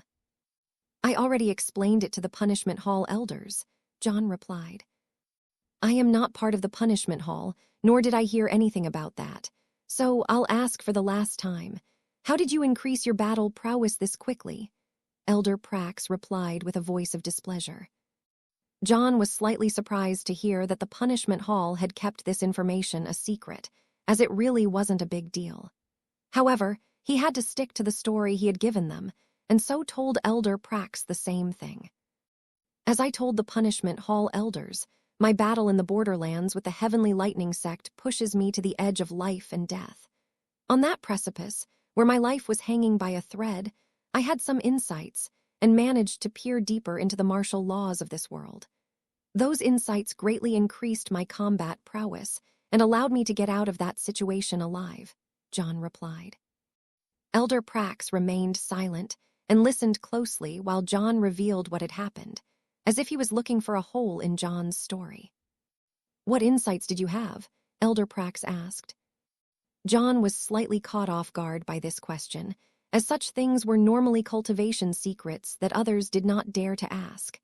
However, as an elder of the sect talking to a disciple, such a thing was not unheard of. However, John had already prepared his answer beforehand if someone asked such a question. I managed to gain insights into several heavenly Taos, more specifically, the Taos of annihilation, destruction, and power. Not only did my insights increase my battle prowess, but also solidified and strengthened my cultivation, John replied. He had not yet revealed these Taos with his true identity to anyone other than the vice sect leader, the sect leader, and Miko. As such, no one would be able to put two and two together about John's real identity.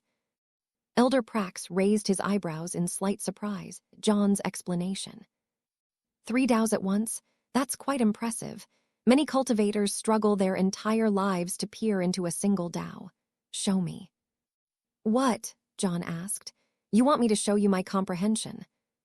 Yes, Elder Prax replied with a stern voice, leaving no room for discussion. John frowned once again at this, but did as commanded. He raised his hand and focused his mind. Soon after, 3 unique forces began to emanate from his hand. They each contained impressive power, and Elder Prax could clearly feel them. The Tao of Destruction, which focuses on the inanimate, which when yielded to its full might can destroy continents and empty oceans. The Tao of Annihilation, which focuses on life and the annihilation thereof. The Tao of Power, which, as its name indicates, focuses only on power. It is the perfect Tao to interlink and amplify the Tao of Annihilation and Tao of Destruction, forming a perfect trinity of strength and might. Elder Prax stared at John's hand as he mumbled out these words. His words struck John's mind like a hammer, infusing new perspectives and insights regarding the Taos he controlled. John fell into a trance as he ruminated over these words, and Elder Prax remained silent as he noticed this. A while later, John finally snapped out of his trance. His eyes focused back on the elder before him, and he bowed slightly in thanks. Thank you, Elder, for your words of insight. Regardless of whether the elder was an enemy or not, his words had truly helped. John felt his comprehensions for all 3 Taos increase, which would increase his combat prowess even further. Elder Prax nodded his head slightly in approval at John's display of gratitude. I was skeptical when I heard of your sudden rise, but I am now convinced. I will allow you the opportunity to become my direct disciple. John raised his head as he looked at the elder. Opportunity. Yes, the biannual disciple battles will begin next week. You will participate in it, Elder Prax explained. Biannual disciple battles? I read about this yesterday. It's quite similar to the battles that take place every 6 months within the Heavenly Lightning Sect, where disciples can challenge each other to rise through the ranks. I just have to participate in it, John asked. Of course, that's not all. You will challenge one of the 3 emperors and claim your status as one of them, Elder Prax explained. Only if you defeat one can you become my direct disciple. If you can't even accomplish such a thing, then you are unworthy of such a title. John remained silent as he thought over the elder's proposal. 3 emperors? Seems like Damon and the Sword Emperor have already been replaced, but this is actually perfect. This elder seems like he's quite strong, so I'm sure he knows a bit about what's going on within the sect. Hopefully, this will allow me to gather more intel in the future. It will be done, John replied with a confident voice. Elder Prax smiled slightly, momentarily erasing the permanent scowl on his face. Good. If you manage to succeed, perhaps you can rise above the level of my previous useless disciple, Damon. Do not disappoint me. Elder Prax walked past John and out of his house, leaving him alone once more. John's thoughts raced as he heard the elder's last line. He was Damon's master. Chapter 331, Weapon Hall. John stood there for a moment before shaking his head in pity for the elder. Poor bastard. I killed his disciple, and now he wants me to replace that dead disciple. This guy really has the worst luck. While John did feel a bit of pity for the elder, he wasn't going to decline this opportunity. The elder had raised Damon, who ended up killing Russell, so with this in mind, John didn't want to give Elder Prax any mercy. John put such thoughts aside and strode out of his small house. The morning sun illuminated the sect with bright light, making the normally ominous-looking sect look quite normal at the moment. What should I do today? Elder Prax said the placement battles are next week, so I have a week to kill before I can become his disciple. I guess I'll explore the sect a bit more, maybe buy a weapon and some pills if any are worth buying. While he had the scythe he obtained from his assumed identity, the scythe was of average quality. One of his reasons for coming to the sect was to obtain a scythe of good quality, which could last him through the Meridian forging realm. With this in mind, John began to meander through the sect, perusing all it had to offer. Those 2 elders last night mentioned another project the sect was carrying out. I still need to uncover clues about that as well, so exploring the sect further may aid with that mission. The Bloodfiend sect was incredibly vast, and exploring it all by foot would take days at the very least. Unfortunately, flying was prohibited within the sect unless one was an elder, and so John had to walk wherever he went. After an hour of walking, he arrived before a large, metallic building.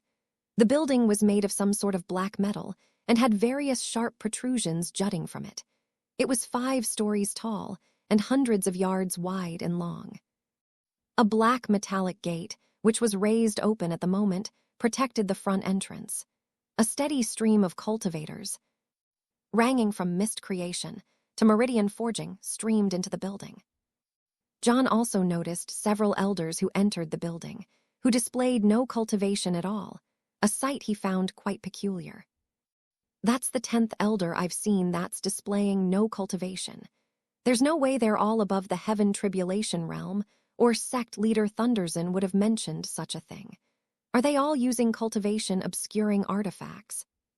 According to what John knew, the Heavenly Lightning sect and Bloodfiend sect were relatively on par strength-wise, except for Thunderzin, who was far above any other power in the land.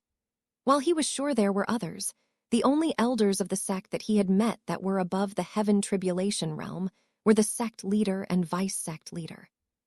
Even within my sect, elders above the heaven tribulation realm are very rare. These edlers must be using artifacts to hide their cultivation, but the vice-sect leader said those artifacts are quite expensive. I wonder why they're all doing this. John mused on the bizarre situation for a moment before throwing away such thoughts. The reasons were not that important to him right now. John followed the stream of cultivators into the building and arrived at the main lobby. While the library did not have attendants, the weapons hall did. There was money to be made here, and the sect would do everything in its power to collect that money and ensure nothing was stolen. John approached one of the attendants, who was just finishing a chat with another disciple. It was a man who appeared to be in his mid-30s, who had a thin mustache on his face. His eyes locked onto John as he noticed him approaching. "What weapon do you desire?" the man asked. His tone was not as friendly as John was used to from an attendant, but he expected such things. The Blood Fiend sect was not a place of cheer and welcoming. "Scythes, Meridian forging scythes," John replied, getting straight to what he wanted. "Meridian forging scythes," the man replied in a questioning tone, while he inspected John up and down. Meridian forging weapons were quite expensive and were not something most core formation disciples could afford. John rolled his eyes at the situation, as he had encountered this before. There was only one way to get through to these kinds of people. A spatial ring appeared in John's hand, which he flicked over to the man. The man caught the ring and quickly inspected it. His eyes lit up, and he quickly put away the ring as he looked back towards John, this time with a lot more respect. "I will personally guide you to the area. Follow me," the man said. John nodded his head and followed behind the man. The attendant led him up the stairs to the 4th floor, which was guarded by 2 Meridian forging guards. The guards moved to halt the newcomers, but stopped when they saw the attendant leading the way. John followed the attendant past the guards and onto the 4th floor. An expansive room, hundreds of yards wide and long, came into his view. There were hundreds of individual pedestals, each holding a singular weapon. Clearly, weapons of this quality were highly valued, and each was given the respect it deserved. John's eyes swept across the room and quickly lit up as he spotted what he was here for. Scythes, and nearly 50 of them. This place truly is a scythe paradise. The attendant noticed John's eyes light up, but only smiled as he walked towards the weapons. John followed closely behind, and they quickly arrived by the scythes. The scythes ranged in shapes, materials, and colors, giving each a unique look. John began to closely inspect the scythes, as the attendant explained the unique aspects of each one he was looking at. Each scythe radiated quite an impressive aura, and John could clearly tell that they were far above his current scythe in quality and power. There were several that caught his eye, but he didn't want to settle until he had inspected them all. After inspecting 30 scythes, John arrived in front of another, which was pitch black in color. It radiated an incredibly fearsome and unique aura, and he could quickly tell that it was the most impressive one so far. The attendant noticed John's gaze of desire. "Ah, you have a good eye. That's the scythe of anguish, named so by its creator as it instills anguish in the hearts of all who see it," the attendant explained. John looked at the scythe with desire as he set his heart on having it. "This is the scythe I want. Unfortunately, it's not up to me to decide if you can wield this The attendant's voice cut off as John reached out and picked up the weapon. A strange, sharp energy immediately entered his body, fighting against him with all its might. Chapter 332, "I'll take it, what the hell?" John blurted out as the strange energy invaded his body. It had entered from his palm, and it clearly came from the scythe itself. A shrill cry pierced into John's mind, and the weapon attempted to break free from his grip. John grit his teeth as he struggled against this energy. His mind focused on bringing the energy under his control, while his soul ignored the piercing pain from the shrill cries. "Let go, you are not worthy. Let go." These words seemed to echo within his mind like war drums, and attempted to overwhelm his will and force him to obey. It was unlike anything he had ever felt before, as if the energy had its own will and soul. However, this was not John's first experience with dealing with rampaging energy within his body, and so he knew exactly what he had to do. "HMPH, I've conquered energies far more powerful and frightening than you. You will obey." His essence chi and soul power suddenly flared with great power within his own body, slamming against the mysterious energy. At the same time, his tremendous willpower resisted the shrill cries in his mind. His willpower flared out so powerfully that it overwhelmed the shrill cries, to the point where it felt like it was the one being overwhelmed. The mysterious energy continued to be rapidly subdued by John's own power, until it was nothing more than a flickering candle in the wind. With a single burst of power, John knew he was able to snuff this energy out for good. Another shrill cry echoed within his mind, but this time it was much more meek, as if it had lost all its power. The weapon stopped shaking in his hand and became completely still. The resistance he felt from the weapon disappeared, and his affinity towards it suddenly seemed to increase by leaps and bounds. John had never heard of such a thing, and looked towards the attendant with a slight look of confusion on his face.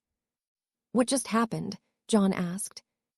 The attendant looked back at him with a dumbfounded look on his face, as if he had seen the most unbelievable thing. After a few seconds of stunned stupor, the attendant snapped out of it and cleared his throat. He looked down at the scythe in John's hands and reached out after a moment to touch the handle. "Ouch!" the man yammered out as he quickly recoiled his hand. After shaking his hands a few times, he looked at John with an even more astonished expression. "You don't know what you just did?" the man asked, replying to John's question. "Nope. What was the strange energy that just invaded my body?" John asked. The man took a moment to recover himself before he answered John's question. "That energy was the energy of an artifact spirit, or a pseudo-artifact spirit to be more precise," the attendant replied. "Artifact spirit," John exclaimed. He had heard of artifact spirits before, but it was usually related to incredibly profound and ancient items. He had run into the artifact spirit within the Elysian Lightning World trial, but that was the only artifact spirit he had come across. He also thought of the strange beast within the ancient temple trials, but didn't know if the beast constituted a normal spirit or an artifact spirit. "A pseudo-artifact spirit," the man once again clarified. "However, it's almost unheard of for a core formation cultivator to be able to subdue one. Over 100 meridian forging experts have tried their hand at subduing this weapon, to no avail." John looked back towards the scythe in his hand as he listened to the man's explanation. So it was an artifact spirit. No wonder it felt like it had a will of its own. "How come I've never heard of artifact spirits being placed in weapons before?" John asked as he looked back towards the man. "Artifact spirits are almost exclusively reserved for heaven tribulation grade weapons and above," the man explained. "Artifact spirits require heavenly energy to be created, and only heaven tribulation grade weapons and above are capable of containing such energy." John cocked his head to the side as he heard this. "Why's that?" "Couldn't you just make a meridian forging grade weapon with incredibly rare materials and house an artifact spirit?" The man chuckled slightly as he heard this, as clearly John was not well versed in weapon creation and artifact spirits. A heaven tribulation grade weapon is not only so due to its rare materials used, but also the fact that the weapon itself transcends a heavenly tribulation itself, the man explained. "What? Weapons have tribulations as well?" John replied, shocked by the man's response. He had never heard of such a thing. "Indeed," the man replied. "If a weapon, formation, or any item nears the level that the heavens deem worthy of note, they go through a tribulation as well. Items deemed worthy are imbued with heavenly energy, transforming them to new heights, while items that do not transcend are destroyed," the man explained. John stood there in silence as he listened to the man's explanation. He was learning quite valuable information regarding weapon creation. Only after ascending their own tribulation do weapons become capable of housing artifact spirits. The only exception are pseudo-artifact spirits, which are not truly 100% sentient. These types of spirits can be infused into meridian forging grade weapons, but only the ones made of the absolute highest grade materials, the man explained. He pointed to the scythe in John's hands. "That scythe you're holding is made from onyxite ore, which is profound enough to make heaven tribulation grade weapons. However, the creator of this weapon kept it below the level of a heaven tribulation grade weapon, and thus infused a pseudo-artifact spirit into it." The man continued his explanation. John glanced at the weapon in his hands as he inspected it closely. It was as if his mind was linked with the weapon itself, making it much more natural to wield.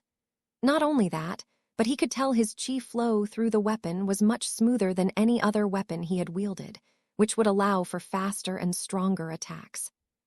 A smile formed on his face as he held the weapon firmly in his hand. While the material itself was not as profound as his battle axe, the artifact spirit would make up for that difference and raise its power to the same level. He glanced at the price tag, located at the top of the pedestal housing the weapon, which read 800,000 spirit crystals, before glancing back at the man with a content look on his face. "I'll take it." Chapter 333, Cultivation. Shrouding the man smiled as he heard John say this. He didn't expect him not to want the weapon after subduing it, but he was unsure if John truly had the money to pay for it. "Excellent," the man replied. John threw him a spatial ring, which contained 800,000 spirit crystals. Although it was a hefty sum for a weapon, it was well worth it. The weapon would last him all the way through the Meridian Forging realm and would even be useful in the Heaven Tribulation realm as well. With the money he had fleeced from Thunderpill, as well as the money he had found in the Spirit Crystal Cave, John had over 10 million spirit crystals to his name, and so money was not a huge concern of his. The man happily caught the ring and inspected its contents before putting it away. His smile grew larger as he looked at John. "Are there any other weapons you're interested in?" the man asked. "No, that's it for now," John replied. He had accomplished what he came here for. The man frowned as he heard this, but quickly put his smile back on his face. "Surely you must have your eye on something else. A dagger, perhaps, or a bow. A strong-looking boy like you must have a fancy for a powerful weapon, like an axe or a greatsword," the man replied as he stepped in front of John. John shook his head and walked around the man. "Thanks, but no thanks. I'll be heading off now." The man frowned but said didn't argue back. He had identified John as being quite rich and was hopping to make more money off of him. However, John had shot him down completely. "Oh, there is one thing," John suddenly said as he turned around. The man's face lit up but quickly soured as he heard John's question. "Do you happen to know why the elders of our sect wear cultivation shrouding artifacts?" John asked. "I do not." The man's response was quick, but John could tell that he was not lying.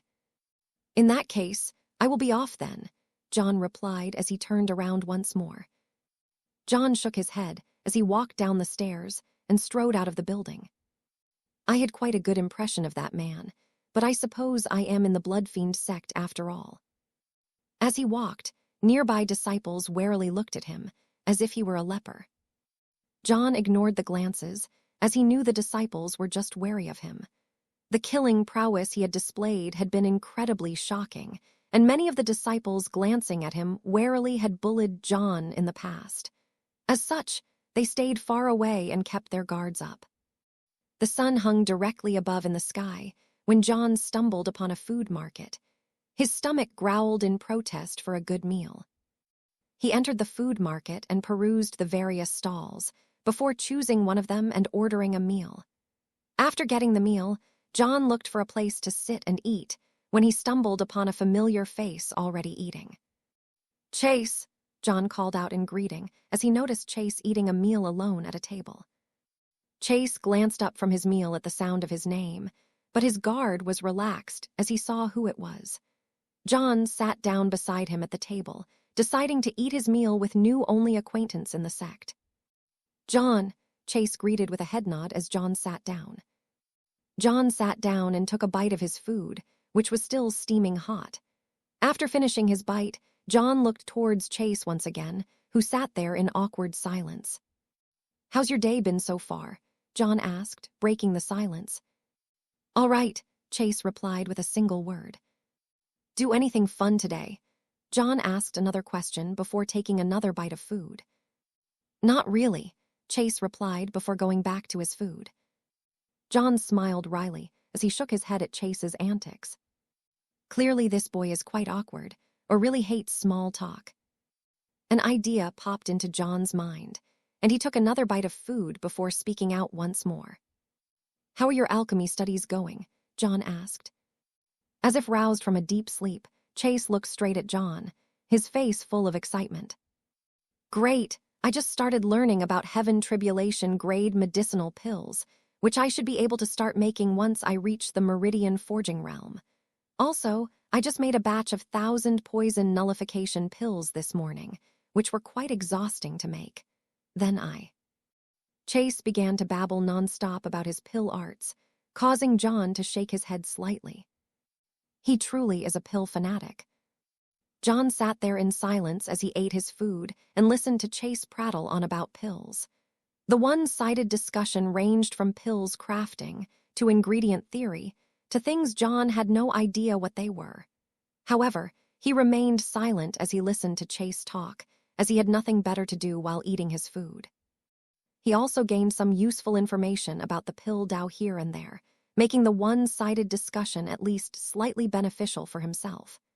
After talking for nearly half an hour straight, Chase finally realized what he had been doing and became silent. Sorry, I prattled on about the pill Tao again, Chase apologized. Don't worry about it, John replied. I learned some useful things from it. John had long since finished his food and was about to stand up and part ways with Chase when a question that had been burning in his mind came forward once more.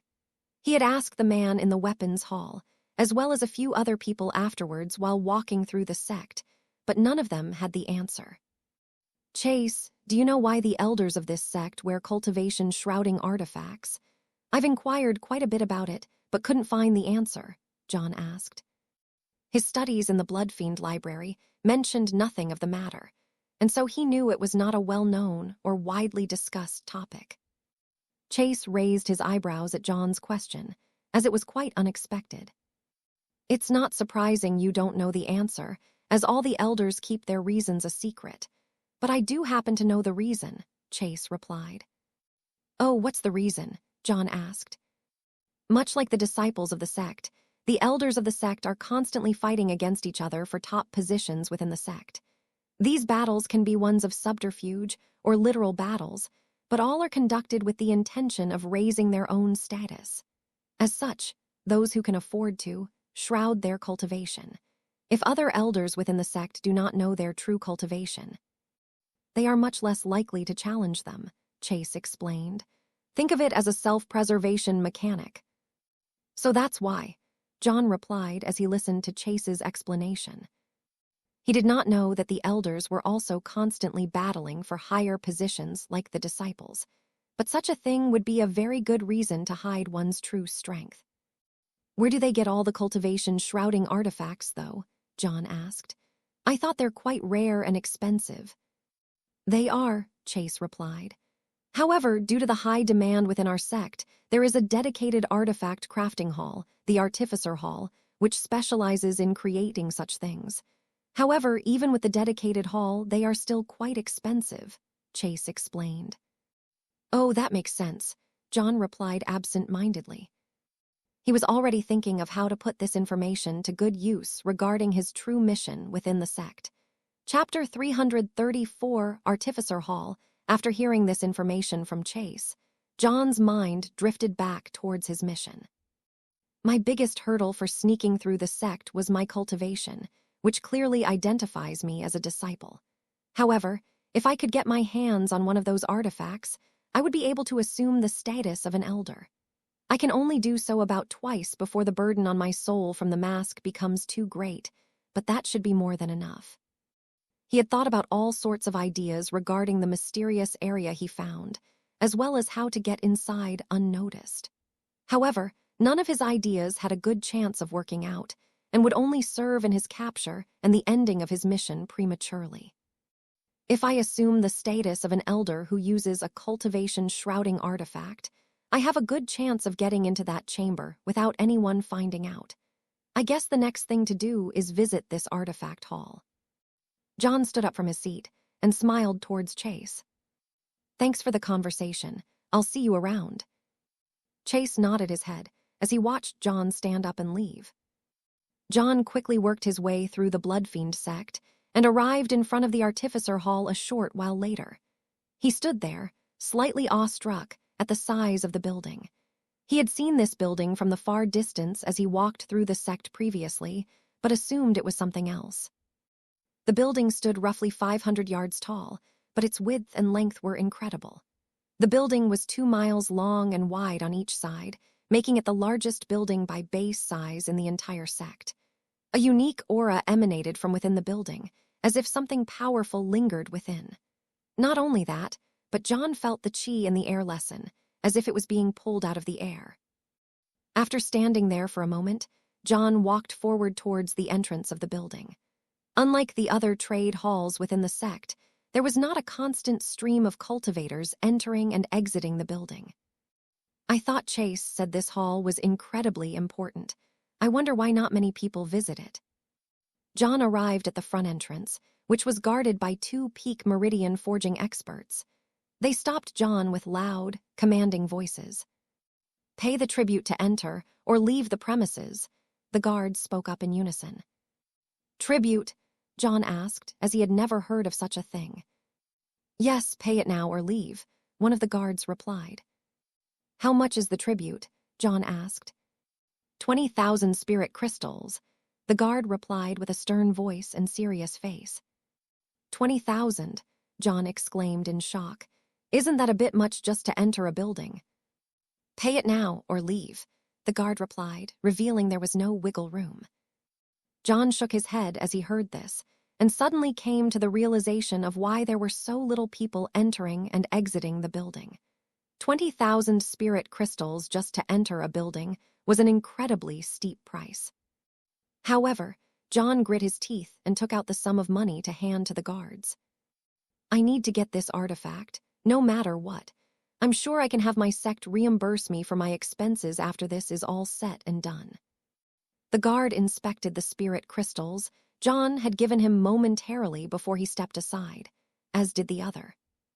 "You may enter," the guard stated. John strode past the 2 guards, who quickly reformed their close guard of the entrance. He entered the building, which led not to the main lobby, but instead was a long hallway. The hallway was 20 yards wide and tall, and was incredibly detailed. In fact, the ornate carvings on the wall were more detailed than any other building he had seen on the Yuan Continent, making it look incredibly regal and grand. "Seems like this hall is well off with money," John mused as he walked deeper into the building. He occasionally passed by an elder leaving, who looked at John with slight surprise. A disciple having the expendable funds to enter this building was quite rare. John ignored those stares as he walked, and after nearly 200 yards, he finally arrived in the main lobby. His eyes once again opened wide at the sight before him. The interior of the building was completely hollow and stretched for 1.5 miles in each direction. The ceiling, hundreds of yards above, was completely covered in thousands of formation lines, as were the walls and floor. The formation lines glowed with incredible power and seemed to be siphoning the nearby chi in the air. So this was the mysterious power I felt emanating from the building, as well as the reason why the chi in the air feels thin here. His gaze shifted, focusing on what he could see within this massive room. Dozens of elders, clad in blood-red robes with blue formation line designs all over, were going about their work. There were several different areas, which seemed to be separated from each other by translucent barrier formations. Each section had different formation lines on the ground, which seemed to have different purposes. The formation lines on the ground resonated with the chi siphoning lines on the wall and ceiling, which formed stunning designs of chi in the air. The designs were formation runes themselves, which seemed to be concentrating power in the air above the elders. Boom! A loud boom suddenly echoed out, catching John's attention. In one of the sections, the aerial formation runes began to fade, as a small artifact was revealed within. The artifact floated to the ground below, which was caught by an elder. The elder stored the artifact, before the section once again began to work on the next artifact. Aerial formation runes made of chi sprung up once again as the process began anew. John stood there in stunned silence as he watched this all take place. After quite some time, he snapped out of it. Incredible. Chapter 335, Obtaining a shrouding artifact after watching the artifacts be made before him, John could start to understand why they were so expensive. The building itself was absolutely incredible and must have cost an incredible amount of money to construct. Each formation rune was incredibly detailed, with hundreds of formation lines making up each rune. They covered the entire interior of the building and seemed to take nearly a dozen elders to operate a single artifact crafting station.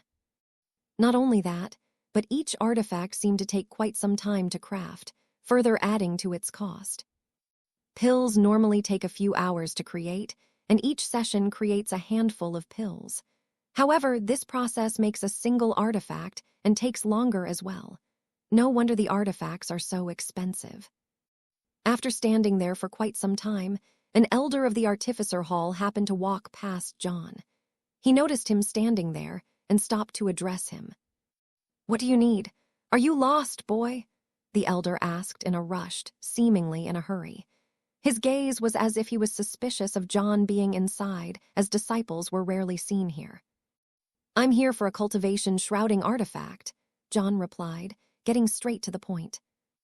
He had no reason to hide that he would obtain one, as no one would ever be able to guess that he also had a flawless mask which could perfectly disguise his features.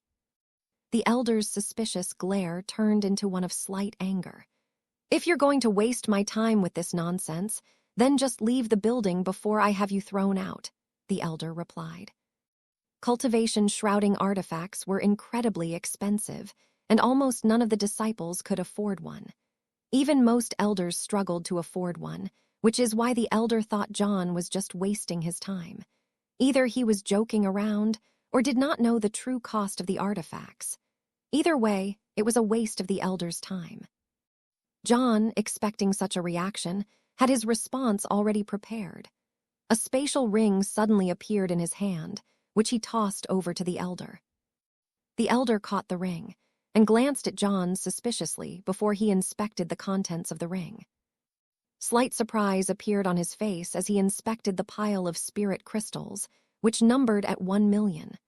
However, he tossed the ring back to John as if he was uninterested.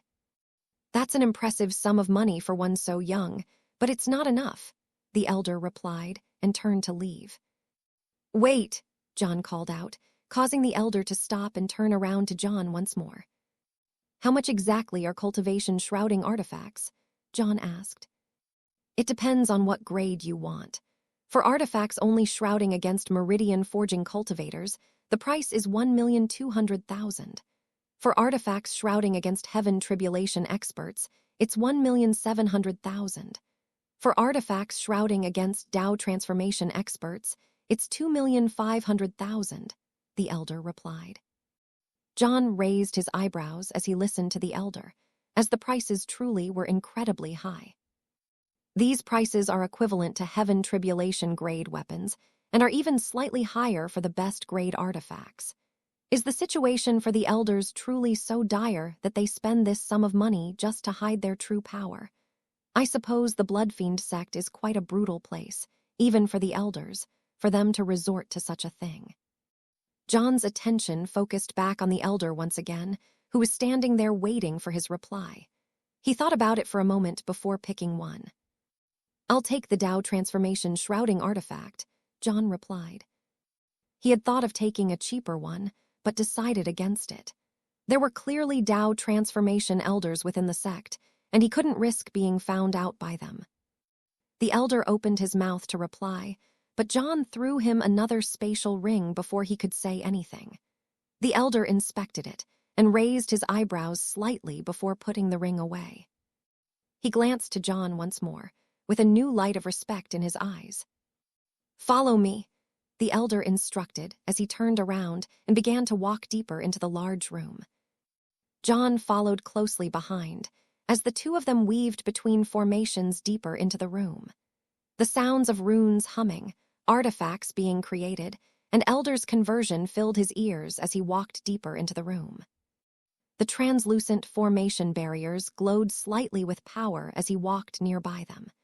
The elder eventually approached one of the translucent barriers and raised his hand to a certain point of it. A small stream of chi left his hand and entered the barrier, at which point an opening in the barrier formed. He turned to John. "Wait here." After saying these words, the elder strode into the barrier and approached one of the other elders. They exchanged some words, and the other elder took out an item from his spatial ring. He handed it to the first elder, and the elder handed him the spatial ring John had given him. After some more words were exchanged, the elder left the formation and returned to John. He handed him the item he had just obtained. One cultivation shrouding artifact at the Tao transformation grade, freshly created just this morning. John grabbed the item, which was a circular band several inches across. There were exquisite runes on both sides of the bands, which glowed brilliantly. He could tell the item was incredible, and a smile appeared on his face. He thanked the elder for his service and quickly strode out of the building. The item was a wristband, which easily fit on his arm, and after injecting some chi into it, constricted the band to fit perfectly on his wrist. The artifact then slowly but surely disappeared from sight, making it appear as if nothing was on his wrist. However, John could still feel his connection to the artifact, as well as the ability to activate it, which would shroud his cultivation level from all who inspected him. Spending 2.5 million spirit crystals is enough to make me cry, but the cost was worth it. Tonight, I start my infiltration. Chapter 336. Infiltration. Night settled over the Bloodfiend sect, bathing it in its usual ominous darkness. In a forest near a cliffside, a lone person was leaning against a tree while casually looking into the distance. In the distance, a large group of people were walking towards the cliffside. Most were dirty, chained, and had looks of despair on their faces as they were led to the base of the cliff. The leading person chanted a few words while placing his hand on the door, at which point the glowing formation lines appeared upon the cliff. After a short moment, the formation lines outlined a doorway, which parted aside, revealing a glowing tunnel within. "Enter now." A loud shout commanded the group, which quickly disappeared into the tunnel. After all had entered, the tunnel closed, once again returning the base of the cliff to normal. "Seems like they're at it again," John mused while watching the proceedings from within the forest.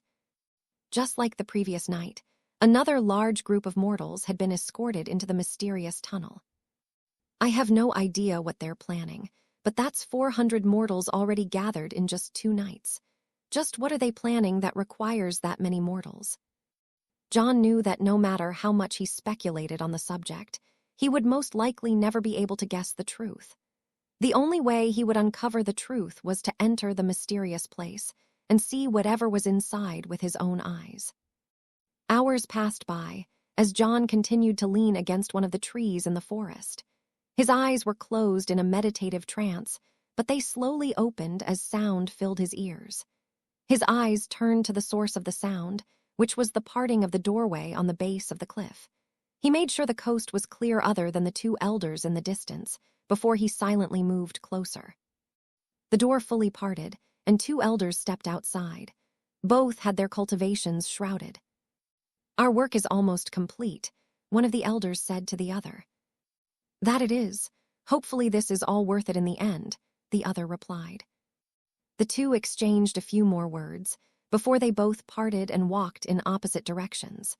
As the 2 elders left, a head poked out from behind a large boulder some 30 yards away. After a brief inspection of both elders, John made up his mind. "That one, his body size and demeanor is most like mine." John slipped back behind the boulder and focused his mind on the face of the elder. He felt a tug on his soul, as a small portion of it was siphoned from his soul to the mask he was wearing. The feeling sent a shiver down John's spine, as well as a tinge of pain. "No matter how many times I do this, I'll never get used to the feeling." John felt as if a small part of himself had been lost, but ignored the feeling. "I'll be able to restore this soul damage later on. The important part is to focus on the mission." At the same time, the circular band on John's wrist glowed for a moment before disappearing. As this happened, his cultivation, which was at the core formation realm, disappeared, making it so that others could not detect his cultivation. He used his divine sense to inspect himself and nodded his head in approval. I look just like that, Elder. This should work. John waited 15 more minutes to make sure that the coast was clear and that the Elder would not return like the one did last night. After waiting for 15 minutes, the nearby area remained empty. Now's the time. John stepped out from behind the boulder and did one last check to make sure the area was empty. After one final confirmation, he walked up to the base of the cliff. Even standing just feet away, I still can't detect the formation. They really went all out on it. John placed his hand on the cliffside, where he had seen the elders do so, and chanted the words he had heard. All blood belongs to the blood fiend. Boom. A muffled boom echoed out as the formation lines on the cliffside began to part. John took a step back as the stone doorway moved aside before a glowing tunnel entered his vision. The tunnel stretched down into the earth at a steep angle and was only illuminated by torches that hung on the side of the walls. The tunnel seemed to stretch down for hundreds of yards, and a bright glow appeared at the base of it. John took a deep breath before taking a step forward and stepping into the tunnel. He began to walk down it, and as soon as he entered, the doorway behind him began to close. On the side of the tunnel, a small formation disc, no larger than a hand, glowed as well while the door closed. When the door closed, the disc faded. I hope that formation disc on the wall is used to exit this tunnel, or I might be stuck.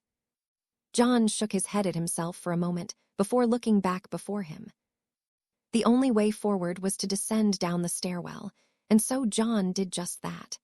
As he moved forward, the glow emanating from the bottom of the tunnel began to glow brighter and brighter. At the same time, agonized screams and loud shouts also began to fill John's ears, just like they had the previous night. John steeled his nerves, as well as his mind, for whatever was at the base of the tunnel. I'm here to uncover the truth, and nothing more. No matter what I see down there, I have to maintain my composure and not to anything stupid. He took one last deep breath before continuing down the tunnel. After nearly 800 yards, he finally reached the bottom step. There were 2 elders standing there, both with their cultivations shrouded. They looked towards John as he arrived and seemed to be acting as guards. Elder Koza, you just left. Why have you returned already? Chapter 337, Cauldron, Elder Koza, you just left.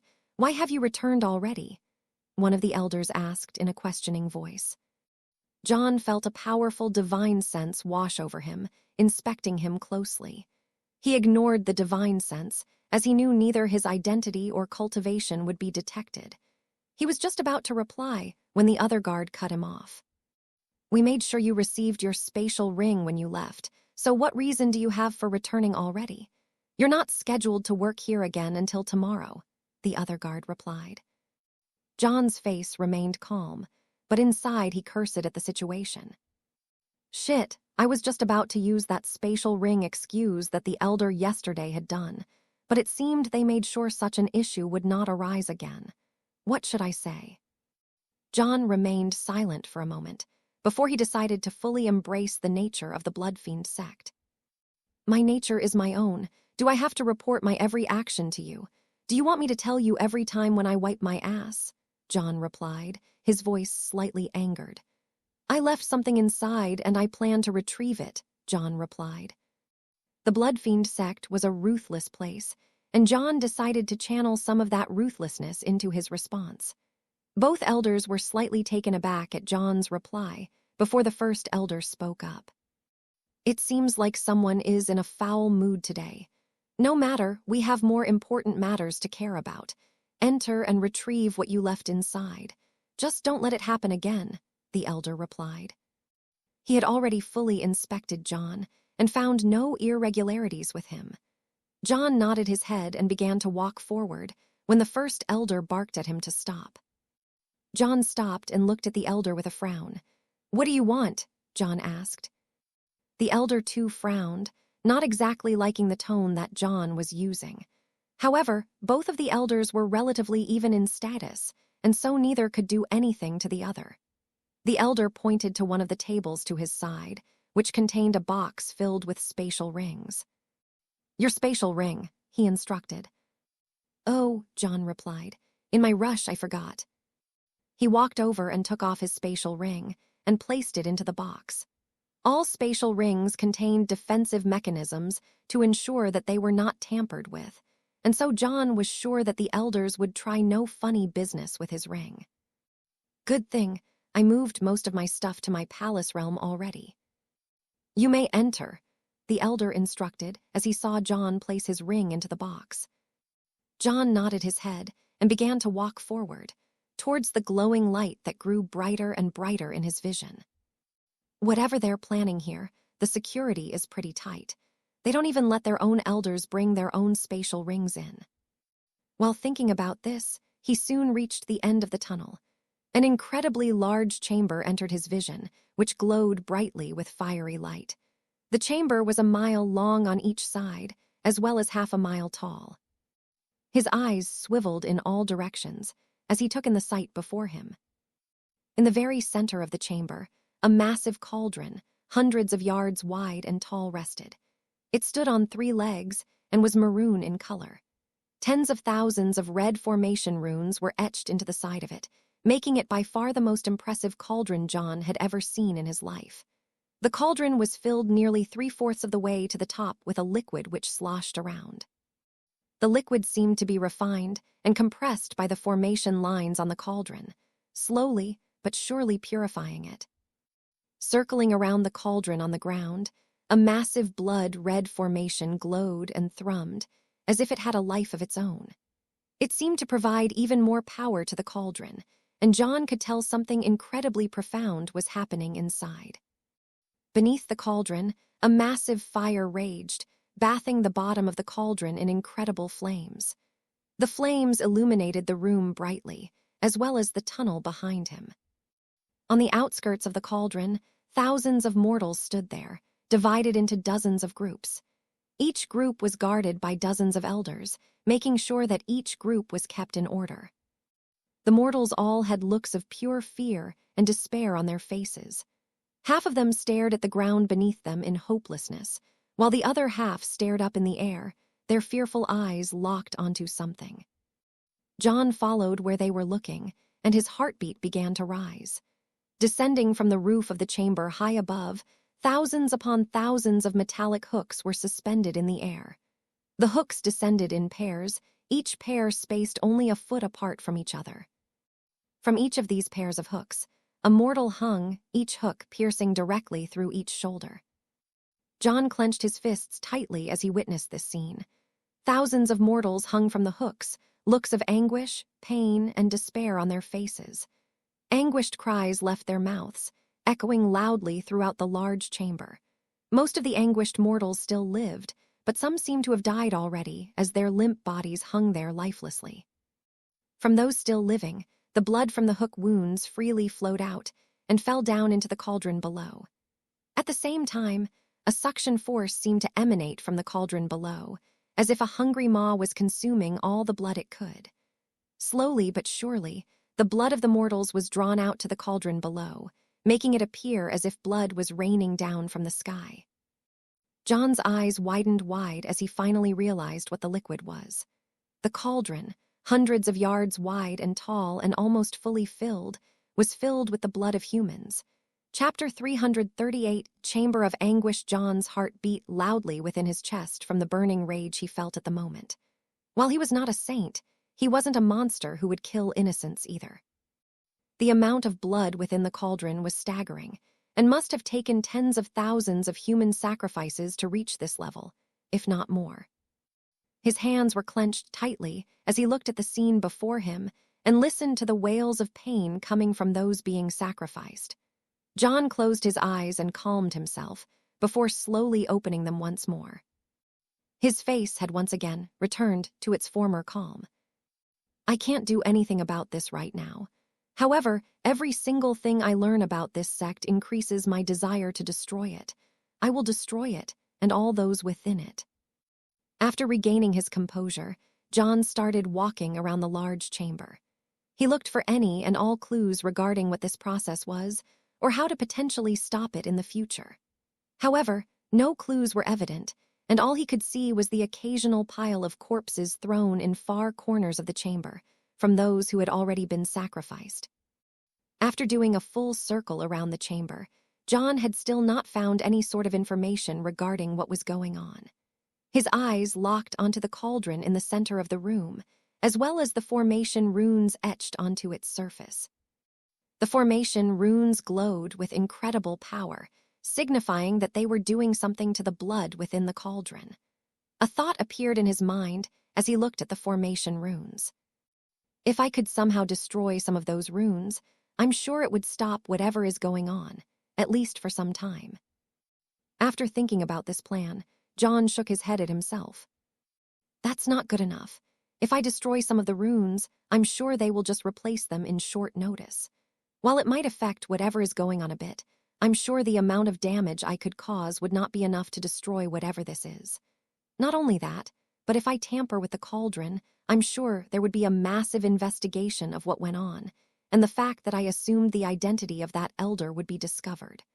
While they wouldn't know it was me. They would know that there was someone capable of disguising themselves as another. If that happened, my mission would most likely be over once everyone is thoroughly investigated. With this in mind, he decided not to take any drastic actions at the moment. His gaze once again lingered on the cauldron and the blood within. Even from the distance he was standing at, John felt a thin connection with the blood. With just a thought, he would be able to draw it into his palace realm. However, such a thing was mostly useless.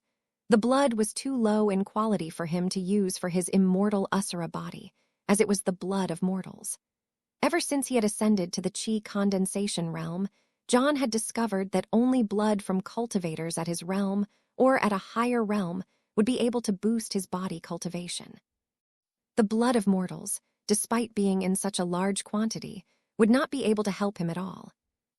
At the same time, if he siphoned the blood from the cauldron right now, it would not only raise the guard of the sect that something was amiss, but also require the blood of more innocents to complete whatever was going on here. John continued to rack his mind for solutions to this problem, but was unable to come up with anything. I could inform Thunderson by crushing the talisman and having him arrive, but I still don't know what the plan of the Bloodfiend sect is. Thunderson instructed me to discover their plans, not save some mortals. Until I figure out what is going on, I can't crush the talisman, regardless of how angry this scene makes me. John continued to walk around the chamber for some time, investigating its interior while looking as natural as possible. He was stopped by some elders for casual small talk, but he kept the conversations as brief as possible. I guess I can't stall any longer, or the two guard elders will get suspicious. I'll leave for now, but at least now I know where part of the Bloodfiend sect's plans are being carried out. With this in mind, John turned and walked to the exit of the chamber. The screams of those hanging from the hooks above had grown quieter and quieter, until not a whimper was heard. "This batch is done," one of the elders shouted loudly. "Put the next batch up." At his command, several elders flew up into the sky above the cauldron and removed the dead mortals from the hooks. After this was done, the other elders grabbed the living mortals on the ground and began to fly them up towards the hooks. The mortals screamed in fear and despair, but were powerless to stop what was going on. Before long, 1,000 new mortals were thrown on the hooks, each screaming out in anguished pain as the hooks pierced through their flesh. John watched this process be carried out as he arrived at the exit of the chamber. His eyes turned completely cold, but his face remained calm as he burned the scene into his mind. He made a silent pledge in his heart to have all those within this sect suffer for their actions before he turned around and left. The anguished cries of those he made the vow to echoed within his mind as he left the chamber. "Did you find what you were looking for?" one of the guard elders asked John as he returned to the entrance. "I did," John replied with a short response as he walked past the guards and up onto the stairs.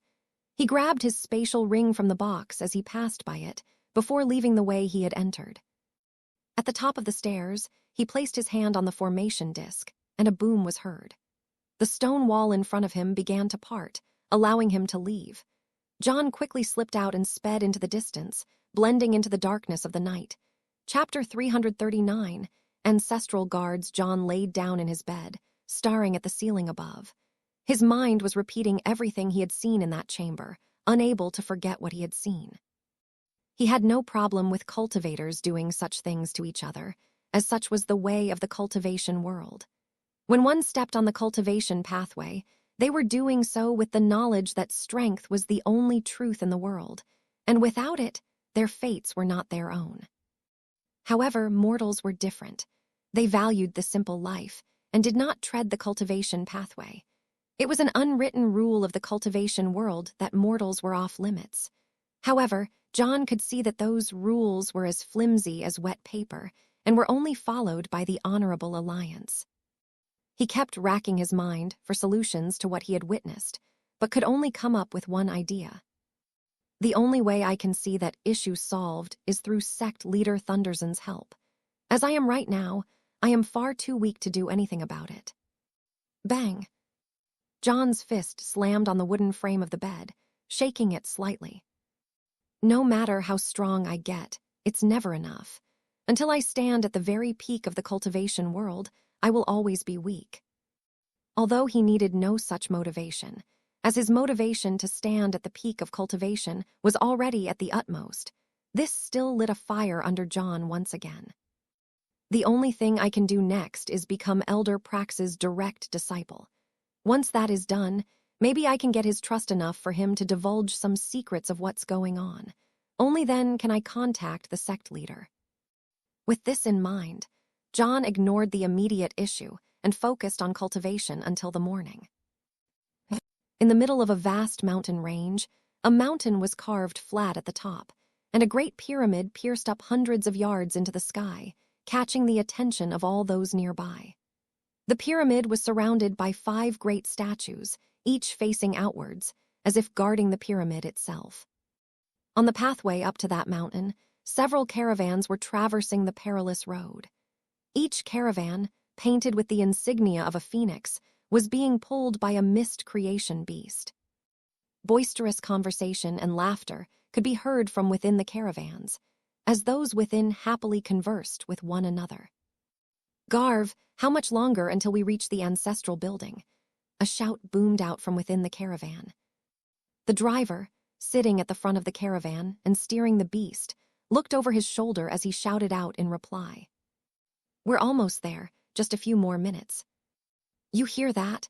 Just a few more minutes, and then we get to lay our eyes on the grand ancestral building once again," a man inside the lead caravan boomed out in joy. "Right, no matter how many times I see it, it still instills awe in me," another man within replied. "Daniel, how long is our guard duty this time around?" a woman within the caravan suddenly asked. "It should be around 4 months this time around, before the next guard duty comes to replace us," the man who had spoken up first replied. "Let's just hope that the Crimson Valley sect doesn't try anything," the woman replied. "They've been getting more and more brazen with their actions." "We'll be fine. If they try anything, we'll just teach them a lesson," Daniel replied, his voice filled with confidence. His cultivation was at the middle core formation realm, and he was one of the strongest warriors within the Fenix clan.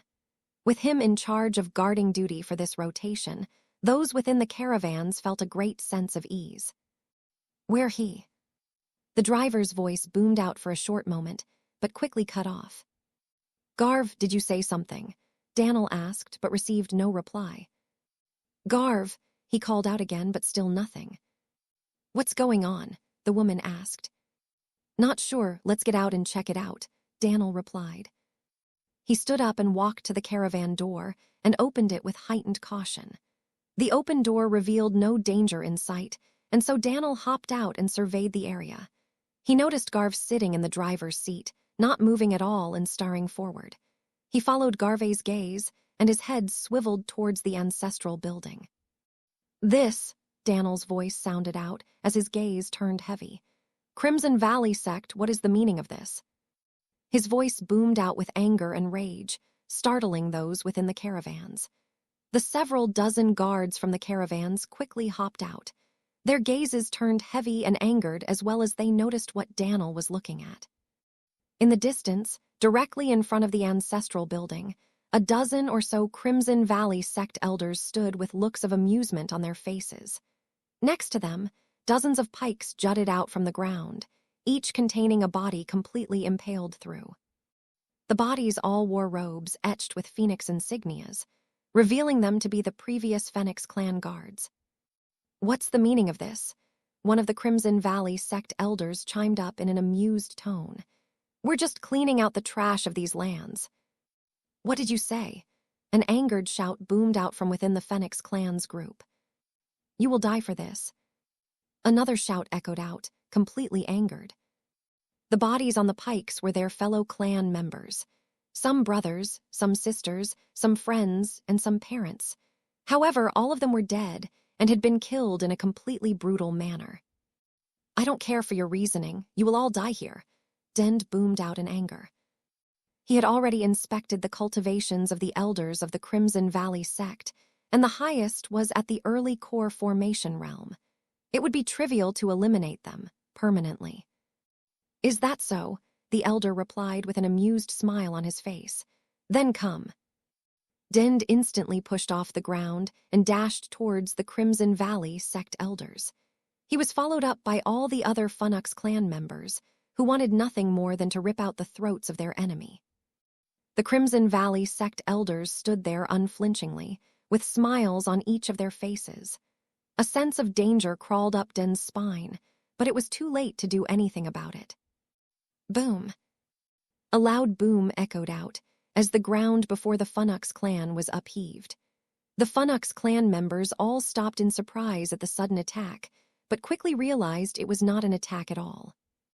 Den stared forward, eyes wide, as the dust faded, revealing the source of the sound. A middle-aged man stood there, clad in blood-red robes.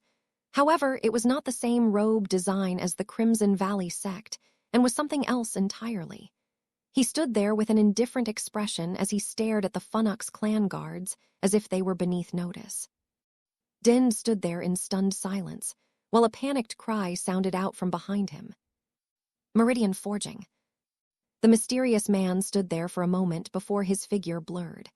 Agonized cries echoed out from the mountaintop for a short while, before silence once again descended on the mountain. Chapter 340, Patriarch's Instructions, Those Bastards. An angered shout boomed loudly within a gathering hall as a fist slammed down on a table. There were over a dozen people within this room, who were looking towards the one who had just slammed his fist.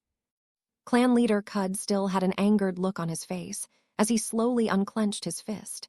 Behind him, an opaque drape revealed a seated figure, sitting there in silence. As if to mock them further, the Crimson Valley sect had sent several of the guards' heads back to the Funux clan, not concerned at all about the consequences. "Clan leader Cud, let us go to war with the Crimson Valley sect. Their actions have crossed the line this time," a passionate yell echoed within the gathering hall. "That's right, we can't sit idly anymore," another yell boomed out. Several more yells of agreement echoed out, but were silenced as a figure from behind the drapes spoke out. "Such decisions cannot be made lightly." "Patriarch," the first person spoke out as he heard the Patriarch's voice. "The Crimson Valley sect killed our fellow clan members. They must be avenged. We must take back the ancestral grounds." Several others in the room nodded their heads in agreement and waited on bated breath for the Patriarch's response. Silence filled the room for a moment before he spoke up once more. "I have received some troubling news recently." The Patriarch's commanding voice filled the room. "It appears as thought the Crimson Valley sect has sold themselves to the Blood Fund sect." "What? Are you sure? Who told you such things?" Many surprised shouts echoed within the hall, filling it with a boisterous uproar. Clan leader Cud raised his hand, gesturing for silence. The elders within the room realized they had acted out of line and quieted down to let the Patriarch speak. "My source is not important, only that it is a valid source. The Crimson Valley sect has sold themselves to the Blood Fund sect, and have used the pocket realm as payment. The Blood Fund sect has set their eyes on the pocket realm entrance and will claim it as their own, the patriarch explained. A deafening silence filled the room upon hearing this. The Blood Fund sect was far beyond what the Funux clan was capable of going against. Just a random elder would be able to raze the Funux clan to the ground. The only reason this had not happened yet is that the Funux clan was in a remote, barren area for cultivation, and was not worth the hassle to destroy. However, with the pocket realm coming to light, things had changed. Such a thing was more than enticement enough for the Blood Fund sect to set its eyes on this barren land. As such, we will have to relinquish the rights to the pocket realm entrance. We do not have the power to fight the Blood Fund sect, and so this is the only course, the patriarch continued. The heads of the elders in the room drooped down, some in anger and others in depression. The pocket realm was an ancestral right that had been in the clan for generations and was now no longer a part of the clan. Hopefully, this will be enough to sate the Blood Fund sect's appetite and that they do not turn their eyes on our clan as well. Keep this information secret. Do not divulge it within the clan. I do not want to cause further panic, the patriarch instructed. You are dismissed. The elders within the hall silently left, leaving only Cud and the patriarch behind. Cud waited for the last elders to leave before turning around to face the patriarch. Father, what are our next plans of action? Cud asked. For now, we wait and see what happens. We do not have the power to fight the Blood Fund sect ourselves. However, my information source has instructed me that as long as we do not provoke the Crimson Valley sect or Blood Fund sect, we should be safe, the patriarch replied. Is this related to that mysterious person that showed up that one night? The one who let us know John still lives? Cud asked. Indeed, she has reached out further and clarified the situation to me. Not only is John in the Holy Lands, but he has joined the Heavenly Lightning sect. What? He joined the Heavenly Lightning sect? Cud exclaimed in shock. He knew that John was in the Holy Lands, but did not know any further details. The patriarch nodded his head in confirmation. Not only that, but he seems to hold a fairly high importance to the Heavenly Lightning sect. That mysterious woman is acting as a protector of our clan, should the Blood Fund sect attack. However, she will only defend, and not seek out the Crimson Valley sect or the Blood Fund sect. As such, all we can do is bury our anger for now, the patriarch explained further. Cud descended into silence for some time, ruminating over everything he had heard. He raised his head after some time and looked at his father. Then at this point, we can only place our hopes in John. The patriarch nodded his head in agreement. At this point, he is our only hope to get out of this situation. John opened his eyes as sunlight crashed through the windows of his small cabin. He had been hard at work the past week, raising his cultivation, his proficiency with Blood Fund battle arts as much as possible, and also exploring the sect for more clues as to what was going on. However, he had not discovered any more information as to what was going on, disappointing him greatly. This constant grind exhausted him to the core, and he had fallen into a deep sleep. His tired and aching body felt completely refreshed, and he bounded off the bed with renewed vigor. He donned a new, fresh robe before walking outside. The bright sunlight crashed onto his face, illuminating his features. A smile lingered on his face as his determined eyes looked forward. It's finally the day of the biannual disciple battles, and my opportunity to become a direct disciple. Chupped 341 biannual placement battles, John took in a deep breath of crisp early morning air before he closed the door behind him and began to walk deeper into the sect. His housing was located near many of the other disciples, and he quickly spotted most of the other disciples also leaving for the biannual placement battles. As he ventured forward, the amount of disciples heading towards the martial arena steadily increased, and before long, a massive crowd was moving towards the arena.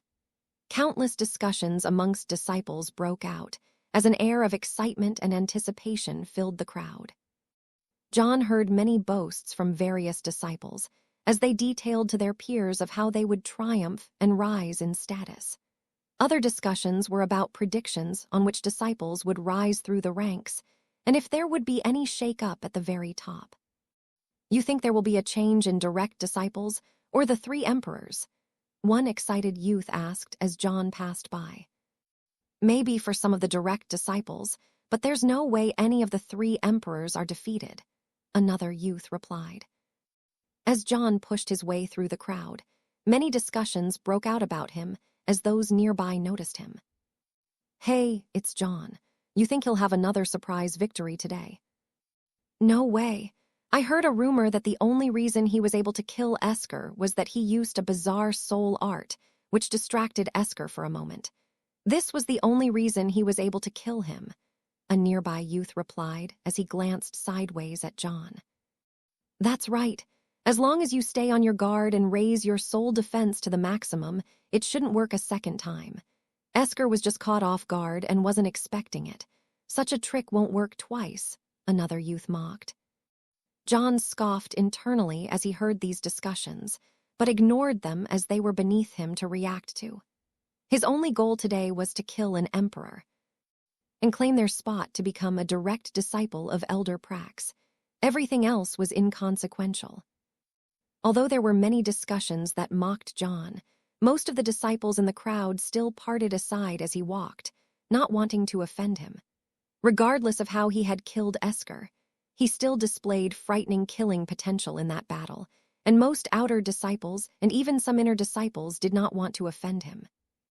The crowd continued to move in unison towards the martial arenas, and eventually arrived sometime later. The main arena, which could house up to several 100,000 spectators, was being used for the battles today. The arena was well over a mile in diameter, and the stands towered up high into the sky. At the front base of the arena, a grand entrance was opened for all to enter. The crowd steadily moved towards the entrance and began to flood into the arena. The flow of the crowd slowed down considerably as they were bottlenecked through the entrance, making the process take quite a long time. After standing in line for quite some time, John finally reached the entrance. "Look!" an excited cry echoed out nearby. "It's them." The crowd quickly turned into one of excitement and anticipation. Curious as to what was going on, John paused and turned around. The crowd behind him had begun to part to the sides, and before long, a long open channel was formed down the middle of the crowd. At the very end, three youths were walking forward, each carrying an air of arrogance around them. John's eyes narrowed slightly as he recognized one of them, Azalea. The two others he had never seen before, and were the replacements for the Blood Emperor and Sword Emperor, which had been killed in the ancient city.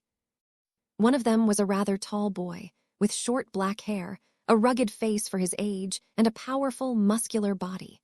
An aura of brute power emanated from him, surprising John slightly. Does he have an innate variant body? The other youth was of average height and had long, smooth black hair.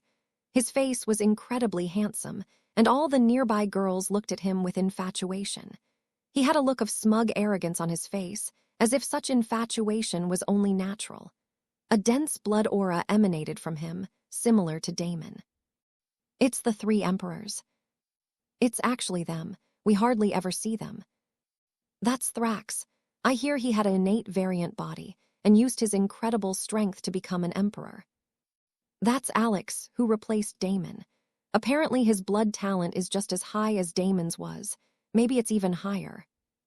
Excited discussions immediately sprung up within the crowd as the three emperors continued forward unhindered. They each acted as if such reverence was only natural, and John could only roll his eyes at this sight.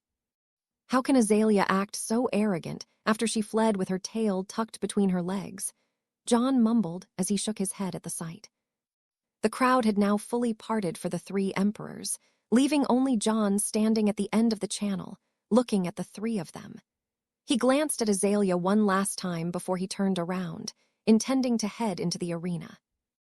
Now only several dozen yards away, the three emperors finally noticed John, who was facing away from them and walking into the arena. With him not standing to the side like everyone else, he was clearly saying that he didn't place the 3 emperors in his eyes. Azalea, as well as the muscular youth, frowned as they saw this, but it was the long-haired boy who spoke up. "You there, halt," the boy commanded. His tone was authoritative, as if his every command must be followed. John could tell that he was talking about him, and grumbled internally. "Seriously, I'm just walking into the arena and they find offense with it. These emperors truly are a pain in the ass," John grumbled internally. However, he decided to ignore the boy and continued to walk deeper into the arena entrance. The boy frowned as he saw this and slowly raised his finger.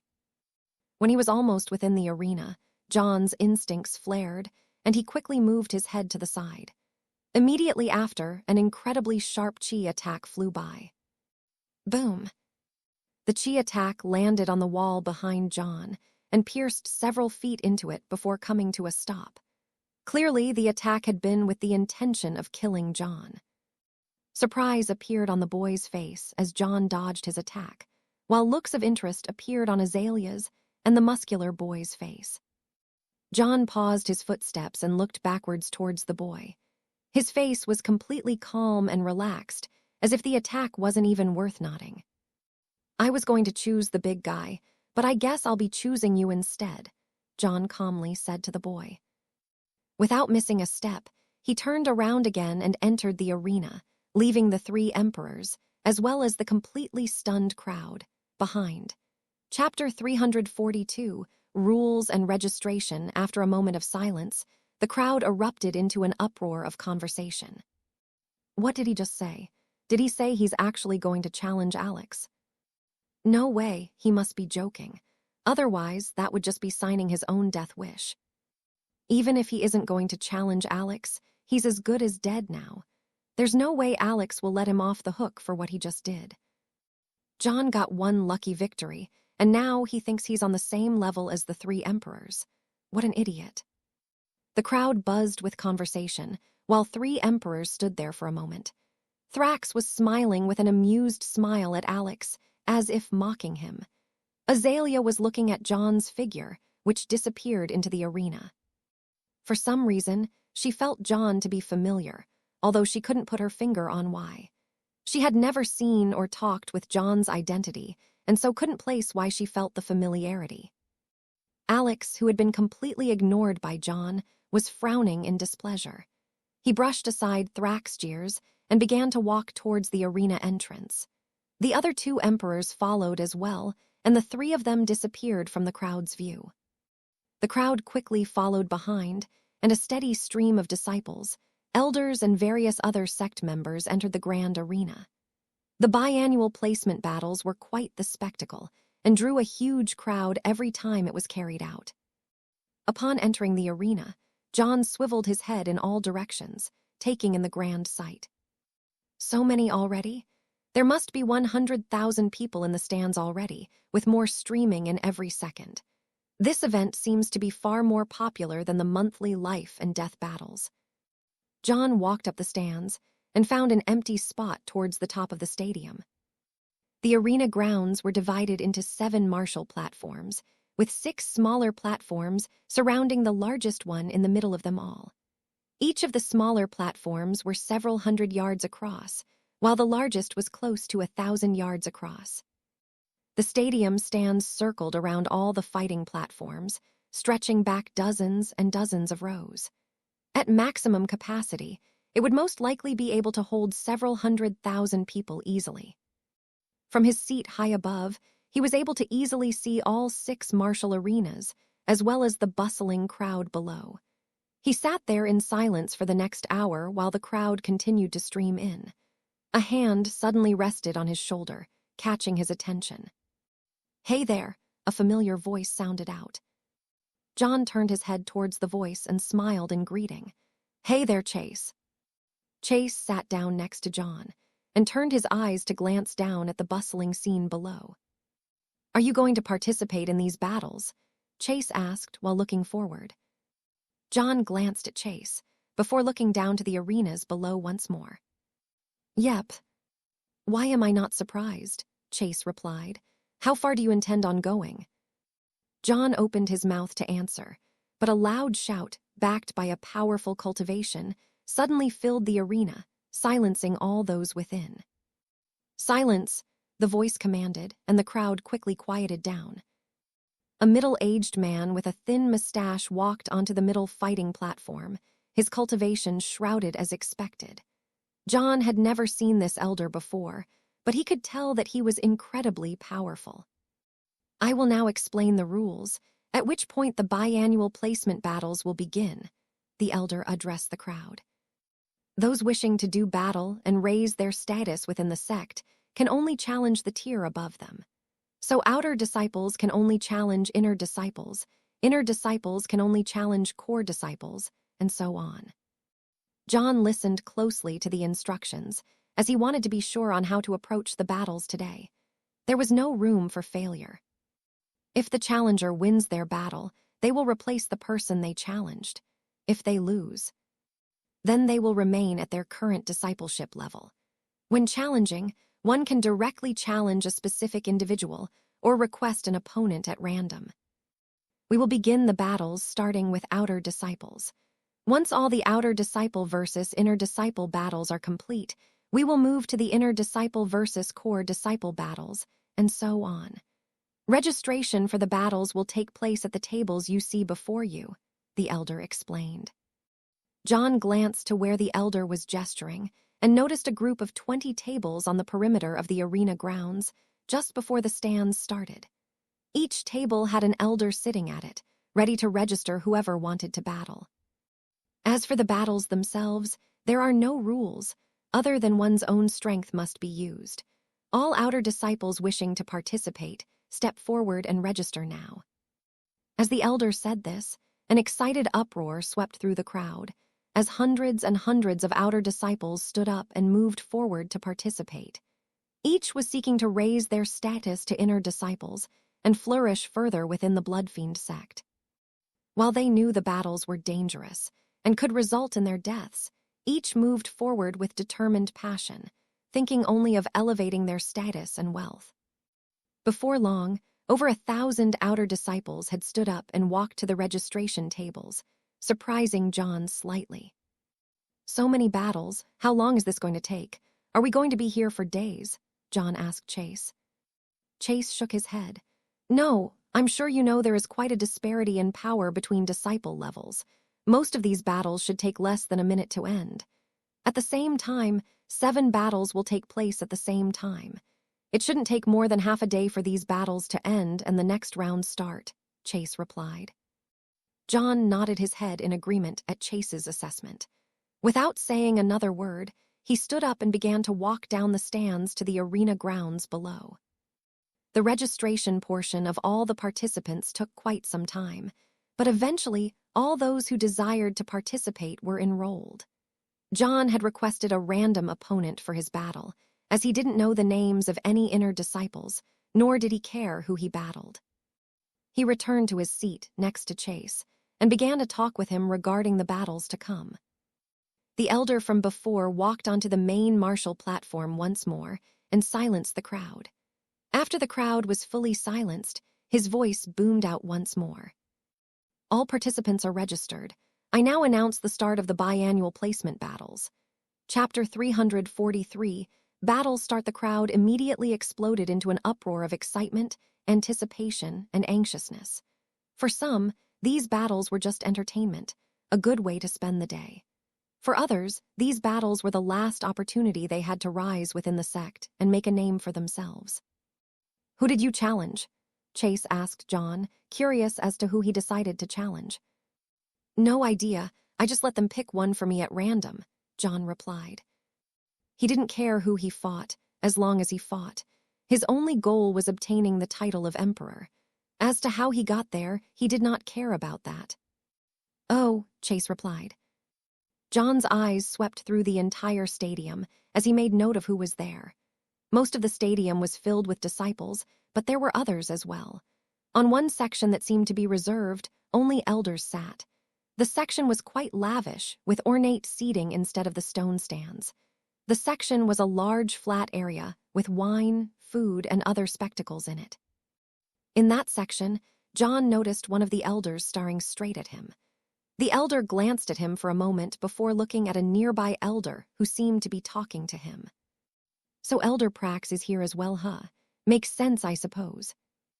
Elder Prax sat with the other elders and seemed to be quite high in status, as he was seated in one of the most luxurious seats. Elder Prax glanced at John before looking at the elder seated to his right who was talking to him. "Elder Prax, it's quite unexpected to see you here," the elder said. "That's right. With the untimely demise of your previous disciple, I figured you would have skipped these battles. After all, you don't have a disciple participating in these battles," another nearby elder said. Elder Prax felt his anger rise for a moment before he calmed down. Damon's death was a sore spot in his reputation, as he had been an emperor, but had been defeated and killed by someone with a lower cultivation. While most assumed that Damon's killer used some sort of trickery to make it happen, there were those that assumed Damon's status as an emperor was undeserved, and that Elder Prax had used his status to make Damon an emperor. Regardless of the reasons, Elder Prax would become quite agitated whenever it was mentioned. However, he had finally put that aside as soon as he found the next promising disciple. The elders who had spoken to him both had direct disciples that were core disciples, and both at the very top of the core discipleship as well. Both drew great pride from this, as they believed it served to highlight what great cultivators they were, to be able to raise such powerful disciples. Not only that, but the stronger a disciple was, the more rewards the sect would give to their masters. As such, all the elders of the sect were seeking to have their disciples climb all the way to the top and become an emperor. Emperors were the most valued disciples of the sect, as well as the strongest. Their status was vaunted, and their masters would be showered with great rewards. This was one of the reasons why Elder Prax had become so sour upon Damon's death, as he had lost quite a bit of financial gain when Damon had died. Elder Prax scoffed and glanced sideways to the elder that had just spoken, before his gaze once again landed on the arenas below. "Don't you worry about me. Worry about your own disciples, for I have a suspicion that before this is over, your disciple's death may very well happen," Elder Prax replied calmly. "What did you say?" the elder replied, his voice slightly angered. Elder Prax completely ignored the elder, and the elder eventually backed down. Despite him having a more valued disciple under his tutelage, he was still lower in status, as well as power than Elder Prax. The elder in the middle arena suddenly silenced the crowd once again. "The outer disciple and inner disciple battles will now begin. The battles will be continuous, and as soon as one fight finishes, there will be an announcement on who fights next. For challengers, you have 15 seconds to get to the stage when your name is called, or you forfeit. For those being challenged, you too have 15 seconds to get to the correct arena, or you will automatically forfeit your rank and be replaced with your challenger. Once a person had been challenged twice, they can no longer be challenged again. In the event that the same person is challenged again, a disciple will instead be picked at random to fight," the elder explained. "So that's why there's so many disciples today," John mused internally. It seemed as if the entire first-year discipleship was here, and that actually seemed to be the case. If one was challenged and they did not fight, they would automatically be demoted to the challenger's discipleship rank. With this in mind, no disciple dared to miss these battles in case they were selected to fight. With all that set, let us begin. The first 7 fights are as such. In Arena 1, Ash Shurin will fight Lyle Axnell. In Arena 2, the 14 fighters were called out, and each quickly moved to their fighting platform, wasting no time to do so. Within 15 seconds of being called, all participants were on the stage and ready to fight. The outer disciples who had been called first were incredibly excited, as they had been able to get those who they had picked to battle. Most of the outer disciples who issued challenges challenged specific disciples who were lowest ranked or weakest inner disciples. By doing this, the outer disciples would have the best chance to advance up a rank. The inner disciples stood there with looks of displeasure on their faces. By being selected first, It was as if the outer sect disciples were stating to the whole stadium that they were the weakest inner disciples and did not deserve their position. An elder stood near each arena, prepared to act as the referee. The lead elder glanced at the 14 disciples, who stood facing their opponents. His voice boomed out one final time. "You may begin. Chapter 344, Outer Sect Battle, you may begin." The elder's voice echoed throughout the entire facility. The start of the battles were announced, and the crowd once again erupted into an excited uproar. The fighters on each stage, wasting no time at all, unleashed their strongest attacks. Boom, boom, boom. Each arena was immediately rocked by powerful attacks as the participants began to fight it out. Gah! A pained cry sounded out from one of the arenas as the outer disciple was cleaved in half by their opponent's attack. They had not even lasted a single exchange. Hausa! The crowd erupted again in a wild uproar at the sight of blood and death, as the first casualty of the battles had taken place. Watching from high above, John shook his head at watching the first disciple die. That disciple was truly in over his head if he thought he could win a battle against an inner disciple. He didn't even last a single move, and now his greed only means that his journey has ended. He was not surprised that the battles could result in death. There had been no rules against killing an opponent, and so doing so was almost expected. The inner disciples on the stage right now had been personally challenged by the outer disciples, and thus were being looked down upon as the weakest inner disciples.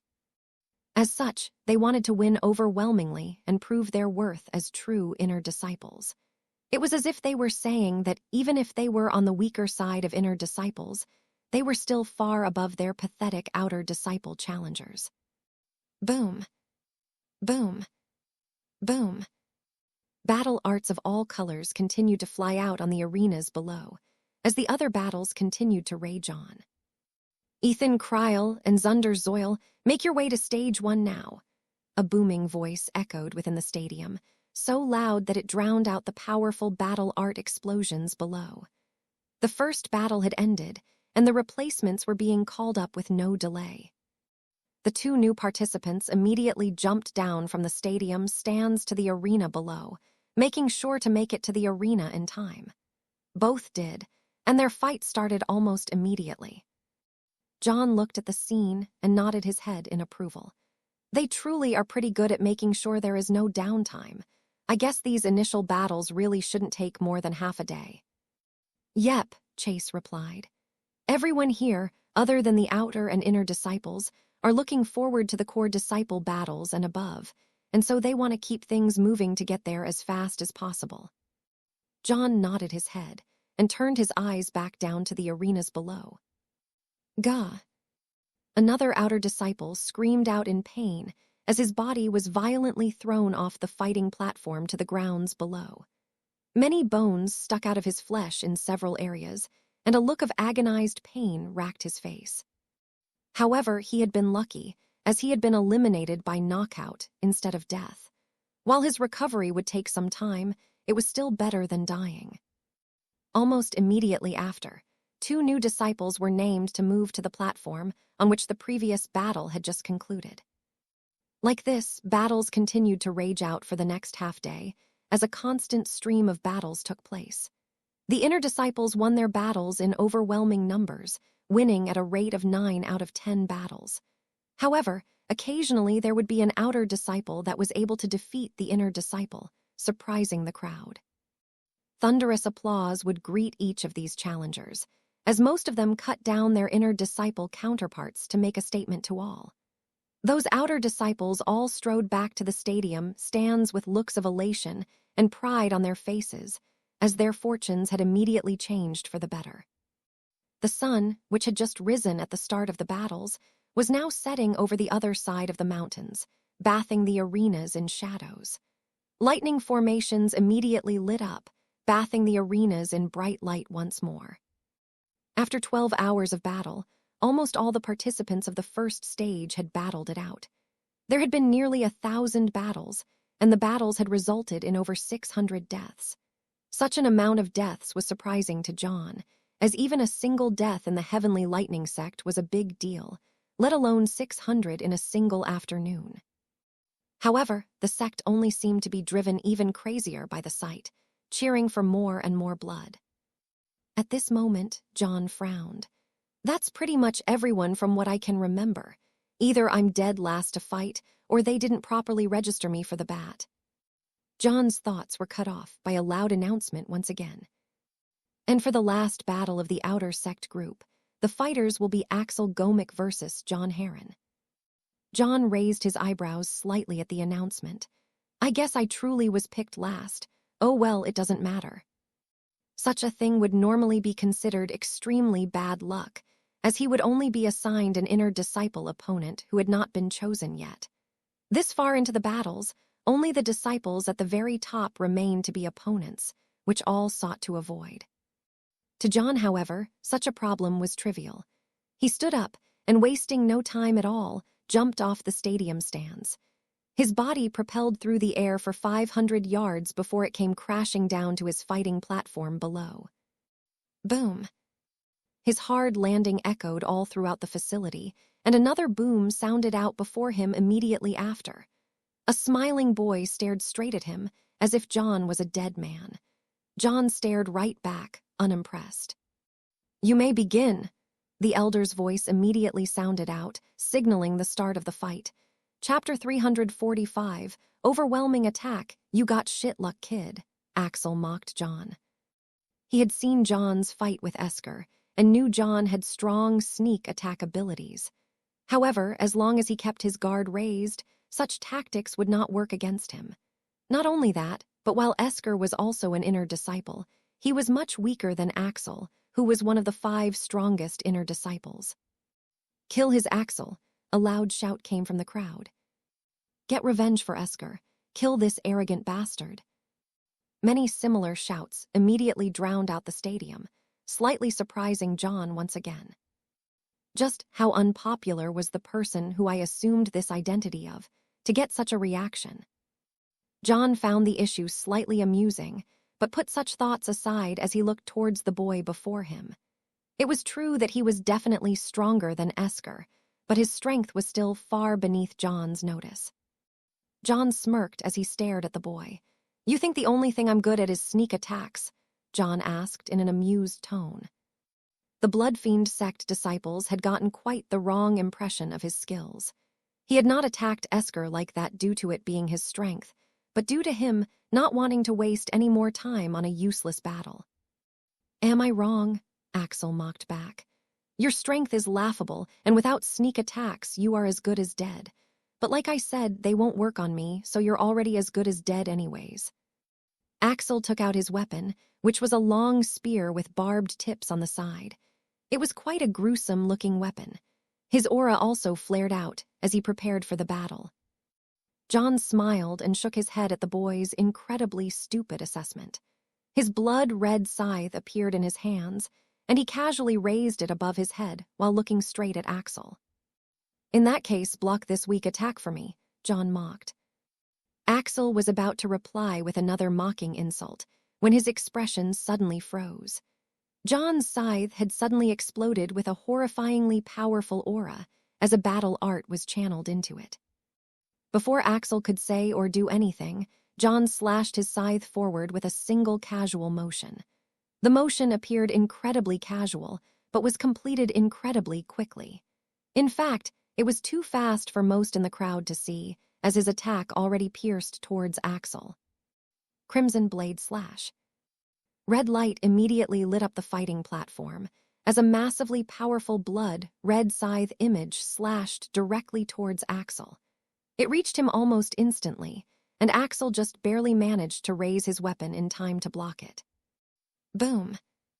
An incredibly loud explosion rocked the arena, as John's crimson blade slash collided against Axel's hastily raised weapon. Boom! Almost immediately after, another thunderous boom echoed out, and the defensive formation surrounding the stadium stands lit up. All eyes turned to the point where the defensive formation had been assaulted, and those eyes quickly opened wide in absolute shock. Where the defensive formation had lit up, Axel's half-broken corpse was pressed against it. Blood splattered everywhere, while bones were sticking out of his mangled flesh at various locations. His neck was snapped to the side, and his lifeless eyes were half popped out of his skull. Axel, who had been mouthing off confidently, was now reduced to this mangled state. If the attack he had just blocked had not killed him, the incredible speed at which he had impacted against the defensive formation had. His dead body slowly slid down the defensive formation and eventually settled to the ground below. The crowd, which had just momentarily ago been shouting loudly, was as silent as the grave. John looked at the corpse on the ground for a moment before he pressed off the ground and jumped high into the air. Shortly after, he landed high in the stadium stands where he had been sitting before and took a seat next to Chase. The crowd, still stunned silent, looked up to John, who sat there casually, before they all turned to each other as thunderous discussion broke out amongst themselves. What just happened? How was his crimson blade slash that powerful, and how did he release it so quickly? I don't know, but it was so strong that Axel was reduced to a smear just by blocking it. Was John always this strong? What's going on? I thought he was only good at sneak attacks. I heard he wanted to challenge Alex. Everyone thought he was joking, but maybe he's actually going to do it. Even if he is strong, challenging an emperor is just suicide. At the same time, a set of workers came out to the arena grounds and cleaned up the mess Axel had left behind. John suddenly felt two pairs of eyes stare directly at him, and he glanced in the direction of the first. Elder Prax was staring right at him, with a look of approval on his face. Clearly, John's display had been to his liking. There were several other elders in the area staring straight at him with inquisitive looks, as if they were trying to figure out how they had never noticed John before. John swiveled his head and looked to the second pair of eyes that stared intensely at him. He slightly raised his eyebrows as he noticed who it was, but his face remained calm. The girl staring at him did so for quite some time before she looked away, as did John. Next to the girl, a boy had noticed her gaze and began to mock her. "What is Azalea? Have you taken a liking to that boy?" Thrax, one of the three emperors, amusingly jeered. "As if," Azalea scoffed. "For some reason, he seemed familiar to me, but I've never seen the boy before. Must have been my imagination." "Oh, how interesting," Thrax replied as he stared at John one last time before looking away. John breathed out a sigh of relief as Azalea looked away. "There's no way she can recognize who I am through this mask, right?" "Silence!" A loud shout boomed within the stadium, silencing the heated discussions. The lead elder walked out to the central arena once more. "The outer disciple battles have now concluded, and the inner disciple battles will now commence. Inner disciples who wish to challenge core disciples, step forward now and register." The second round of placement battles had begun. Chapter 346 core disciple battles with the same amount of excitement and fanfare as the first round. The second round kicked off with a buzz. Roughly 100 inner disciples had registered for the next round, John included. He had advanced the previous round to the status of an inner disciple and was now allowed to challenge core disciples. Continuous advancements like this were incredibly rare, and almost no one ever had the guts to try their luck twice. Many eyes glued to John as he registered, filling the expectations of many. The essence power he had shown in that one attack had been overwhelming and was easily on par with core disciples. While no one knew how he had advanced so much so quickly, no one was willing to look down on him anymore. His first battle with Esker could have been chalked up to him landing a surprise blow, but the second battle just now squashed those theories. He had used overwhelming power to kill his opponent, and had done so in a single attack. Elder Prax gazed down from above as John walked back to his seat from the registration tables. The nearby elders noticed his gaze. "What's this? Has this boy's performance caught your eye?" one of the elders asked. "His attack just now was quite impressive. He definitely has the power of a core disciple. He wouldn't be a bad choice to have as a direct disciple. Maybe I'll make him my direct disciple," another elder replied. Elder Prax glanced over to the elder who had just spoken and gave him a cold look, but ignored him otherwise. He already had an agreement in place with John and was not concerned about him backing out of it. He was one of the highest-ranked elders within the sect and would be the best choice for any disciple to choose to have as a master. The only reason he didn't replace Damon with a different core disciple was that none of them were talented enough for him to waste his time on. After the registration was complete, the battles commenced immediately. Instead of all 7 arenas, only 4 were used, as there were only 100 battles to take place. The quality of the battles were much higher than the previous battles, as inner sect disciples battled core disciples. Boom. Boom. Boom. Powerful battle arts were used in quick succession, and the explosions from the powerful collisions shook the sect. The entire stadium erupted into applause and cheers whenever a blow was landed, or a kill confirmed. Even at the inner disciple and core disciple level, the Blood Fiend sect did not interfere when it came to life and death in these battles. The strong survived and flourished, while the weak died. They raised only the strongest disciples this way, and concentrated all their resources on a select few. Much like the first round, the challengers were beaten in overwhelming numbers. For every 10 challengers, only 1 would succeed in their challenge. Also similar to the first round, the death ratio was quite high. Of the nearly 100 battles, over 50 had resulted in a death. Such numbers were completely shocking, as the disciples seemed to throw themselves into the gauntlet of death without a care for their lives. Do they not care if they live or die? John couldn't help but muse out loud as he watched the battles below. I'm sure you know it yourself already, Chase replied. Life within this sect is quite harsh, especially for those at the bottom. Even inner disciples have quite a brutal life, as they need to go on life and death missions all the time just to make ends meet and raise their cultivations. Only by being a core disciple can one truly thrive within this sect, Chase replied. John nodded his head, but said nothing. While what Chase said made sense, it was still shocking to see so many throw their lives away for the small chance of advancement. I suppose it's no different than when I gambled with my life on the line in the past for the pursuit of power. The Lightning World trials, the Divine Talent trials, all of it was done with my life on the line, for the sole purpose of raising my cultivation and strength. Whatever the reason, John was not too concerned by what he saw. As far as he was concerned, the more dead Blood Fiend sect disciples, the better. After 90 or so battles, an announcement echoed throughout the arena. The next battle will be between Giles Stone and John Heron. The announcement immediately caught the attention of the crowd, as one of the names they were most looking to see fight was finally called. Welp, guess I'm up again.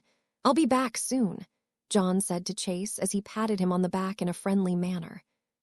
Good luck, Chase replied, but didn't seem too concerned. John jumped off from where he was seated and landed hard on the arena below. Boom.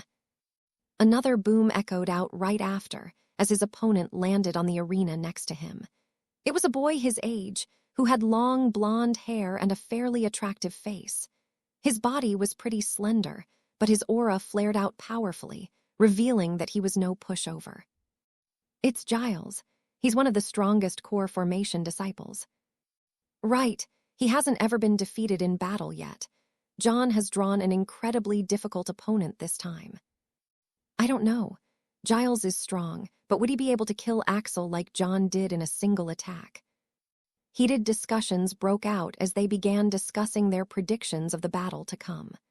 Unlike the previous rounds, those in the crowd seemed to finally respect John's strength and discussed his battle to come instead of just jeering at him. John stared at his opponent with a calm expression as he casually inspected him. Unlike his previous opponent, this one seemed to have come prepared. His aura was already flaring out powerfully, billowing his hair and robes as he stared straight at John with weapon in hand. I have to admit, that attack of yours was quite powerful. But if you think you can defeat me in the same manner, you're completely mistaken, the boy said to John with a confident smile. John thought about it for a moment before he nodded his head in agreement. You're completely right. You're much stronger than the previous opponent I faced. Instead of one attack to kill you, it will most likely take 3. Chapter 347. 3 attacks. John's words were shocking to hear, but no one dared look down on them anymore. Giles, his opponent, laughed in an amused manner as he heard John's comment. However, there was a tinge of anger in that laughter, as he felt he was being looked down on. "Ha ha, looking down on me is a mistake you won't be making twice," Giles replied. John shrugged his shoulders at Giles' reply, as if he couldn't be bothered to reply. His scythe suddenly appeared in his hands, and his aura began to steadily rise. "If I could use my full body strength and Immortal Asura body, I would be able to kill him with a single blow as well, but I'm quite a bit weaker being unable to utilize my full body strength. However, my essence power should still be more than enough to dominate this entire competition." Cultivation-wise, John had finally caught up to his peers. His cultivation was at the late core formation realm, and even the 3 emperors were only at the peak of the core formation realm. While that was a slight bit higher, it was technically still considered the same realm. The power of his 20 times compressed Danshan was absolutely horrifying when compared to the rest of all cultivators, and so even with just his essence power, he would still be able to dominate anyone within the same realm. This boy, the core disciples, and the emperors would last in battle a bit longer, but they would fall, just like all the rest. Seeing John power up for battle, Giles did the same. He steadied his saber in front of himself and stared at John with absolute concentration. He knew that John was an incredibly difficult opponent and that he would need to go all out. However, he was confident that even if he couldn't win, he could still keep his life. "You may begin." The starting words sounded out from the elder, and the crowd instantly went silent as they held their bated breath. Instantly, Giles' saber glowed with a brilliant light as he slashed it down towards John. A massive saber image cleaved forward, scraping against the arena floor. The arena floor was made out of incredibly durable material, but this attack of Axel's was able to leave a small singular scratch trail behind as the attack pierced forward. Boom! The saber image exploded onto John's position, bathing the location in a powerful explosion of chi. John quickly dashed to the side at the last moment, narrowly dodging the attack. He looked back towards the explosion, and a look of approval appeared on his face. Not bad, that attack truly was quite impressive. However, it's still far from enough to injure me, let alone kill me. After narrowly dodging the attack, John pressed forward with all his might. Chi rapidly surged through his legs as he utilized one of the movement speed techniques of the Bloodfiend sect. His figure appeared before Giles in an instant, who was prepared for the counter-attack. Giles sped forward to meet him, and his saber was slashing out with the same power as the first attack, as if he wanted a head-on battle. John noticed this and decided to welcome it completely. His saber slashed forward from the side, as it too began to glow with the familiar red light of the crimson blade slash. While he had not been expecting Giles to move forward to meet his attack, it made no difference. "HMPH, too late," Giles smirked as he noticed John's late attack. With him moving forward, John had less time to prepare his crimson blade slash, which would result in a less powerful attack.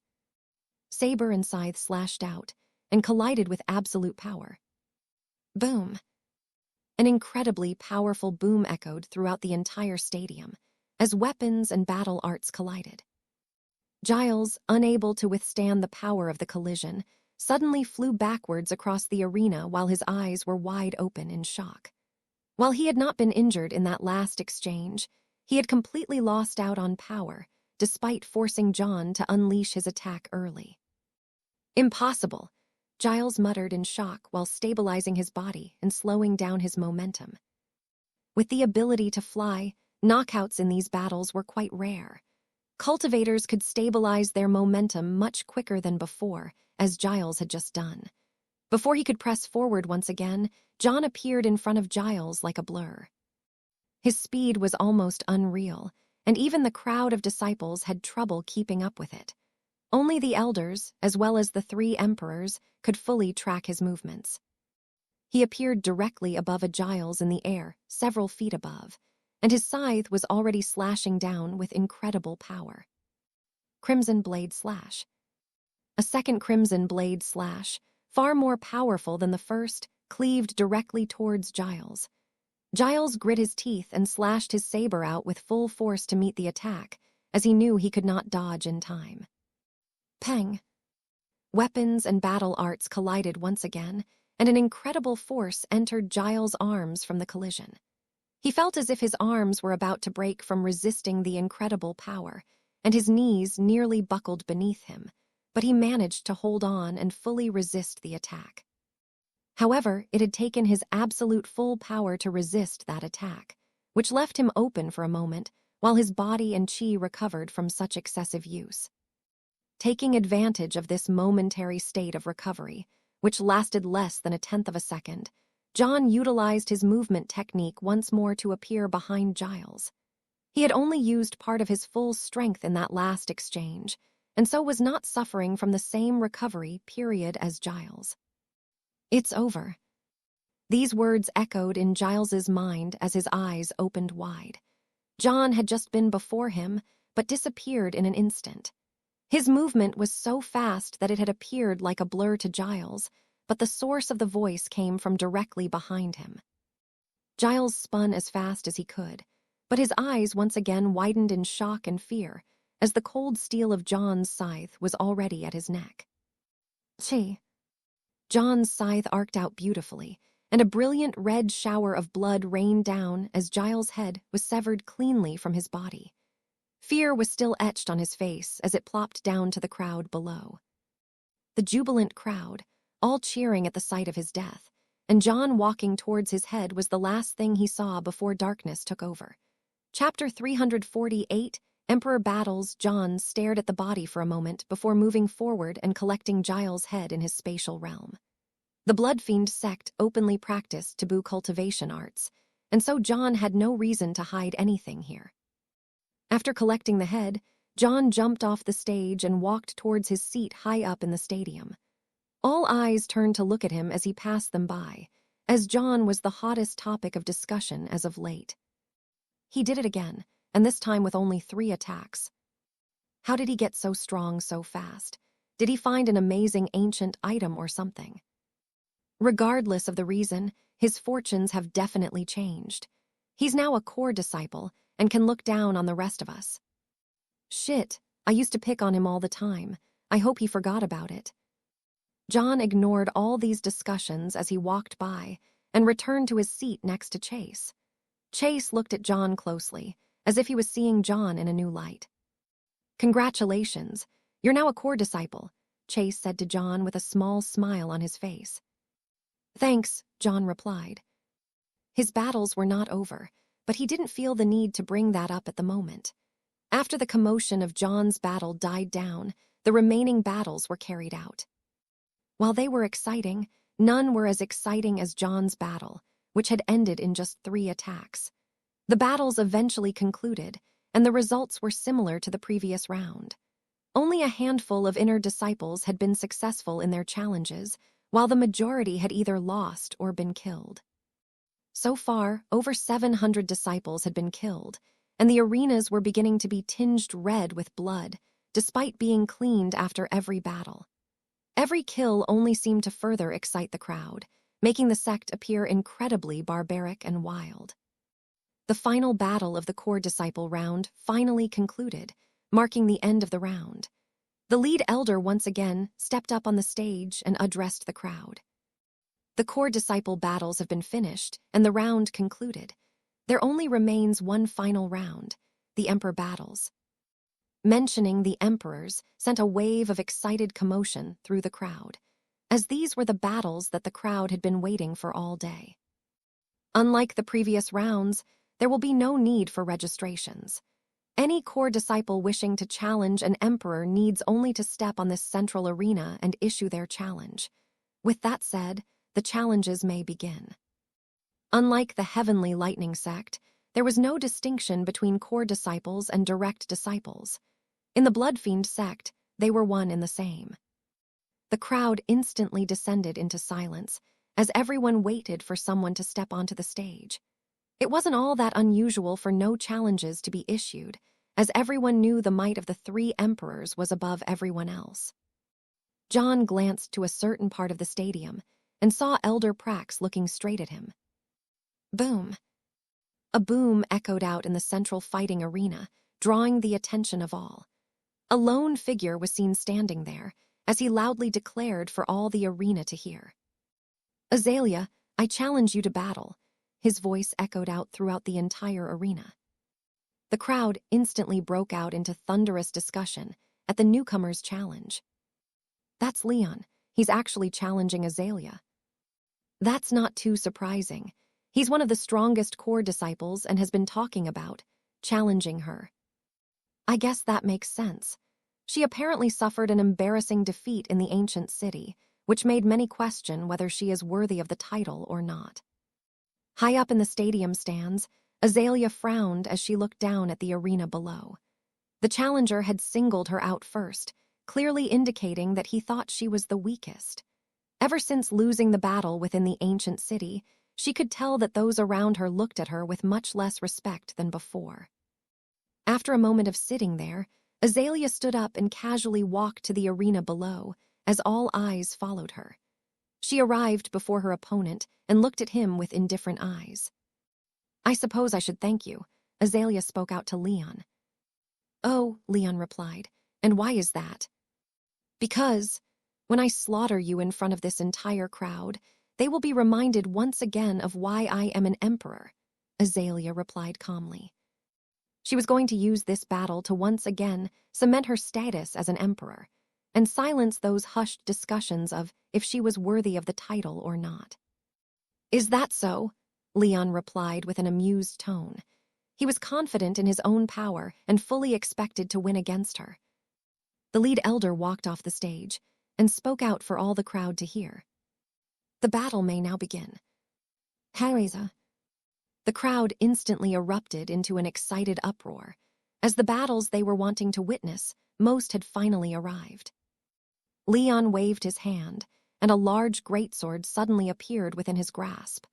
At the same time, two slender daggers appeared in Azalea's hands. "Ha-ha, die!" Leon shouted out as he dashed forward. His greatsword began to emit an absolutely incredible power, shocking the crowd. They finally understood why Leon had the guts to challenge Azalea, as the power he was emanating right now was incredible. At the same time, the arena turned red, as he utilized his Crimson Hell domain, further amplifying his power. HMPH, a soft scoff escaped Azalea's lips as she stood there motionlessly. Without warning, a strange power emanated from her and covered the entire arena. John raised his eyebrows in surprise at the power he was feeling at the moment, as it was unlike anything he had felt from her before. The strange power, which appeared to also be a domain, washed over Leon, but he seemed to ignore it. Boom! His attack landed on the arena stage, shaking the entire arena from its explosive power. Ha-ha-ha, this was all it took to defeat you. Pathetic. You truly didn't deserve your title as an emperor, Leon mocked for all the crowd to hear. The crowd had looks of shock and surprise on their faces as they stared at the scene before them. Leon was looking at the ground, mocking Azalea while laughing like a maniac. However, the spot he was staring at was completely devoid of anything, and Azalea was standing in a completely different part of the arena. Slowly but surely, Azalea walked up to Leon without him reacting to her presence at all. She finally reached him, and her daggers slowly slid across his neck while he stood there, not reacting at all. Gah! Leon cried out in shock and pain as he finally noticed Azalea, as well as the gaping wound on his neck. However, it was too late to do anything, as his throat had already been slit. Blood spurted out freely as Leon collapsed to his knees. He stared at the ground where he had attacked, before looking up to Azalea once more. Bang! His body collapsed to the floor and life left his body. Even in death, he had no idea what had just happened. Chapter 349, Thrax vs. Alex pathetic, Azalea mocked as she stared down at the corpse before her. She stored his body before calmly walking off the stage and back to her seat. The crowd watched in stunned silence, unsure of what just happened. What just happened? I don't know, but it seemed like Leon didn't even notice her approaching. Did she vanish from his sight somehow? John stared at Azalea's back, slightly surprised at the progress she had displayed. That was clearly a soul art she just used, and a powerful one at that. Her opponent thought he had struck her down, but those were just visions she put in his mind. She was able to walk up to him unnoticed and kill him before he could react. Seems like she's made quite a deal of progress since our battle in the ancient temple. The strange aura that had emitted from her was clearly soul art, although John didn't know which one. So Azalea has successfully cultivated the despairing soul domain, Chase suddenly murmured. Despairing soul domain, John asked. How come I've never heard of it? Chase remained silent for a moment. Because it's quite a rare soul art to have compatibility with. One can only have compatibility with it when they've been driven to the edge of despair and overcame that hurdle. Even then, they must still have the talent needed to cultivate it. It's quite surprising that she was able to, but now that she has, her power has increased greatly, Chase explained. John looked back to Azalea as she finally sat down in her seat. Edge of despair, huh? Must have been from the battle in the temple, or perhaps her punishment for running and losing afterwards. Either way, she should be thanking me for her advancements. John chuckled to himself, before turning to Chase once again. Hey, how do you know so much about this sect? Many of the things you've revealed some are not common knowledge, and some seem to be a bit more forbidden knowledge at that, John asked. Chase always seemed to have the answers to everything, regardless of the subject. Chase remained silent for some time before replying. You learn a lot of things in the pill hall, things that most others don't talk about freely. His reply was short, and John frowned as he heard it, as he didn't believe it, but he didn't prod further. If Chase didn't want to tell him the truth, there was no way of making him do so. John focused his attention back on the martial arena below, as another challenger has suddenly appeared. Thrax, get down here.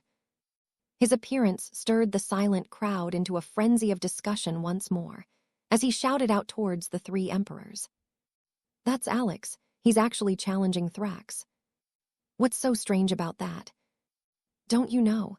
They used to be childhood friends, and have been all the way until Thrax got chosen as an emperor and Alex didn't. There was such a thing. Yep, apparently their strength was relatively even, but T-Rax managed to become an emperor and Alex didn't. I guess he's trying to change that now. Thrax looked down at Alex from above, and his calm face revealed that he was not surprised at the newcomer's challenge. He stood up from his seat and pressed off it with great force. His massive body took to the sky and came crashing down on the arena platform below. Boom! His hard landing seemed to shake the very arena itself, revealing just how heavy and sturdy his body was. He landed just before his opponent, and the two stared at each other with serious expressions. Both had very large and powerful bodies, which towered over the rest of the disciples. They almost seemed like twins, and both seemed as if they could pull apart boulders with their bare hands. Are you sure you want to challenge me? Thrax asked. Once this battle starts, I will take your life, regardless of our past history.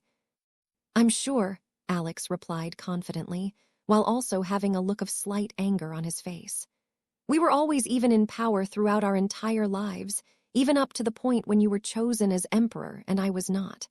Our fights always ended in ties, but ever since the day you became emperor. I've trained harder than ever to take that title from you, Alex replied. John raised his eyebrows slightly at the conversation between the two. They seemed to have been good friends, but Thrax was talking about killing his friend, while Alex revealed anger and jealousy instead of happiness at his friend's recent boon. Seems like friends are just superficial things in the Blood Fund sect. The only one anyone can trust is themselves. What a cruel and miserable place to live, John mused internally. Unfortunately for you, this is your end, Thrax replied. A Grutsud suddenly appeared in his hands, and also in the hands of Alex. Even in weapons, they were the same. "You may begin," the words from the elder echoed throughout the entire facility. Boom. Two powerful auras instantly exploded outwards, towering high into the sky as the two friends dashed towards each other. Grutsuds cleaved down with immense might, colliding in the center of the arena and shaking the stadium violently. The first exchange between the two fighters seemed to be a tie, and both swung their grutsuds out again and again. Violent collisions continuously rocked the martial arena, making it feel like there was a constant earthquake. Not bad. Both of them seem to have common grade innate variant bodies, and both are exploding with incredible power. John watched intently as the battle raged out below. The battle seemed to be even, as both sides collided with absolute power. The strength of their attacks shocked the other first-year disciples, as they saw firsthand just how far the gaping maw between their own strength and the strength of the Emperor's were. After exchanging dozens and dozens of powerful attacks, both fighters took several steps backwards and stared at each other. Alex seemed to be breathing slightly heavily, while Threx seemed composed. A smile broke out on Alex's face as he stared at Threx. "Just like before, our strengths are evenly matched. However, unfortunately for you, that was just a warm-up. I've made incredible improvements over the past several months, and now I'll be using those improvements to defeat you," Alex said to Threx. Threx stood there calmly, as if the words uttered by Alex meant nothing. Alex suddenly raised his grutsud above his head, and after a moment of silence, it exploded out with incredible power. "What battle art is that?" one of the disciples in the crowd exclaimed in shock.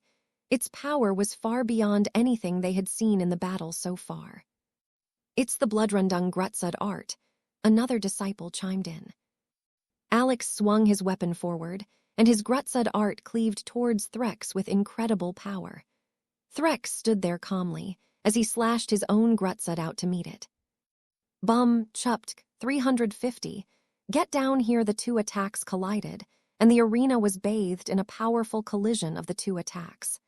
The entire stadium shook violently before the explosion faded and the shaking died down. Alex smiled as he stared at the fading explosion, as his attack had landed head-on. Even if Threx was not defeated, he must have taken great damage from that attack. "Stage one of the Bloodrundung Grutsud art, huh?" A voice boomed from within the fading explosion. Alex's eyes narrowed slightly as he stared forward. Threx's figure was eventually revealed, which seemed to be completely fine. Other than some shallow wounds on his body, he seemed to otherwise be unharmed. "Not bad for you to have learned that attack. Now let me reply," Threx said to Alex as he raised his grutsud above his head. Boom.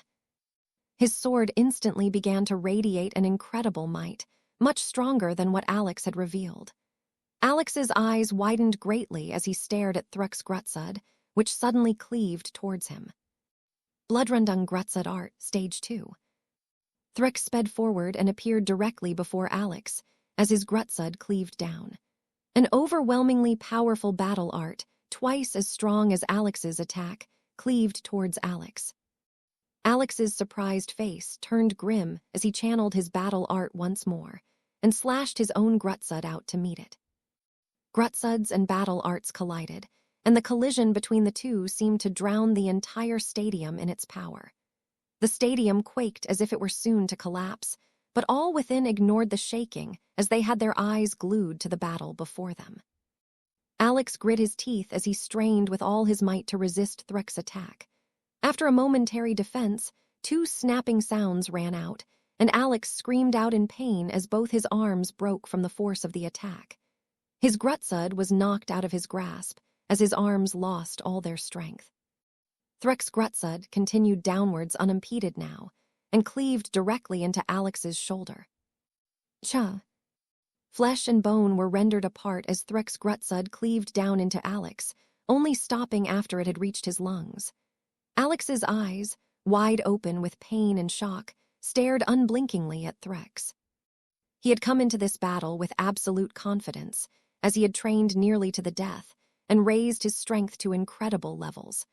While he was not planning on killing Threx, He was planning on dethroning him and claiming the title of emperor for his own. However, those plans had seemed to come to a grinding halt today. Thrux stared down at Alex, his eyes slightly tinged with sadness. "I'm sorry, friend, but any and all challengers must be cleaved down mercilessly, or else my status as an emperor will be in question. Rest easy now," Thrux said softly to Alex. His grutsud pressed down further into Alex's body, cleaving into his heart. While he didn't want to kill his friend, he was now an emperor. If he did not kill any and all challengers, his status as an emperor would come into question, as only the fiercest and cruelest of emperors would thrive within the Blood Fund sect. Those who had soft hearts would be looked down on by the elders and sect leader, and disposed of sooner or later. Pain racked Alex's body as the grutsud pushed deeper into his chest. Alex's shocked face slowly turned into a pained smile. "I guess we finally have an answer on who is stronger," Alex replied as blood spewed from his mouth and onto his chest and the ground below. It seemed as though while he made incredible gains over the last few months, the gains Thrux made were even more immense. "No wonder they chose you," Alex uttered out one last line as his eyes slowly lost focus, and he collapsed to the ground, dead. The crowd erupted into a frenzy from the battle, as it had by far been the most intense and interesting battle of the entire day. Thrux ignored the crowd's chants as he stored his friend's body away and calmly returned to his seat in the stadium. "Did you see that last attack? That was incredible," a disciple commented with an excited voice. "Yup, no wonder the emperors are the emperors. Their strengths are unmatched," another replied. The crowd remained wild for quite some time, before the commotion eventually died down and the fighting platform was cleaned up. "Do you think anyone else will make a challenge?" one disciple asked their friends. "No way. Did you see how overwhelming Azalea and Thrux were? There's no one that can challenge that power." "Right. The only thing one will do if they challenge the emperors is throw their life away." I guess that was the last battle of the day, but what an amazing battle to end it on. Right. The last two battles were absolutely incredible. The only thing I want to do now is cultivate and raise my power as much as possible, so that maybe one day I can be even somewhat similar to the emperors. Similar discussion broke out all throughout the crowd, as the disciples prepared to leave the stadium after an intense day of battles. Many of them stood up and prepared to leave the arena, as the day had finally come to an end. Boom! A loud boom suddenly radiated outwards from the central arena, catching the attention of all the disciples and elders who had stood up and were beginning to leave. Their eyes widened in surprise as they saw who it was, but each and every one of them quickly sat down, as there seemed to be one last challenger. The challenger stood there calmly and suddenly pointed into the stands, straight at Ullux, one of the three emperors. "Ullux, we have some unfinished business. Get down here so that I may claim your life." John's calm voice sounded out over the entire stadium as he pointed straight at Alex. The time for his battle against an emperor had finally arrived.